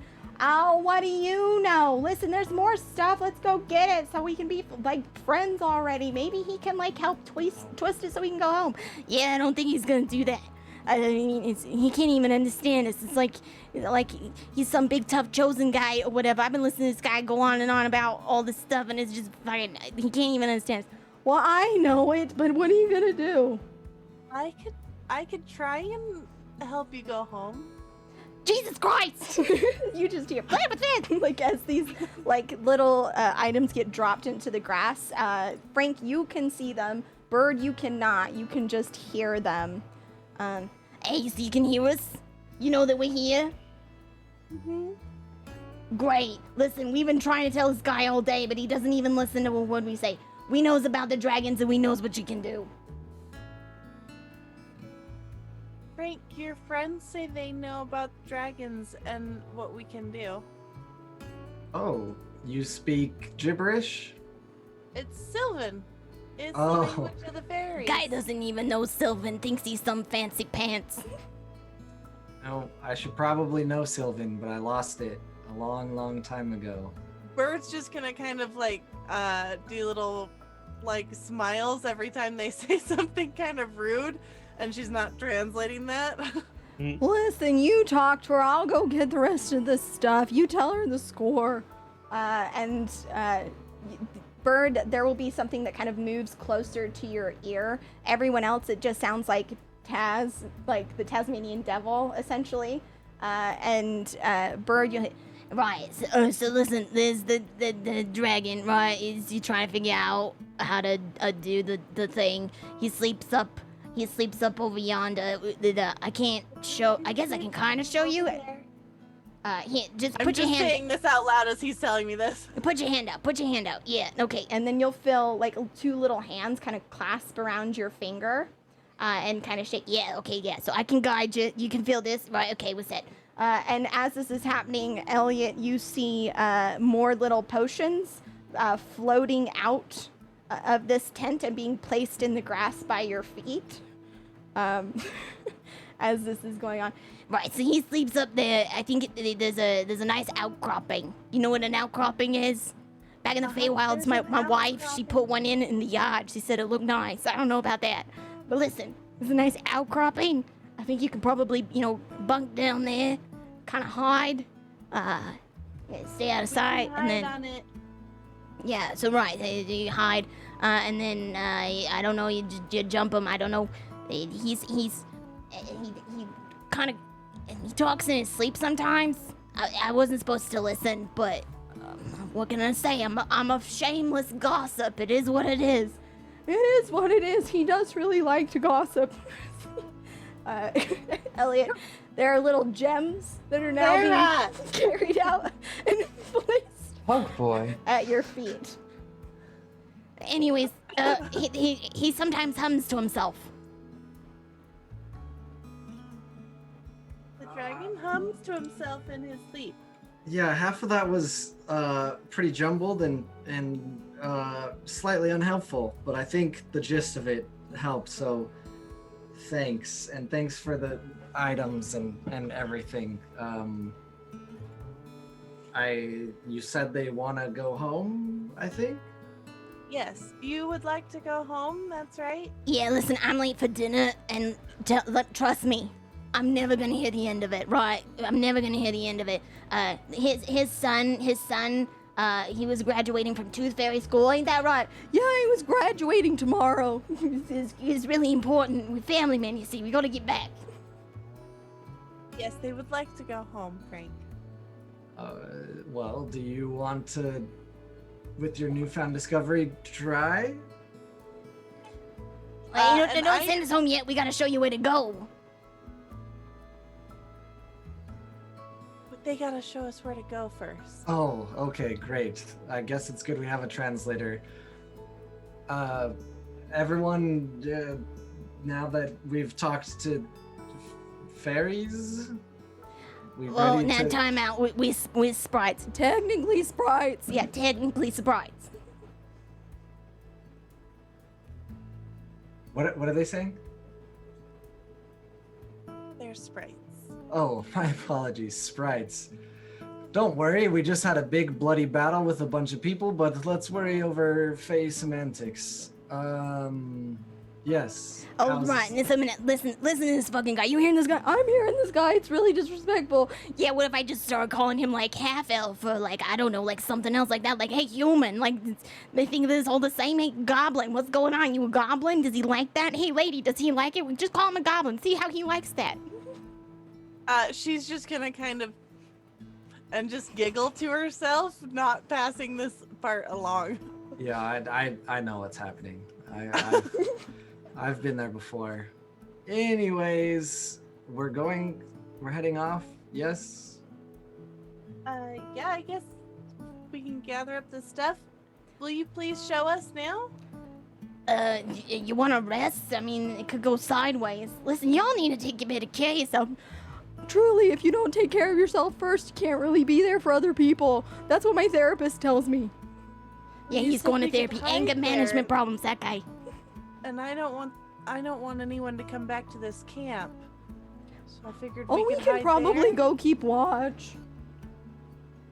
It would be very nice of you. Yeah, we're They really can helpful. Keep watch if we want to rest here. It's like we feel a connection to your plight, and it's important to the all existence that you be successful in this mission. Ain't that the truth? Great. Couple of sprites watching over us. Really quickly, I'm just going to go over the items that they bring out. First of which is very similar to the contraption that Frank used before, an immovable rod, followed by a couple of potions, a potion of lightning resistance, a restorative ointment. Details are in the descriptions. A potion of superior healing, a potion of clairvoyance. These are all labeled, by the way, hence why you know. And a spell cipher. Oh my gosh. Pascal, I cannot see. Thank you. And on the cipher engraved in the side, let me make sure I've got this right. It says, "No prayer can heal us now." Let's see.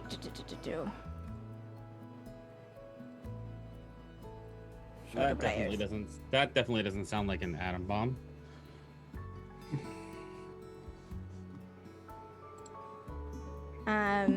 And let's see. Yes, that is it. Right, so that's all the treasure. I'm gonna go pop back over. These guys really need to learn team management because they got like a whole group, a gaggle of folks back there. I'm gonna just go get them really quick. You got this one? Yeah, I got this one. Don't worry about it. I'm gonna encourage that they maybe take a little time out. Sounds like they got a lot to process. That guy over there's really pissed. And he points over at Rael. And the two of them continue to have a very, like, imagine, like, two regulars at your local bar who, like, see you and, like, ask you about, like, that's all these dudes are. Everybody knows your name. Frank will, you'll see one of them disappear into the woods, seemingly to go retrieve Maria and Orson or give them the good word. The other one will kind of stay close to Bird, every once in a while, having a snide remark about what's going on.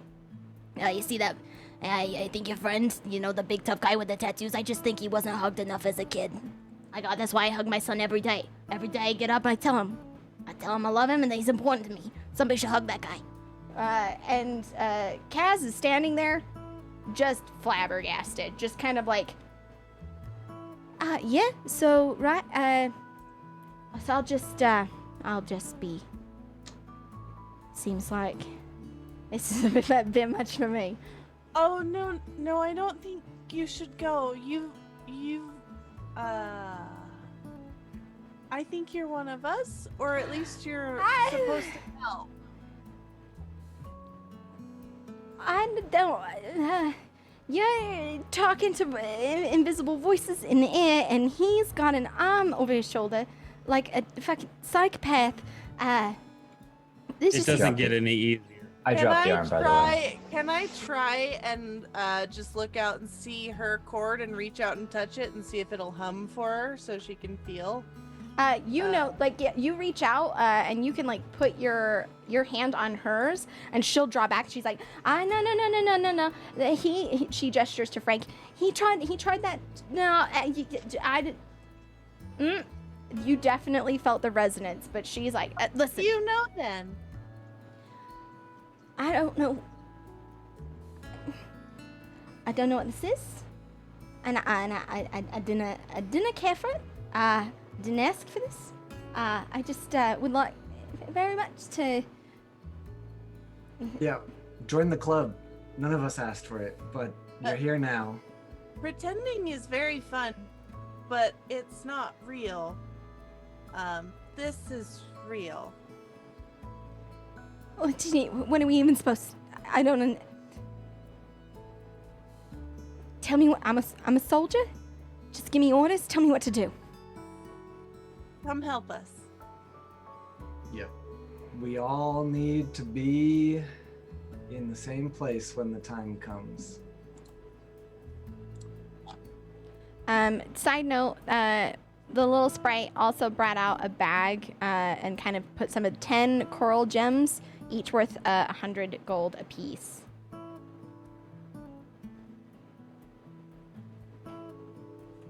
See that she's just lacking self-confidence. Like, you know, she just needs to know that it's gonna be all right and that she is enough as she is.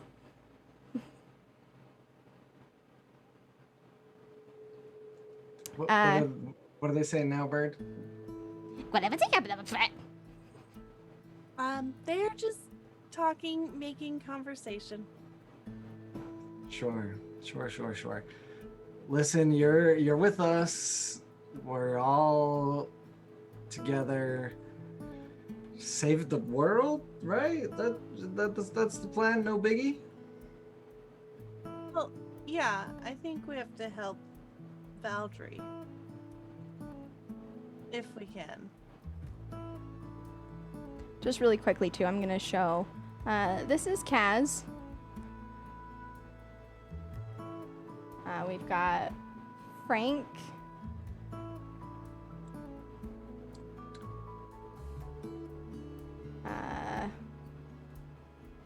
20 copper.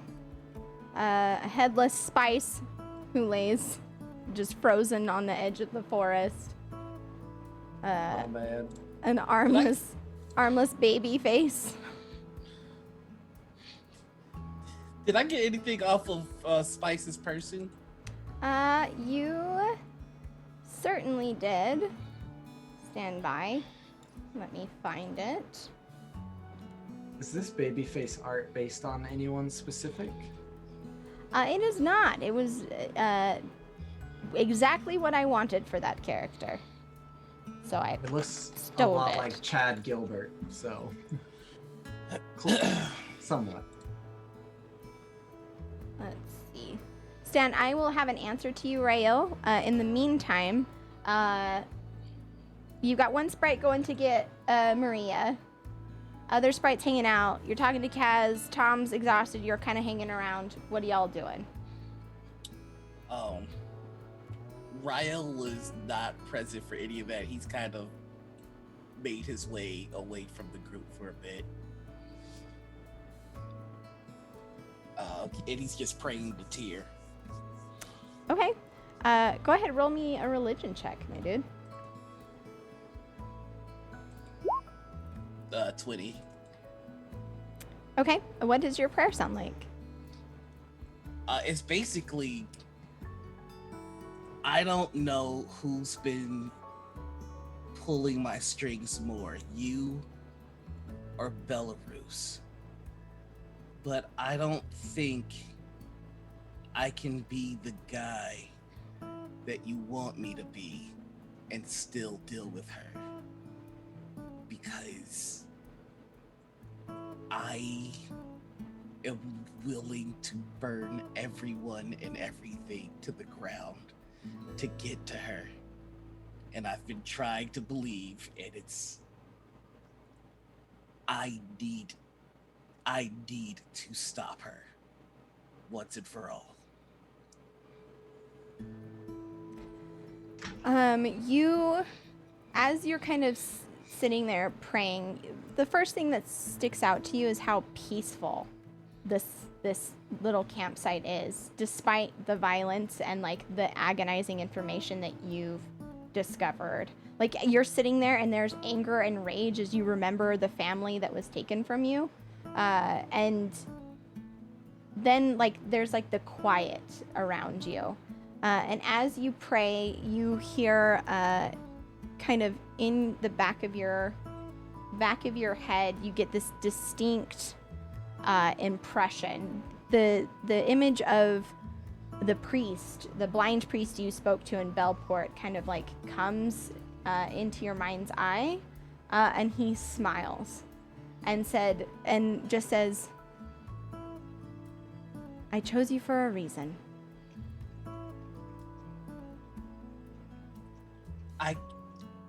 I can swear to you that I will fight the greater evil in that for every other foe, I can show mercy, but not her. I can swear to you that I will have no mercy for the wicked, and that by any means necessary, I will bring her destruction and her manipulation to an end. You hear once again the voice of Valedexcry. That's the thing about justice, Rael.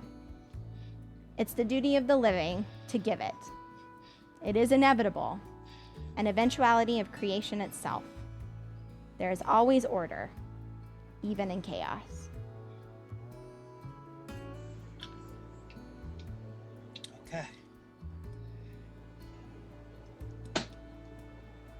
And then he's just going to say, "I'm sorry, Vala."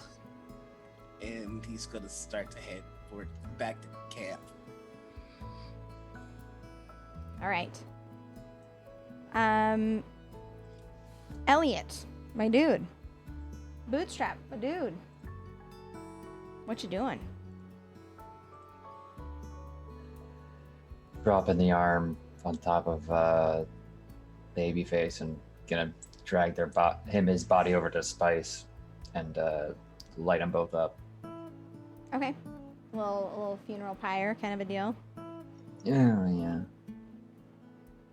Okay. Elliot has been leaning, arms folded, with his fingers on his nose, nursing the headache that's in the back of his head now, and the hum. And I'm sure he's getting louder. And honestly, without anyone like taking any actions against anyone else or cutting more limbs off or anything coming out of the woods, Elliot genuinely would be trying to get a short rest in. That's fine. Everybody go ahead and take a short rest. Okay. However, I will need Elliot for you to make me a con save, please.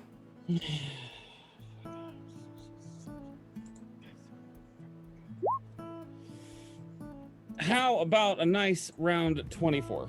Awesome. You're fine.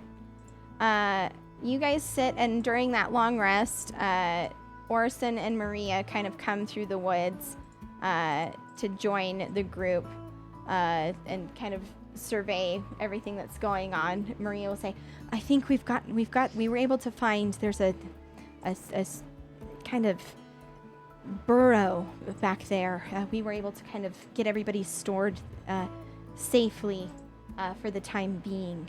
I think we should be fine, but we really should get these people moving. Have you heard anything?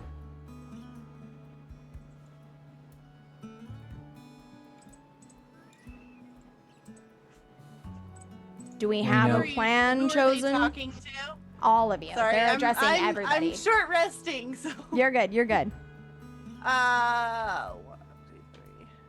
3. How is that what I wanted to do? Oh my god. I will reply to them saying that I'm gonna like pass along the information given to me by the sprite that there is an outcropping that we can hide there, that Valdry goes there, and that we should go there.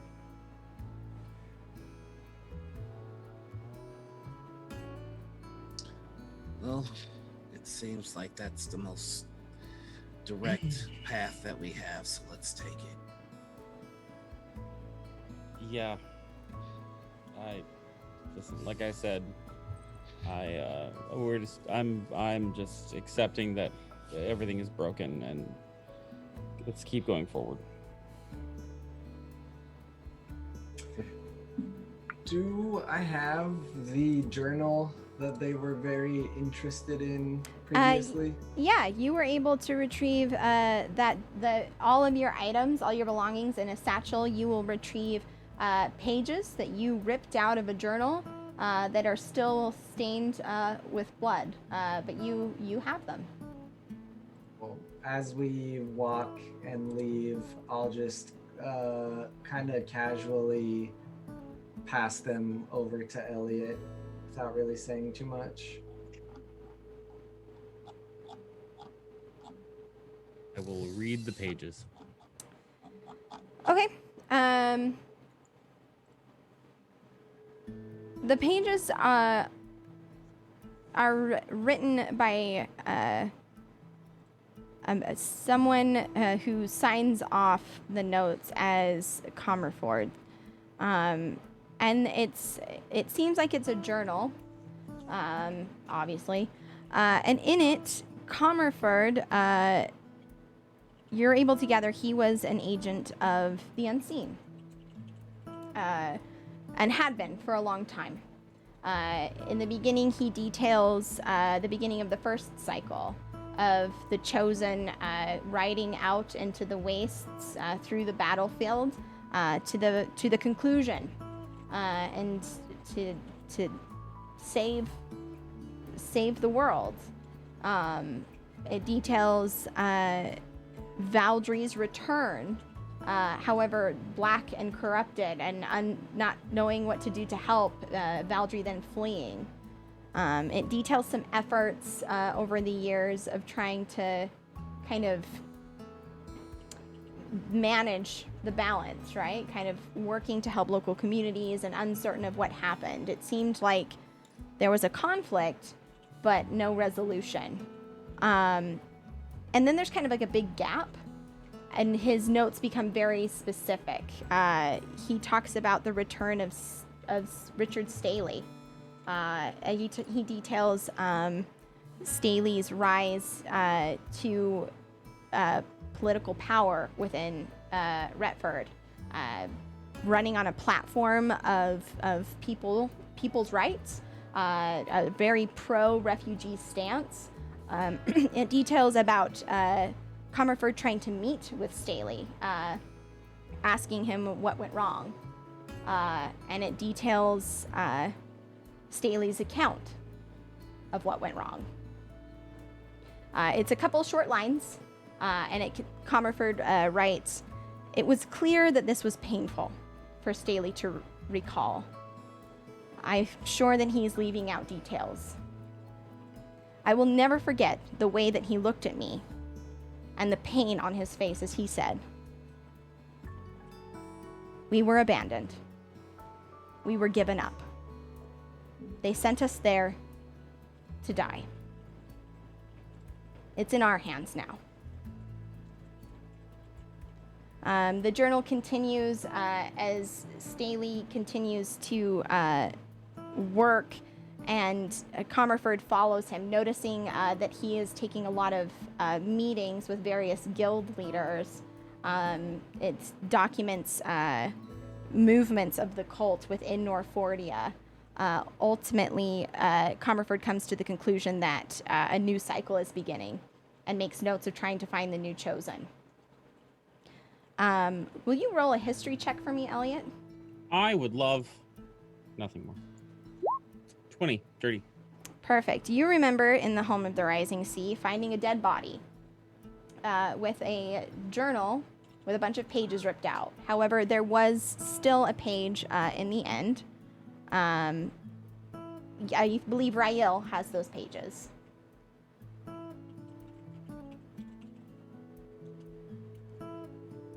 Remember this. I don't remember what it said. The account continues that Staley has asked Comerford to go to the House of the Rising Sun to meet with other contacts there to help further the purpose. Comerford seems skeptical, but is trying to get more information as to why Staley is doing what he's doing. He seems very confused. These are not the tenets of the unseen. Whatever happened to Staley, he is different. He has changed.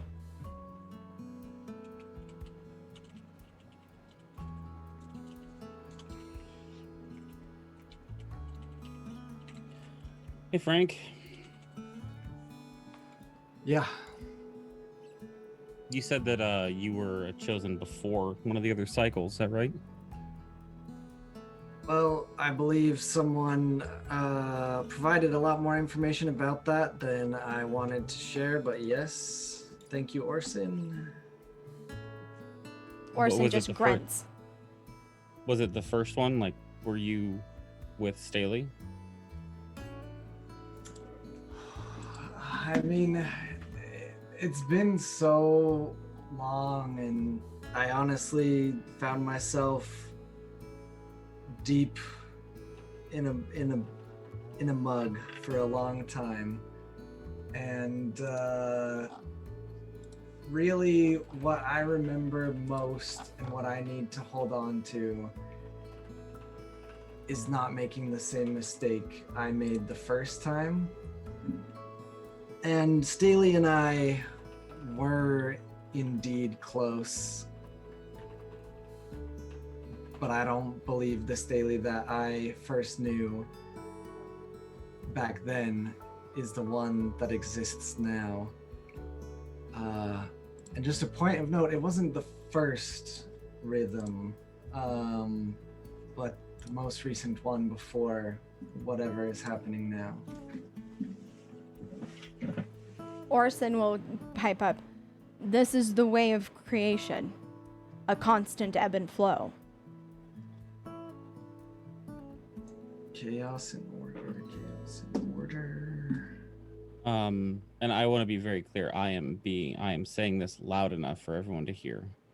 So tell me about what Staley said, that the gods abandoned you in the last moment. Oh, GM, do I remember? You sure do. And I'll kind of step in here because it is a little lore heavy. And we can do this out. Frank knows, and you have seen scenes of this when you went to the unseen sanctum. The Chosen went to the final conclusion, where it was said that they would end this refrain, end this cycle. Frank knows because he felt the pull of the weave that those Chosen triumphed over the foe, their prowess in battle winning the day. The champion of chaos was defeated, but its influence was not.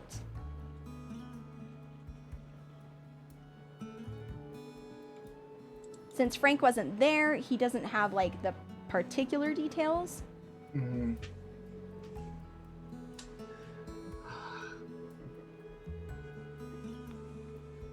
Yeah, that's my greatest mistake, is unfortunately not being there.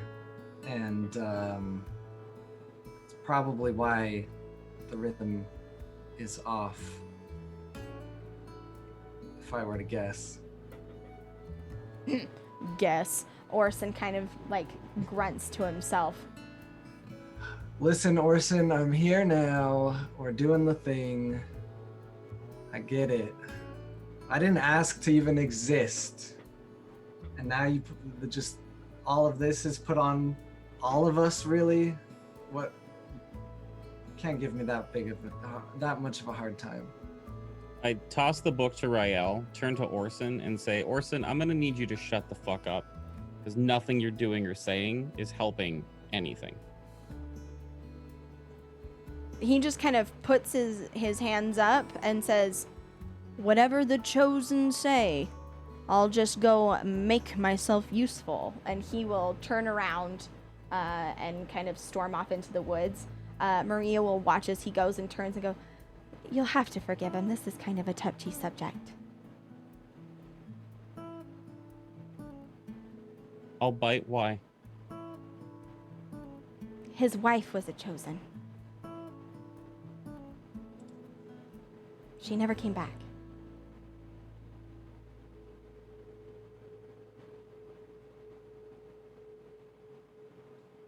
Doesn't change what I said. It's You not know, helping. you all could probably get along a lot better. This is a suggestion. It just seems you guys are a lot more angry than when we met.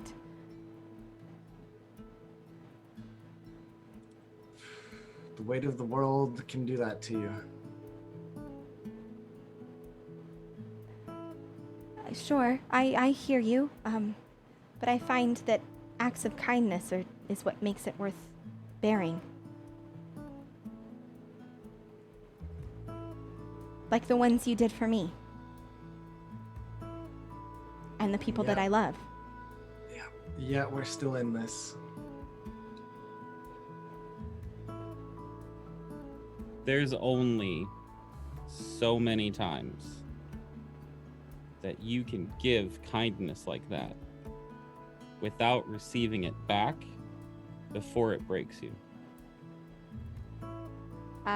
Maria will look at Bird and Rael and Bootstrap. And then she'll look at you, Elliot. Sometimes kindness can be hard to see. But it doesn't mean it's not there.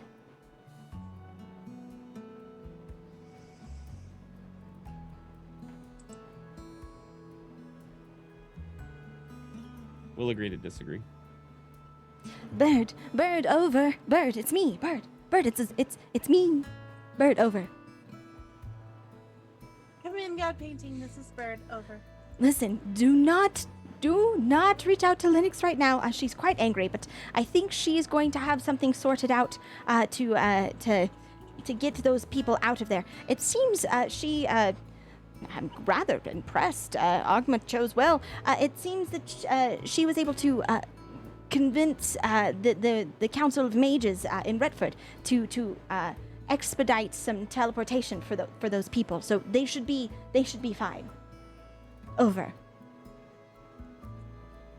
Very good. We are about to maybe go to some cliffs and possibly find Valdry. Over. Oh, excellent. Do you have the item that Henson gave you? Over. Remind me, are we talking about the bag? Oh, no, not the bag, Bird. There was a gadget. Rael was fidgeting with it. Rael pulls out the puzzle. Right. Do you Yes, we do have it. do you remember how it works? I could put on Henson. Over. I remember how it works. Oh, great. Brilliant. Wonderful. Perfect. I have full faith in you that you will be able to do the thing. GM, can you remind me again how it works? Yes. Roll me a history check.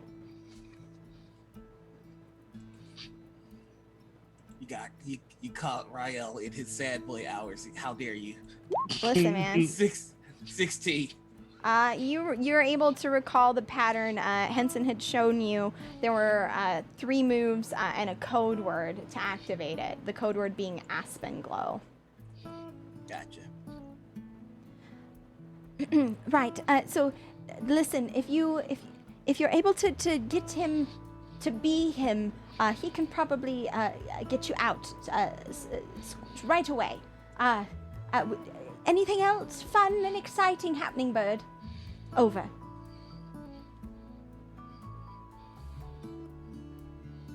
No, everyone's just sitting around talking. Over. Oh, that sounds actually very nice. Over. I Kaz did is looking find, at you, Bird, just watching you talk to a rock, and is just very confused. It doesn't get any easier. I did find a way to see the weave, which was very exciting. Oh, you Over. did! Oh my word! How did that happen? Over. Well, Frank helped me. Over. Oh, you found Frank! Oh, this is good news. Oh, this is excellent news. Okay, yes. Very good. Yeah, but he's kind of weird and smells funny. Over.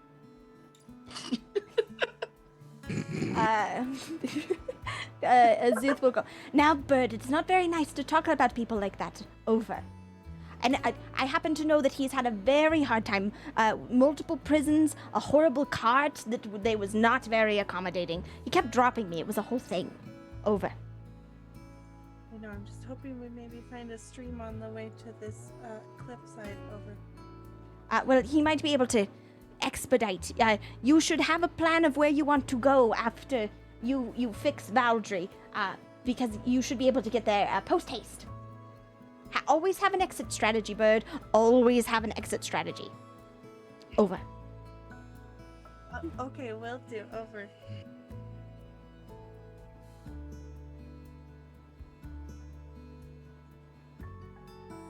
Bird's just gonna look around at everyone like, are we ready to go? How is old Azuth, Bird? Still helping everyone else and not helping us?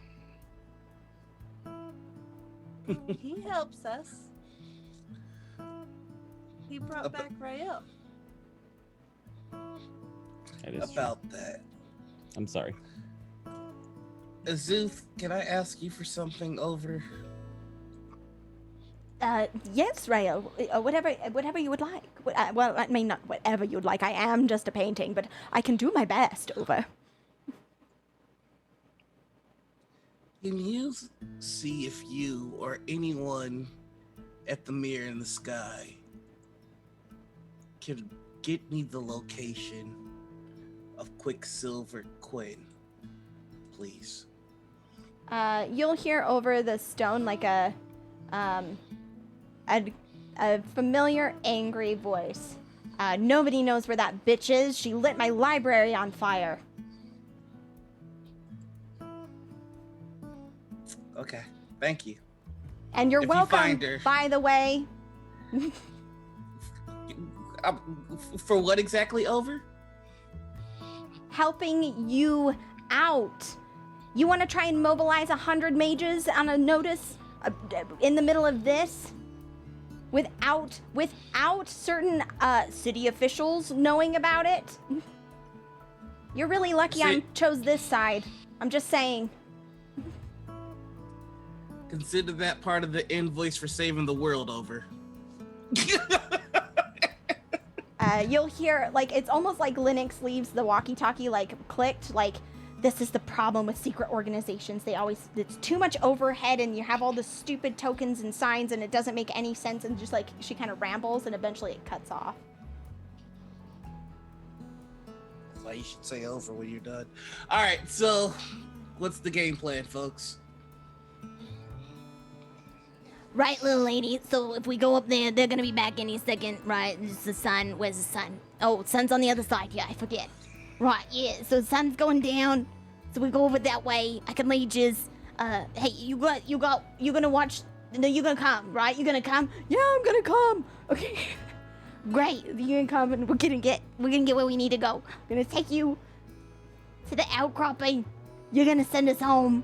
Bada bing, bada boom. You're gonna save the world. That's gonna be great. I believe in you, kid. And you feel a little pat on your cheek as a tiny little sprite hand taps you reassuringly.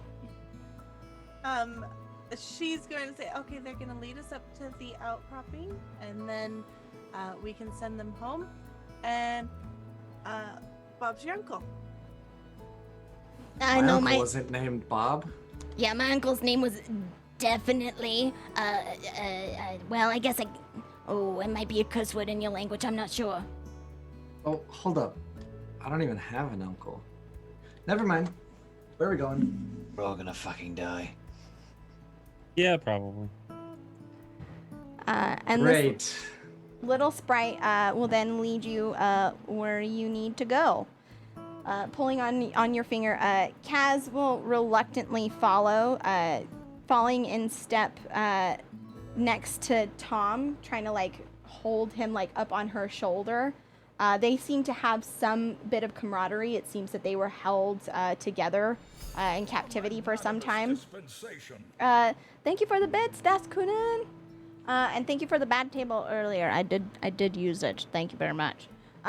So as you continue, he eventually leads you up to, let me double check and make sure my stuff is where it needs to be. I think that it is.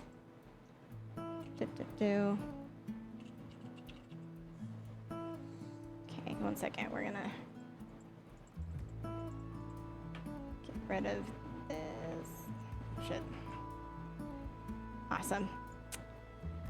I'm gonna pull you over now.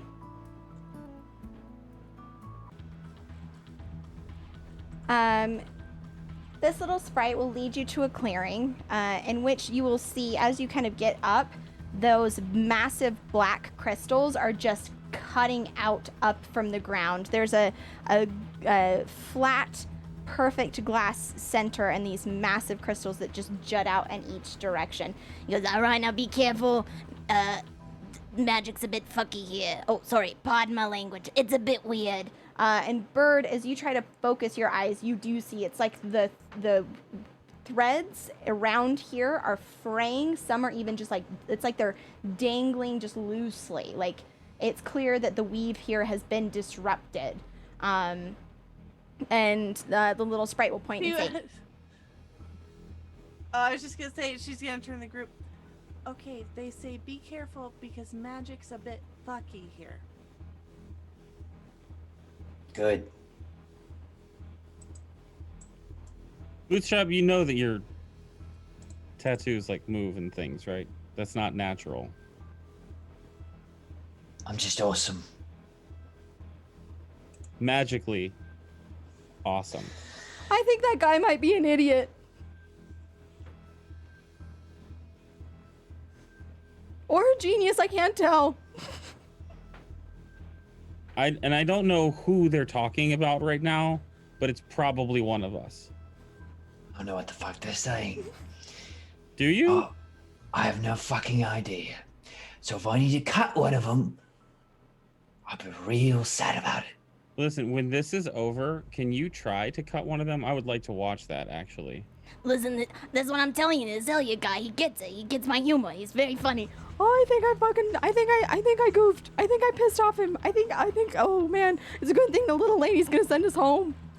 Like, just take a bat or something, like some sort of like the flat of your sword. Just try to hit it out of the air. Right, so listen, this is where he sleeps. If you go see those trees over yonder, I bet you could just pop in there a bit. I don't know what you need to do. I would recommend, now listen, I'm just a sprite, what do I know? I would recommend not pissing him off, so maybe don't insult him the first time you see him, eh, little lady? Okay, let's be careful. He sleeps right up there. Yeah. And I'm just gonna continue gently editing as I translate, continuing to pass along the information that they're telling me. So quiet and lay low. Yes, that's the name of the game. Mm-hmm. Correct. We're only dealing with the dragon here. Indeed. Well, I will stealth. Please do. I will join in that endeavor. Sarah, I'm gonna thank these guys for their time and for their help, and I'm trying to send them home. Oh yeah, you've been a real doll. Listen, I appreciate you and what you're doing. My wife, if she was here, she would also appreciate you, and she would provide you with baked goods of some kind. Oh, those are delightful. They're very good. It's unfortunate that you will be missing out on these. Roll me a d20, please.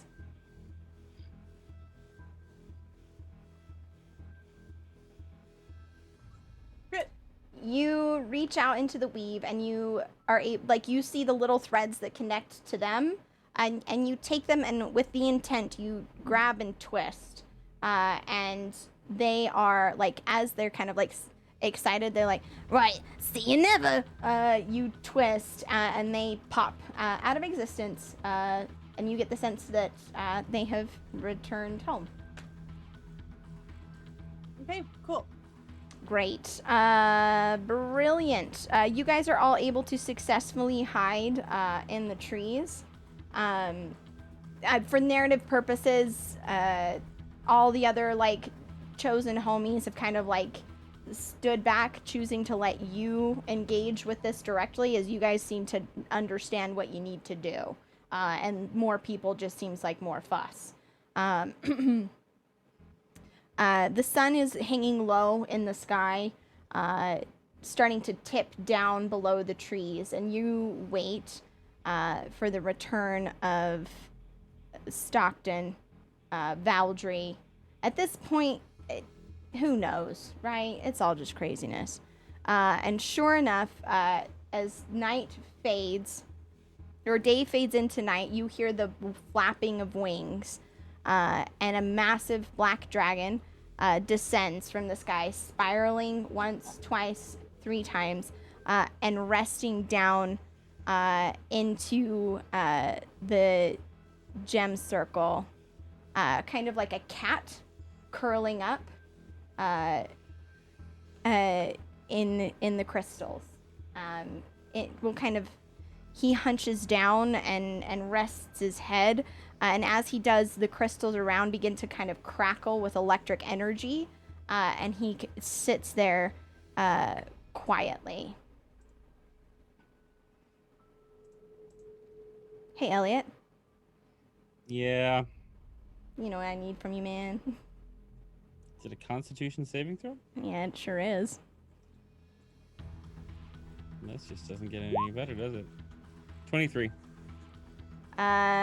You feel that the urge of this infection kind of shove your mind, try to overwhelm you, and you grit your teeth and you have that crystal feeling, like that glass on glass sensation that you felt before is already back. And you feel as like there's like the crystals forming around the bite. It's like you're trying to will them like back, and there's no change. However, thank you for the bad table. Valdry will kind of raise his head and turn and look into the woods in your direction.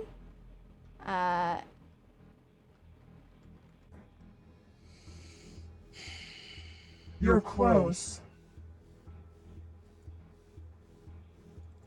I can feel you.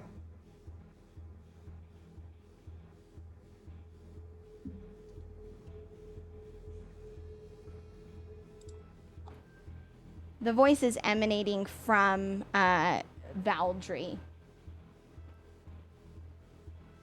And This is everyone not just can like hear the it. Same filter. Everyone it's not the same can hear filter. it. This Hear is yeah. Everyone can hear it. Can we do anything in response? You certainly can. I am Bootstrap. immediately pulling out the puzzle and solving it. Okay.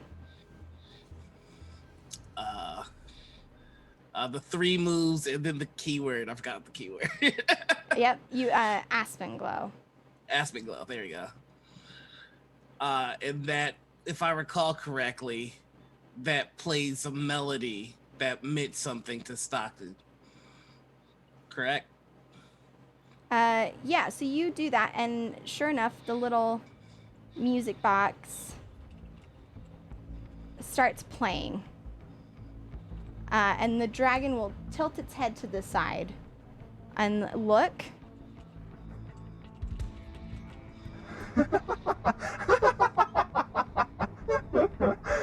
Oh. You think you can pull him out? I already did. You really think that he's still here? That I don't own him? This is... Oh no! What fucking fools you are! His power is mine! His power belongs to me! The music... Oh, The music box will begin to play. You get the sense that it needs to be louder. And this dragon is now kind of like rising back up on his haunches and turning to face you directly.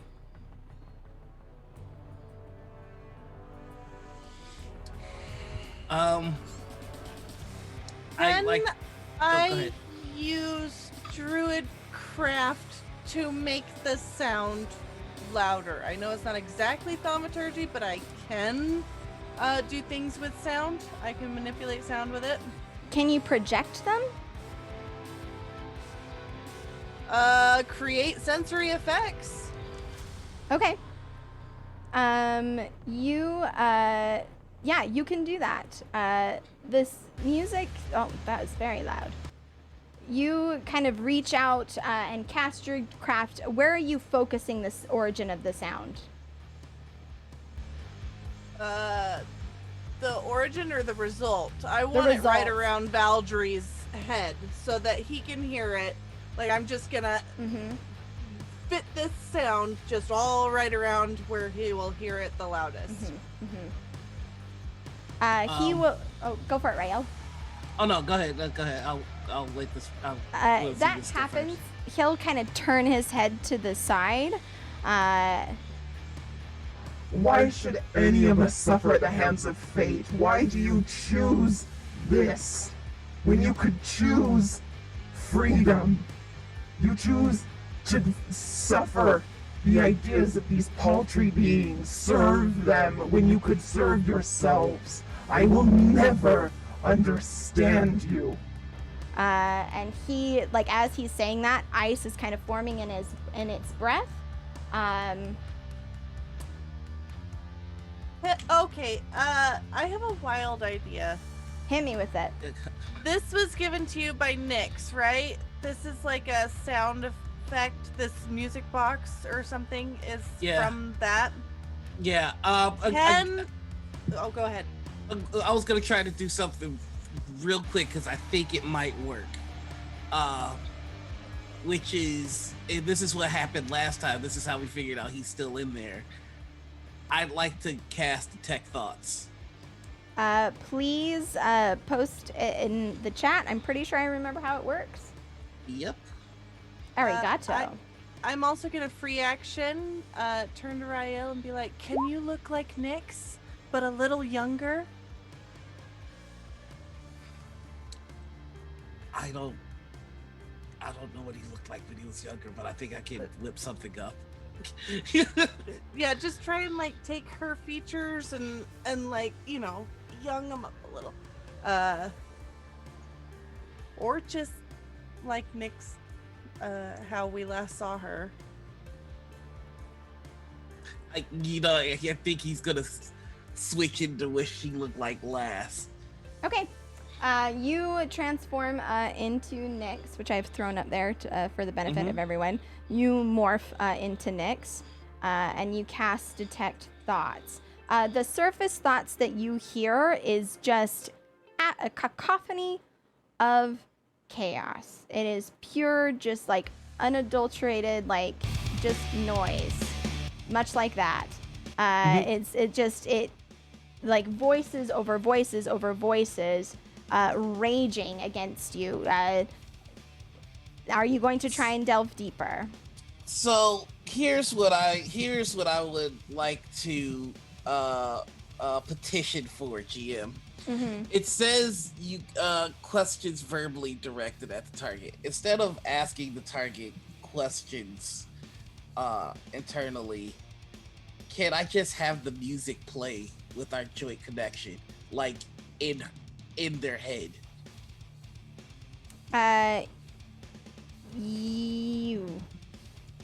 It's entirely up to you. I just want to see if that was an option.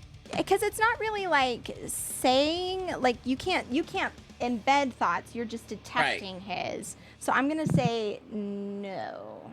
In that case, I will dig deeper. Okay.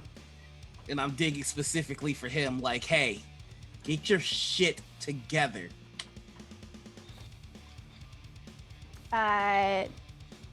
There will be a response.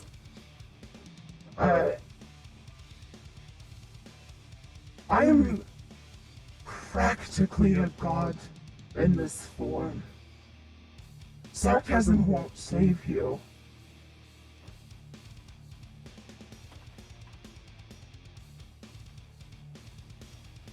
I need Bootstrap, Elliot, and Frank. What are you guys doing? Yeah, Frank has a backup plan, but firstly, he's going to walk out and attempt to touch Valdry.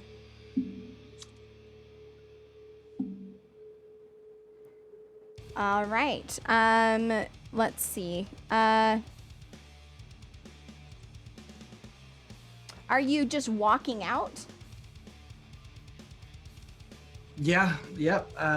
With the backup plan in mind, that's the deal. Something in the weave, speaking to him. Sometimes it's good, sometimes it's not. But I'll approach and put a hand out and start to speak if I make it that far. Okay. You step out of the woods, and Valdry's face cuts into like just a harsh, like evil grin. Back for more? Are you going to talk to your friend? Try to tell him that you're sorry for all of it? You know, that's exactly what I'm gonna do. And plunge my hand and just speak deeply. And I truly am. I'm sorry. I'm so sorry that this happened to you. I'm sorry I wasn't there to protect you and to stop it from happening. I'm here now. Rael, you get a flicker in the surface thoughts of this dragon of something that's not chaos as Frank does this thing. Bootstrap, Elliot, what are you doing? I'm gonna do mine first because I mean Elliot is Punch Squad. Elliot is broken. Elliot has nothing in his inventory that really does much of anything. What are spells? Besides the need, which is being drained, magic is fucky here. I mean, I feel like anything Elliot does at this point is gonna feel like a sacrifice to him, so he's waiting for other people to make a plan. I mean, I hate to pass the buck like that, but besides like stepping out and doing something that's probably gonna get him killed. And he's willing to do it, but he wants other people to do their plans first if there is one. I am just trying to help Rael reach Valdry based on my knowledge of him and Nyx. Other than that, I don't have a plan. Yeah. I mean, if that was communicated at all, I could try to use my need to help you guys. I have one last plan, and Well, it's we know dumb. about the music box, but I don't know if Yeah. Well, okay. If I could, I would like to have Rael stand next to Frank. Still dressed up as Nyx. Still with the music box playing. Still connected with the tech thoughts. And especially after getting that flicker from what Frank said. Rael kind of needs this because he's very tired right now. You keep talking about how you're practically a god and how that power is yours now. If we're such a nuisance, just end it then. I'm right here. Let's go. Show me, almighty God. It won't be the same this time, Valdry. I promise. We're here. I need Bird. Have you just been playing the Druid craft kind of over and over, trying to like keep the music going? Mm-hmm. Will you make me a religion check, please? Yep.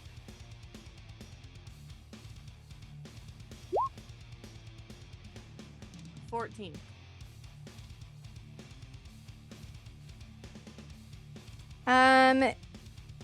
You watch as Frank touches this dragon, who's kind of like, it's almost like a cat, like watching a mouse and kind of like gonna play with it a little bit before it eats it.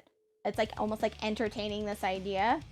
And as you touch, you're playing the music. You watch as like you try to focus in on it. And you watch as the air ripples around them, indicating that, like, yes, magic is fucky here, but something is happening with the weave, as there seems to be, like, someone has flicked a tiny bell, and that tone is, like, wavering out from the two of them, matching the harmony of this music box. Rael, you standing there looking at Nyx, you'll notice that the dragon's eyes flick to you and see like you as Nyx, and that glimmer kind of breaks through the surface again. What you've done is working. It's just going to take time. Yeah, all Rael is doing while in the state's face is just pushing the matter. Like, you're right, it's hard being a chosen and I'm tired, so just do it, practically a god. Elliot will just walk up and join the group there.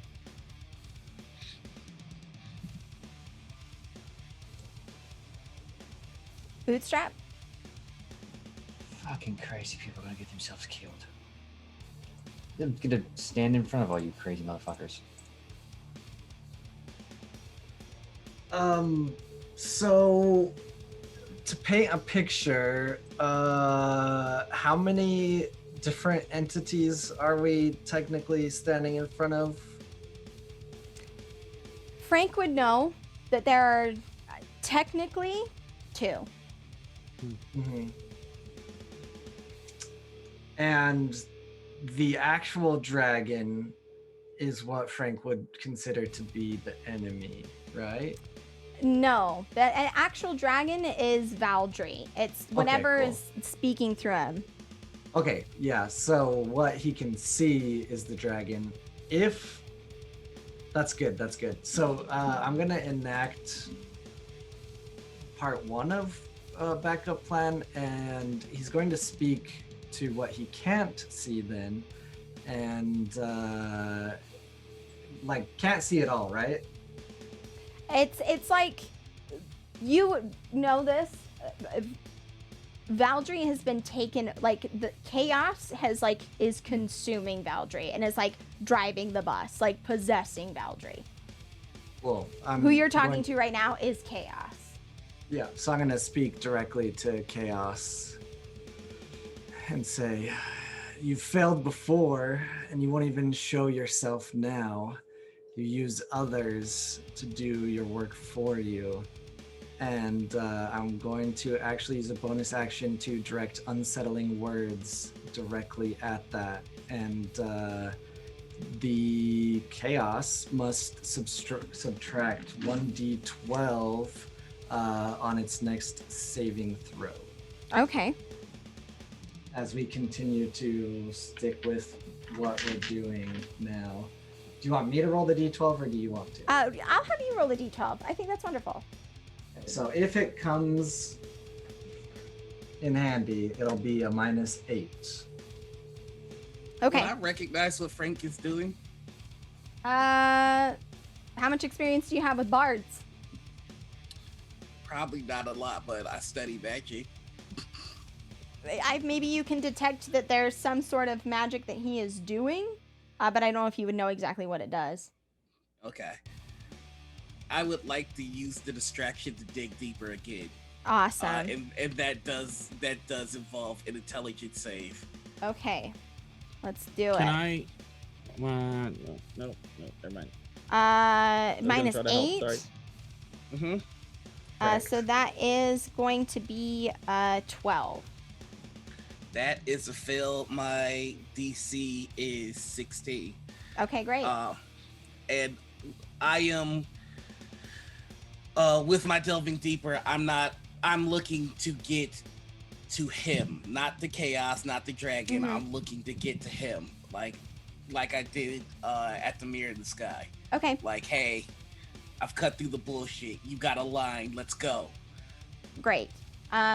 You cut through the thoughts, right? You're able to kind of like push past, and the dragon's gonna kind of shake its like head, and its brows will knit together as it kind of senses that you're now like prodding in, and you will find like under the surface, like it's like there's black, and then like it's like you're extending through the darkness, reaching out, and your hand will come into contact with something bright and silver, like. And as you touch it, it's that same voice that you had heard before that asked you to protect her. And you'll just hear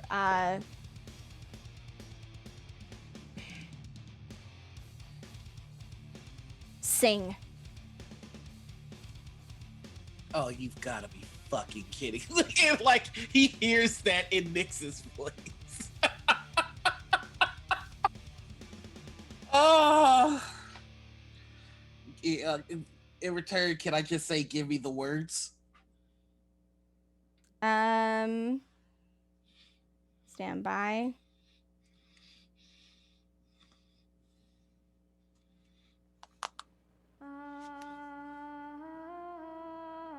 You start to pay attention to that music box. I will start singing in Nix's voice. What's everybody else doing? I am just here to support Rael in this move. I feel like this is what I'm doing, is I'm helping because I don't know really what else to do. Elliot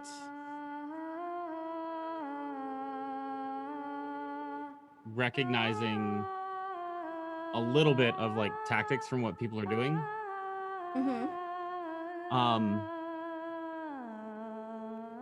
As Rael starts singing, we'll go up and just non-aggressively put his hand on Valdry. Rael, you feel that little bit of silver is like now pushing back. Frank will play along with Rael, pull out the lute, and being a skilled musician, matches it perfectly, but on a lute. And if there's words, he'll sing them with them as well. There are words. I will not do the thing, but Frank would know the words as he continues to like sing and harmonize along.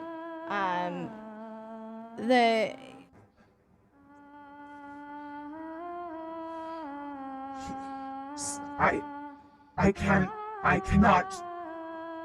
But seriously? This is it? This is what you have? This? Everybody. DM, can I just slowly walk a little closer? Just holding out Mr. Bun Bun and calm emotions. You absolutely can. How does that? It just calms emotion. Is there a save? Let me see if there is a save.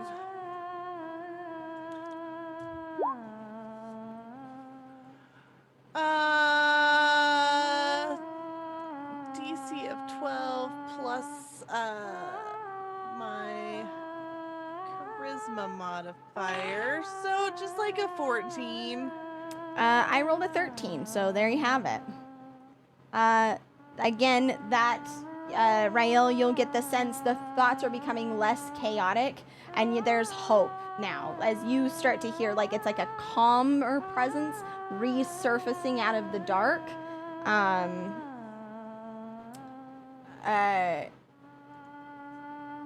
You can feel Valdry thinking about his family. You can feel him thinking about the connections that he has formed.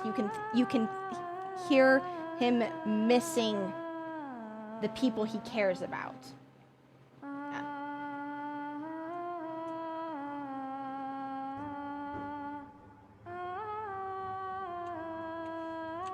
Didn't Nyx leave us a letter? She did not. Okay. In that case, Rael's just gonna try and get the rest of the party to join him in the soul. King what? Sing. Is Bootstrap doing anything? Not at the moment. He's standing between you and a dragon as I'd- everyone just starts randomly singing out of nowhere. All right, so are we gonna have a Guardians of the Galaxy moment? Because I feel like we I are. want to do one thing before that. I want to Okay. lean in and whisper something to Valdry, and if I need to make a check for it, I will, and I DM'd Cool. it to you. I wanted to make sure you and Bootstrap or whoever, before I do this next thing, had a chance.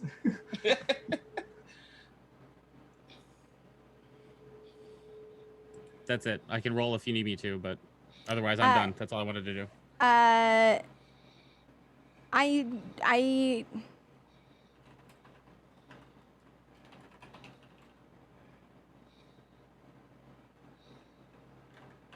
Did not mean to break us and have this moment of silence. Like out loud? Yep.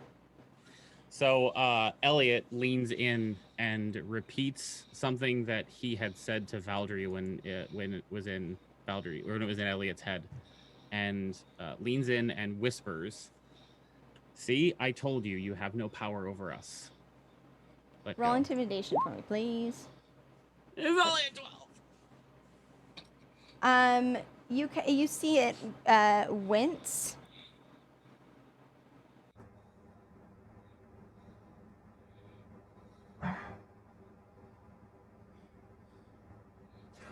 I don't need anything else or anyone else.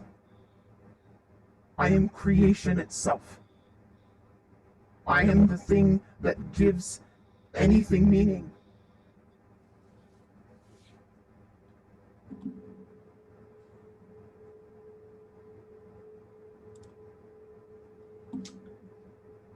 I don't think that's true.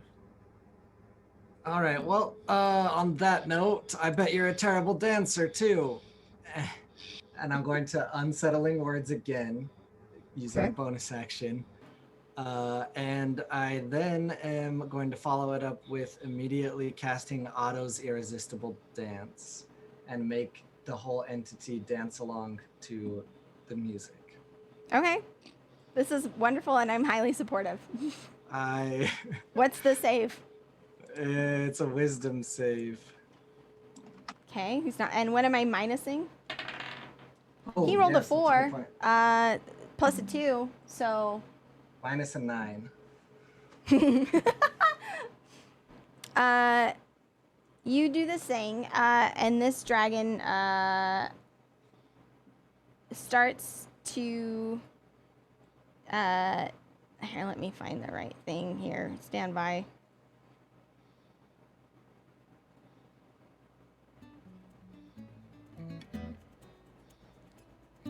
Dance.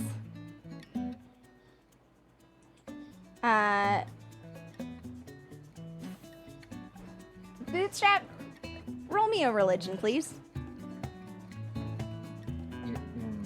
Wrong person. Religion. I don't even see that on my goddamn sheet. 16.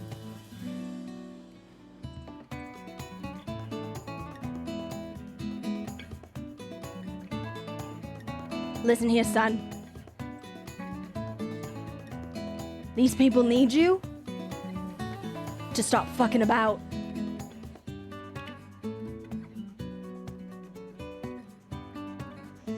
Looking around. Bootstrap's god just himself. It's just the fucking summoning dark this whole time. Like, it just watches the watchers. You need fucking about. I'm just fine, thank you. Elliot starts singing too. Oh, fuck off. Rael, you feel in his thoughts, Valdry is coming to the surface again, pushing back. And as this is happening, the dancing is really what put it over the top. You're watching as the scales on his chest are slowly going silver, and the black is kind of pulling back, like, away. What is happening? This doesn't make sense. This is absurd. This is absolute insanity. And it's beating you. Bootstrap. I would like to I will dig kill deeper one more time to give him a hand. And the only thought I'd like to let him hear from me is welcome back. Roll me I want to roll for this. What roll do I want? How shall I make my players dance for me? Persuasion. 16. And if I get advantage, it's 21. I was gonna say, like, I might, like, Elliot kind of singing along and knowing that this thing is not winning this particular fight. Elliot's gonna throw his weapons down and just stand there right in front of the dragon. We have advantage on attack rolls, so if you're considering what Rael did an attack roll, he does have advantage. I don't consider it an attack roll per se. You know, Bootstrap, you might be able to kill me, but I'll make you dance first. So you might as well do it. The fate of your world stands hinging on your success, and you dance? I've got one question. I believe that I've discovered the one thing that will make Bootstraps dance. What's the duck doing? Pet, pet, pet. My platypus. Squirming out of a pocket. Jocelyn falls out and will like angrily like flop on the ground and like look up at you and like accost you angrily, like chirping and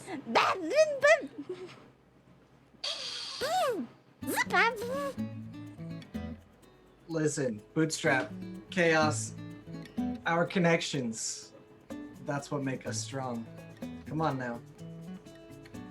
Nothing you just said made any sense. Makes perfect sense, my friend. I'm going to shove you down. I will eat all of you if I can just stay. I'm going to get to you. The dragon is actually, he's recoiling. There's silver like showing up on him, but like it's like there's an internal struggle. Rael, you can feel it. Like it's like watching Valdry just like through sheer will, like trying to force up from like an endless deep ocean and trying to be like pushed back down. This dragon, if the struggle that's happening here, like there's clearly something needs to tip it, because Valdry can only push for so long. Bringing into mind everything that Elliot knew from when he was a kid, and when he was in love, he learned how to dance. He is going to walk up to Bootstrap. You fucking touch me. You fucking touch me. And touch him and start slow dancing with a little bit of rhythm. No, he's just gonna shove you. I'm doing my own fucking self. He's just gonna kind of do like a stomp. Why do I imagine him dancing like what's Zemo?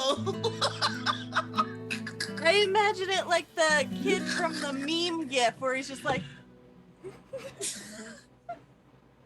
Bootstraps is Techno Viking.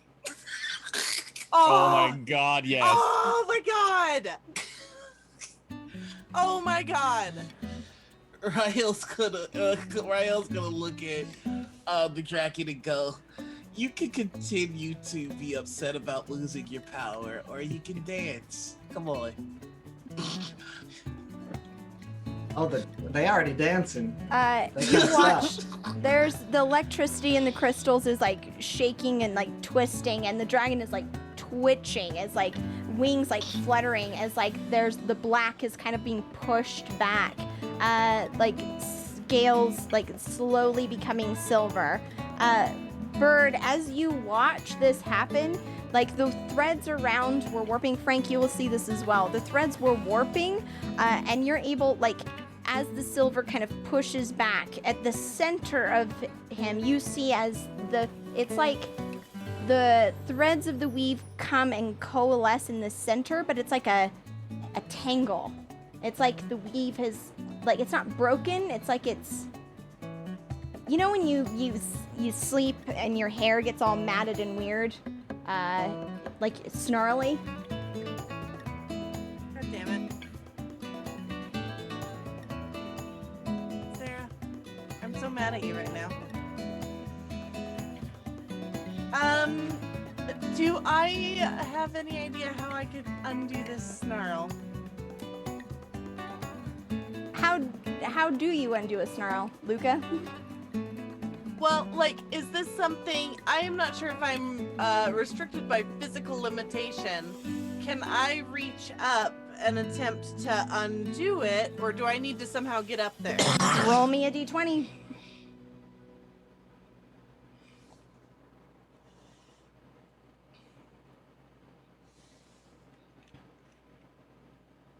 You reach out and try to like grab it. Frank, you see this out of the corner of your eye as she grabs like something and pulls, but nothing happens. It's like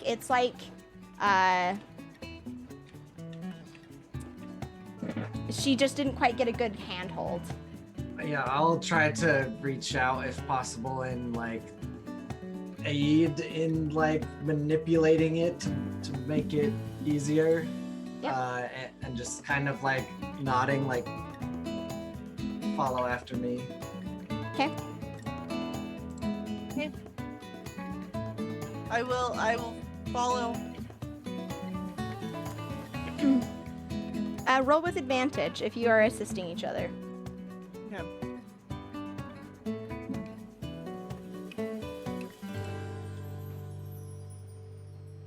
Are you wanting me to roll too?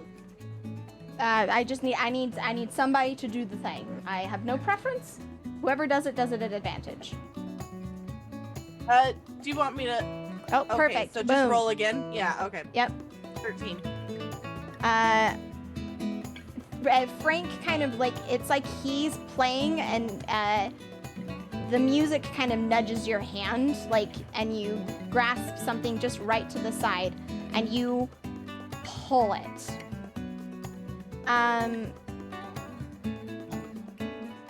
Away as in this clearing in the Norfordian plains, a dragon who had laid down to sleep after marauding the nearby land. A party of adventurers, tired and exhausted, beaten and bruised, their lives not their own. The smallest among them reaches out into the unknown, faced with a choice. She reaches out and grabs at a thread, a single choice, and pulls. And as she pulls, it begins to unravel everything around it. It's like it was there all along. This small, simple choice, this small, simple act that could change the fate of a life, that could change the fate of all those around them. Bird, as you pull, you feel like it's like everything around in this area suddenly kind of makes more sense. The weave starts to bend less, coming back together in a way that supports life, supports meaning. And as you do so, there's a final cry from the creature inside of Valdry, and an explosion of black, and before you, restored, invigorated, is Valdry. In his purest form, silver and brilliant, perfect. He raises his wings out and looks at the sky and lets out a celebratory roar. Then lowers his head directly to you and says, "Thank you. Thank you for She's giving just me." Gonna hold up her hand in that How to Train Your Dragon move, just right up against his head. And a deep rumbling voice, "Thank you for giving me my power back." Ryle's going to go in his bag and pull out the silver dragon scale and let it go because it was like pulling towards him, so you'd imagine it just goes back to the dragon. You watch as it lifts up and coils and actually will settle into place on his cheek as it was like removed. And he will stretch and wave his wings and look at you all. "We need to leave. There's still time. Where do you want to go?"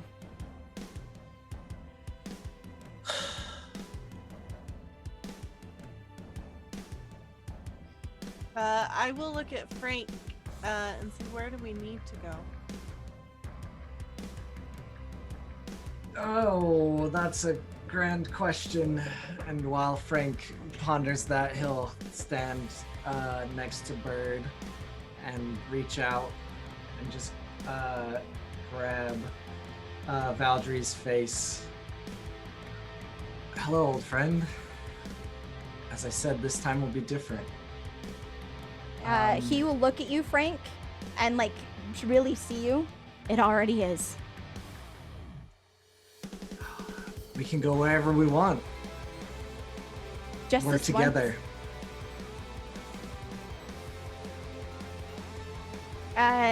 You are joined by Maria and all the humans that need to be joining. And Valdry will look at all of you and will kind of lower his wings down and say, listen, I have an idea. Just climb on and don't ask questions. Works for me. Bird's whole face is going to light up, and she is going to scramble up on top of this dragon. And just like sit up there like ready. Rael's collects hopping it. on behind It her. was my dice tray. You guys know. There's dice everywhere. Elliot grabs his weapons and helps everyone else get on and gets on last. Off to somewhere else we have no fucking idea where, I suppose. But at least we're together. Oh, come off it. You were always my favorite, Bootstrap. I've literally never fucking met you. But you have. You met him today, Bootstrap. I'm going to throw him off the dragon. Hey, I liked your Bootstrap. dancing, Bootstrap. I'm Yeah, going to you're- kill you're all a of pretty you. good dancer. I will kill all of you once this is over to ensure you can't fucking talk about it. All right. Well, until mid Twinkle Toes, I guess we're on a dragon. Awesome. You climb aboard, and Valdry lifts up into the air. Carefully, like just rising up, you see the land splaying out around you. Valdry turns south and moves along through the air. Just, it's beautiful. It's pristine, and it feels right. For once, something just feels right. For once, something just was that easy. And he carries you to a familiar place. Someplace you've been before. A place that's now begun to feel like home. Bellport.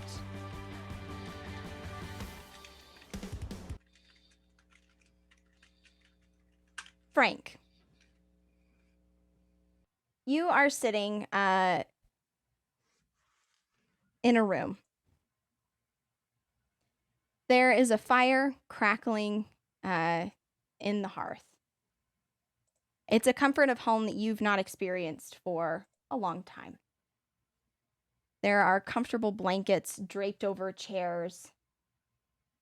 There are friends, comrades, confidants sleeping in the room next to you. You can't sleep because it kind of doesn't feel right. It feels, and yet it does. The ripple of the weave around you resonating with the souls here. Images of the last few days flashing in your mind, and a melody begins to scratch in your throat, demanding to be spoken into the world. What do you do? Frank sings. He sings of lost cultures being witness to change, of holes in spirits causing tears and fears. As you sing, you get another glimpse of an image. It's another fire, a small campfire. You can feel that it's far away from you. A young tiefling woman sits nearby, feeding twigs into the flame. There's a sound behind her, and she turns. A a smile splitting her face, and she waves a hand kind of invitingly as a tall, dark man strides into the firelight. The light glows on his black skin and shines on the polished skull affixed to a top of a staff. You continue to sing. What else do you sing of? Yeah, he sings of one-sided stories of circles of hate, closing doors, and at this point his voice raises a little bit above the instrument, lifting both together. Nearby, Valdry sits, but in his dwarven form, and his eyes, he's got them trained out the window. And as you continue to sing, he turns and looks at you, meeting your eye with a soft smile as you finish your song. We gotta take the power back. Thank you all for joining this month's session of the Bard's Refrain. Tonight's session was inspired by Rage Against the Machine's 1991 song, Take the Power Back. Before we move on to outros, in the spirit of Rage Against the Machine, this feels very important. I want to take a moment to celebrate and honor the significance of the day that the session started, Juneteenth.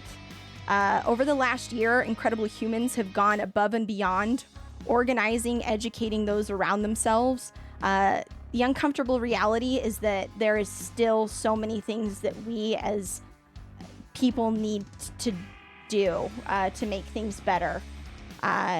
Fighting for racial equity, educating ourselves on Black history, making a meaningful change isn't something that you can just regulate to a single day of the year. The work is far from over, and the people we care about need us to be better yesterday, today, and tomorrow. I would encourage everyone to support Black and people of color creators. Truly support financially or in whatever way you can.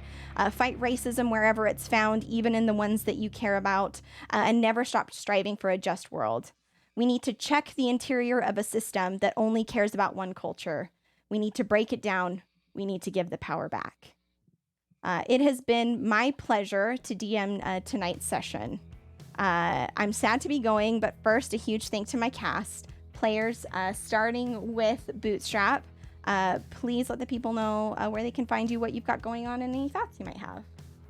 Okay, hi, I am Turk, or Turk Accented on Twitch and Twitter. I was playing Bootstrap.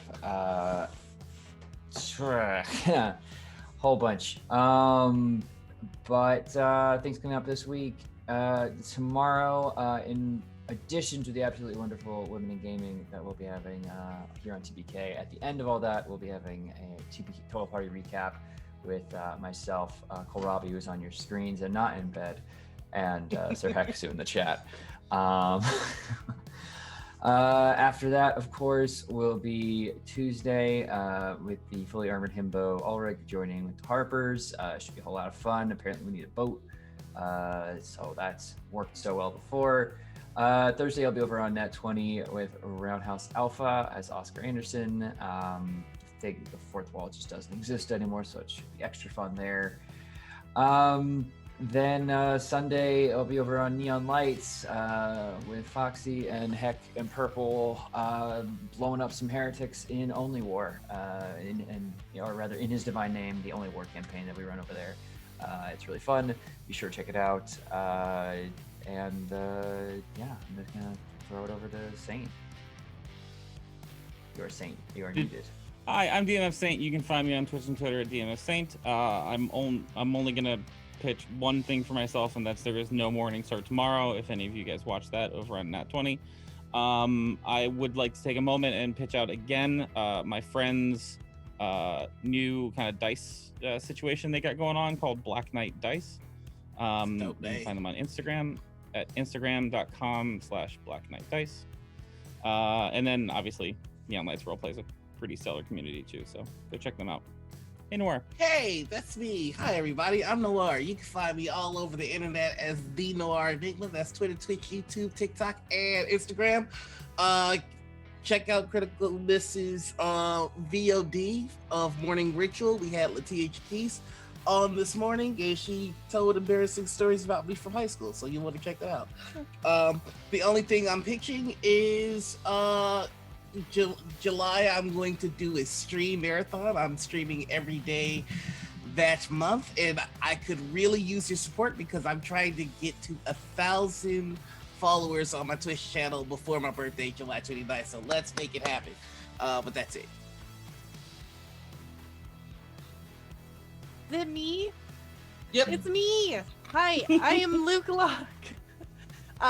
Unfortunately, due to some player emergencies, my Women in Gaming event tomorrow has been canceled.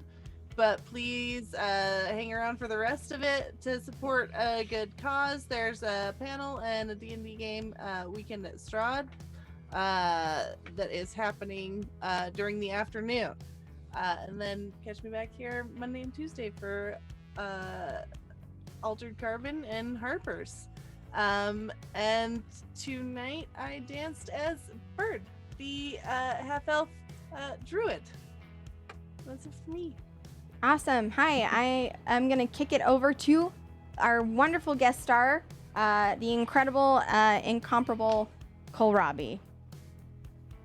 Hi, everybody. Yeah, keep making jokes about how I don't stay up late, I guess, or something. I'm old. That'd be cool.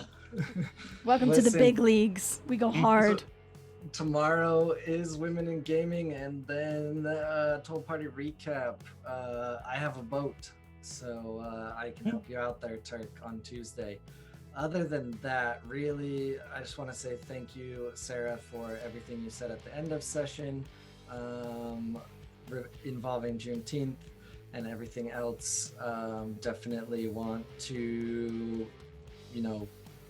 shout that out as well. And then thank you to Sarah and the cast for allowing me to join what I think is one of the best actual play campaigns ever done ever, and I will always say that. So that's it for me. It's too nice. Hi, I'm Osiris Franco. I am Dungeon Master of the Bard's Refrain. Our next session, part 1 of the conclusion, is scheduled for July 17th. You can find me on Twitch and Twitter at Osiris Franco. I'm in a variety of TBK shows. Monday night, Atrium of Aquarius. There's Harper's, Roundhouse, Omega, Murder and Coffee, other projects. You can catch me next Friday in a special one-shot DM'd by the fantastic Fazul. There's Something Wrong with the Rats. I'm also over at Nat 20 Tabletop in Morningstar and Company, not this week, but other Sundays. Roundhouse Alpha, Against the Tides, and various other sundries. Huge shout out to chat for coming and supporting us. And being a part of this. I know these are always go long. Again, a massive thank you to my cast for enjoying my hijinks. Yeah, that whole encounter was literally just getting you to sing and dance with a dragon. That's all I wanted. Like, that's it. I just really wanted it, so I did it. Thank Listen, you for not it making was- us sing for real. It was not okay. So I obviously have extra insight. I didn't even know it was going there. So if you had that planned, then That's all I mind is wanted. just like, because I picked my spells. I Yeah. had a feeling like the interchanges that we had as like Chaos and Elliot, I had a feeling that I was leaning into something that was right. Yeah, it's just, I tried to hint at it too. I know it's hard between months and months. Valdry has a sense of humor. The puzzle box that was retrieved, the inscription on it from Henson was, "So you think you're smart, do you? Fuck off." What better way to remind a smartass who misses his family of who he is than a dance party? I don't know anything more powerful than that. Yeah. With that, thank you, everyone. I appreciate the heck out of you. Have a great night. Remember to support the people you care about and make the world a better, more just place. It's the job of the living to do so. See you guys. Happy Father's Day.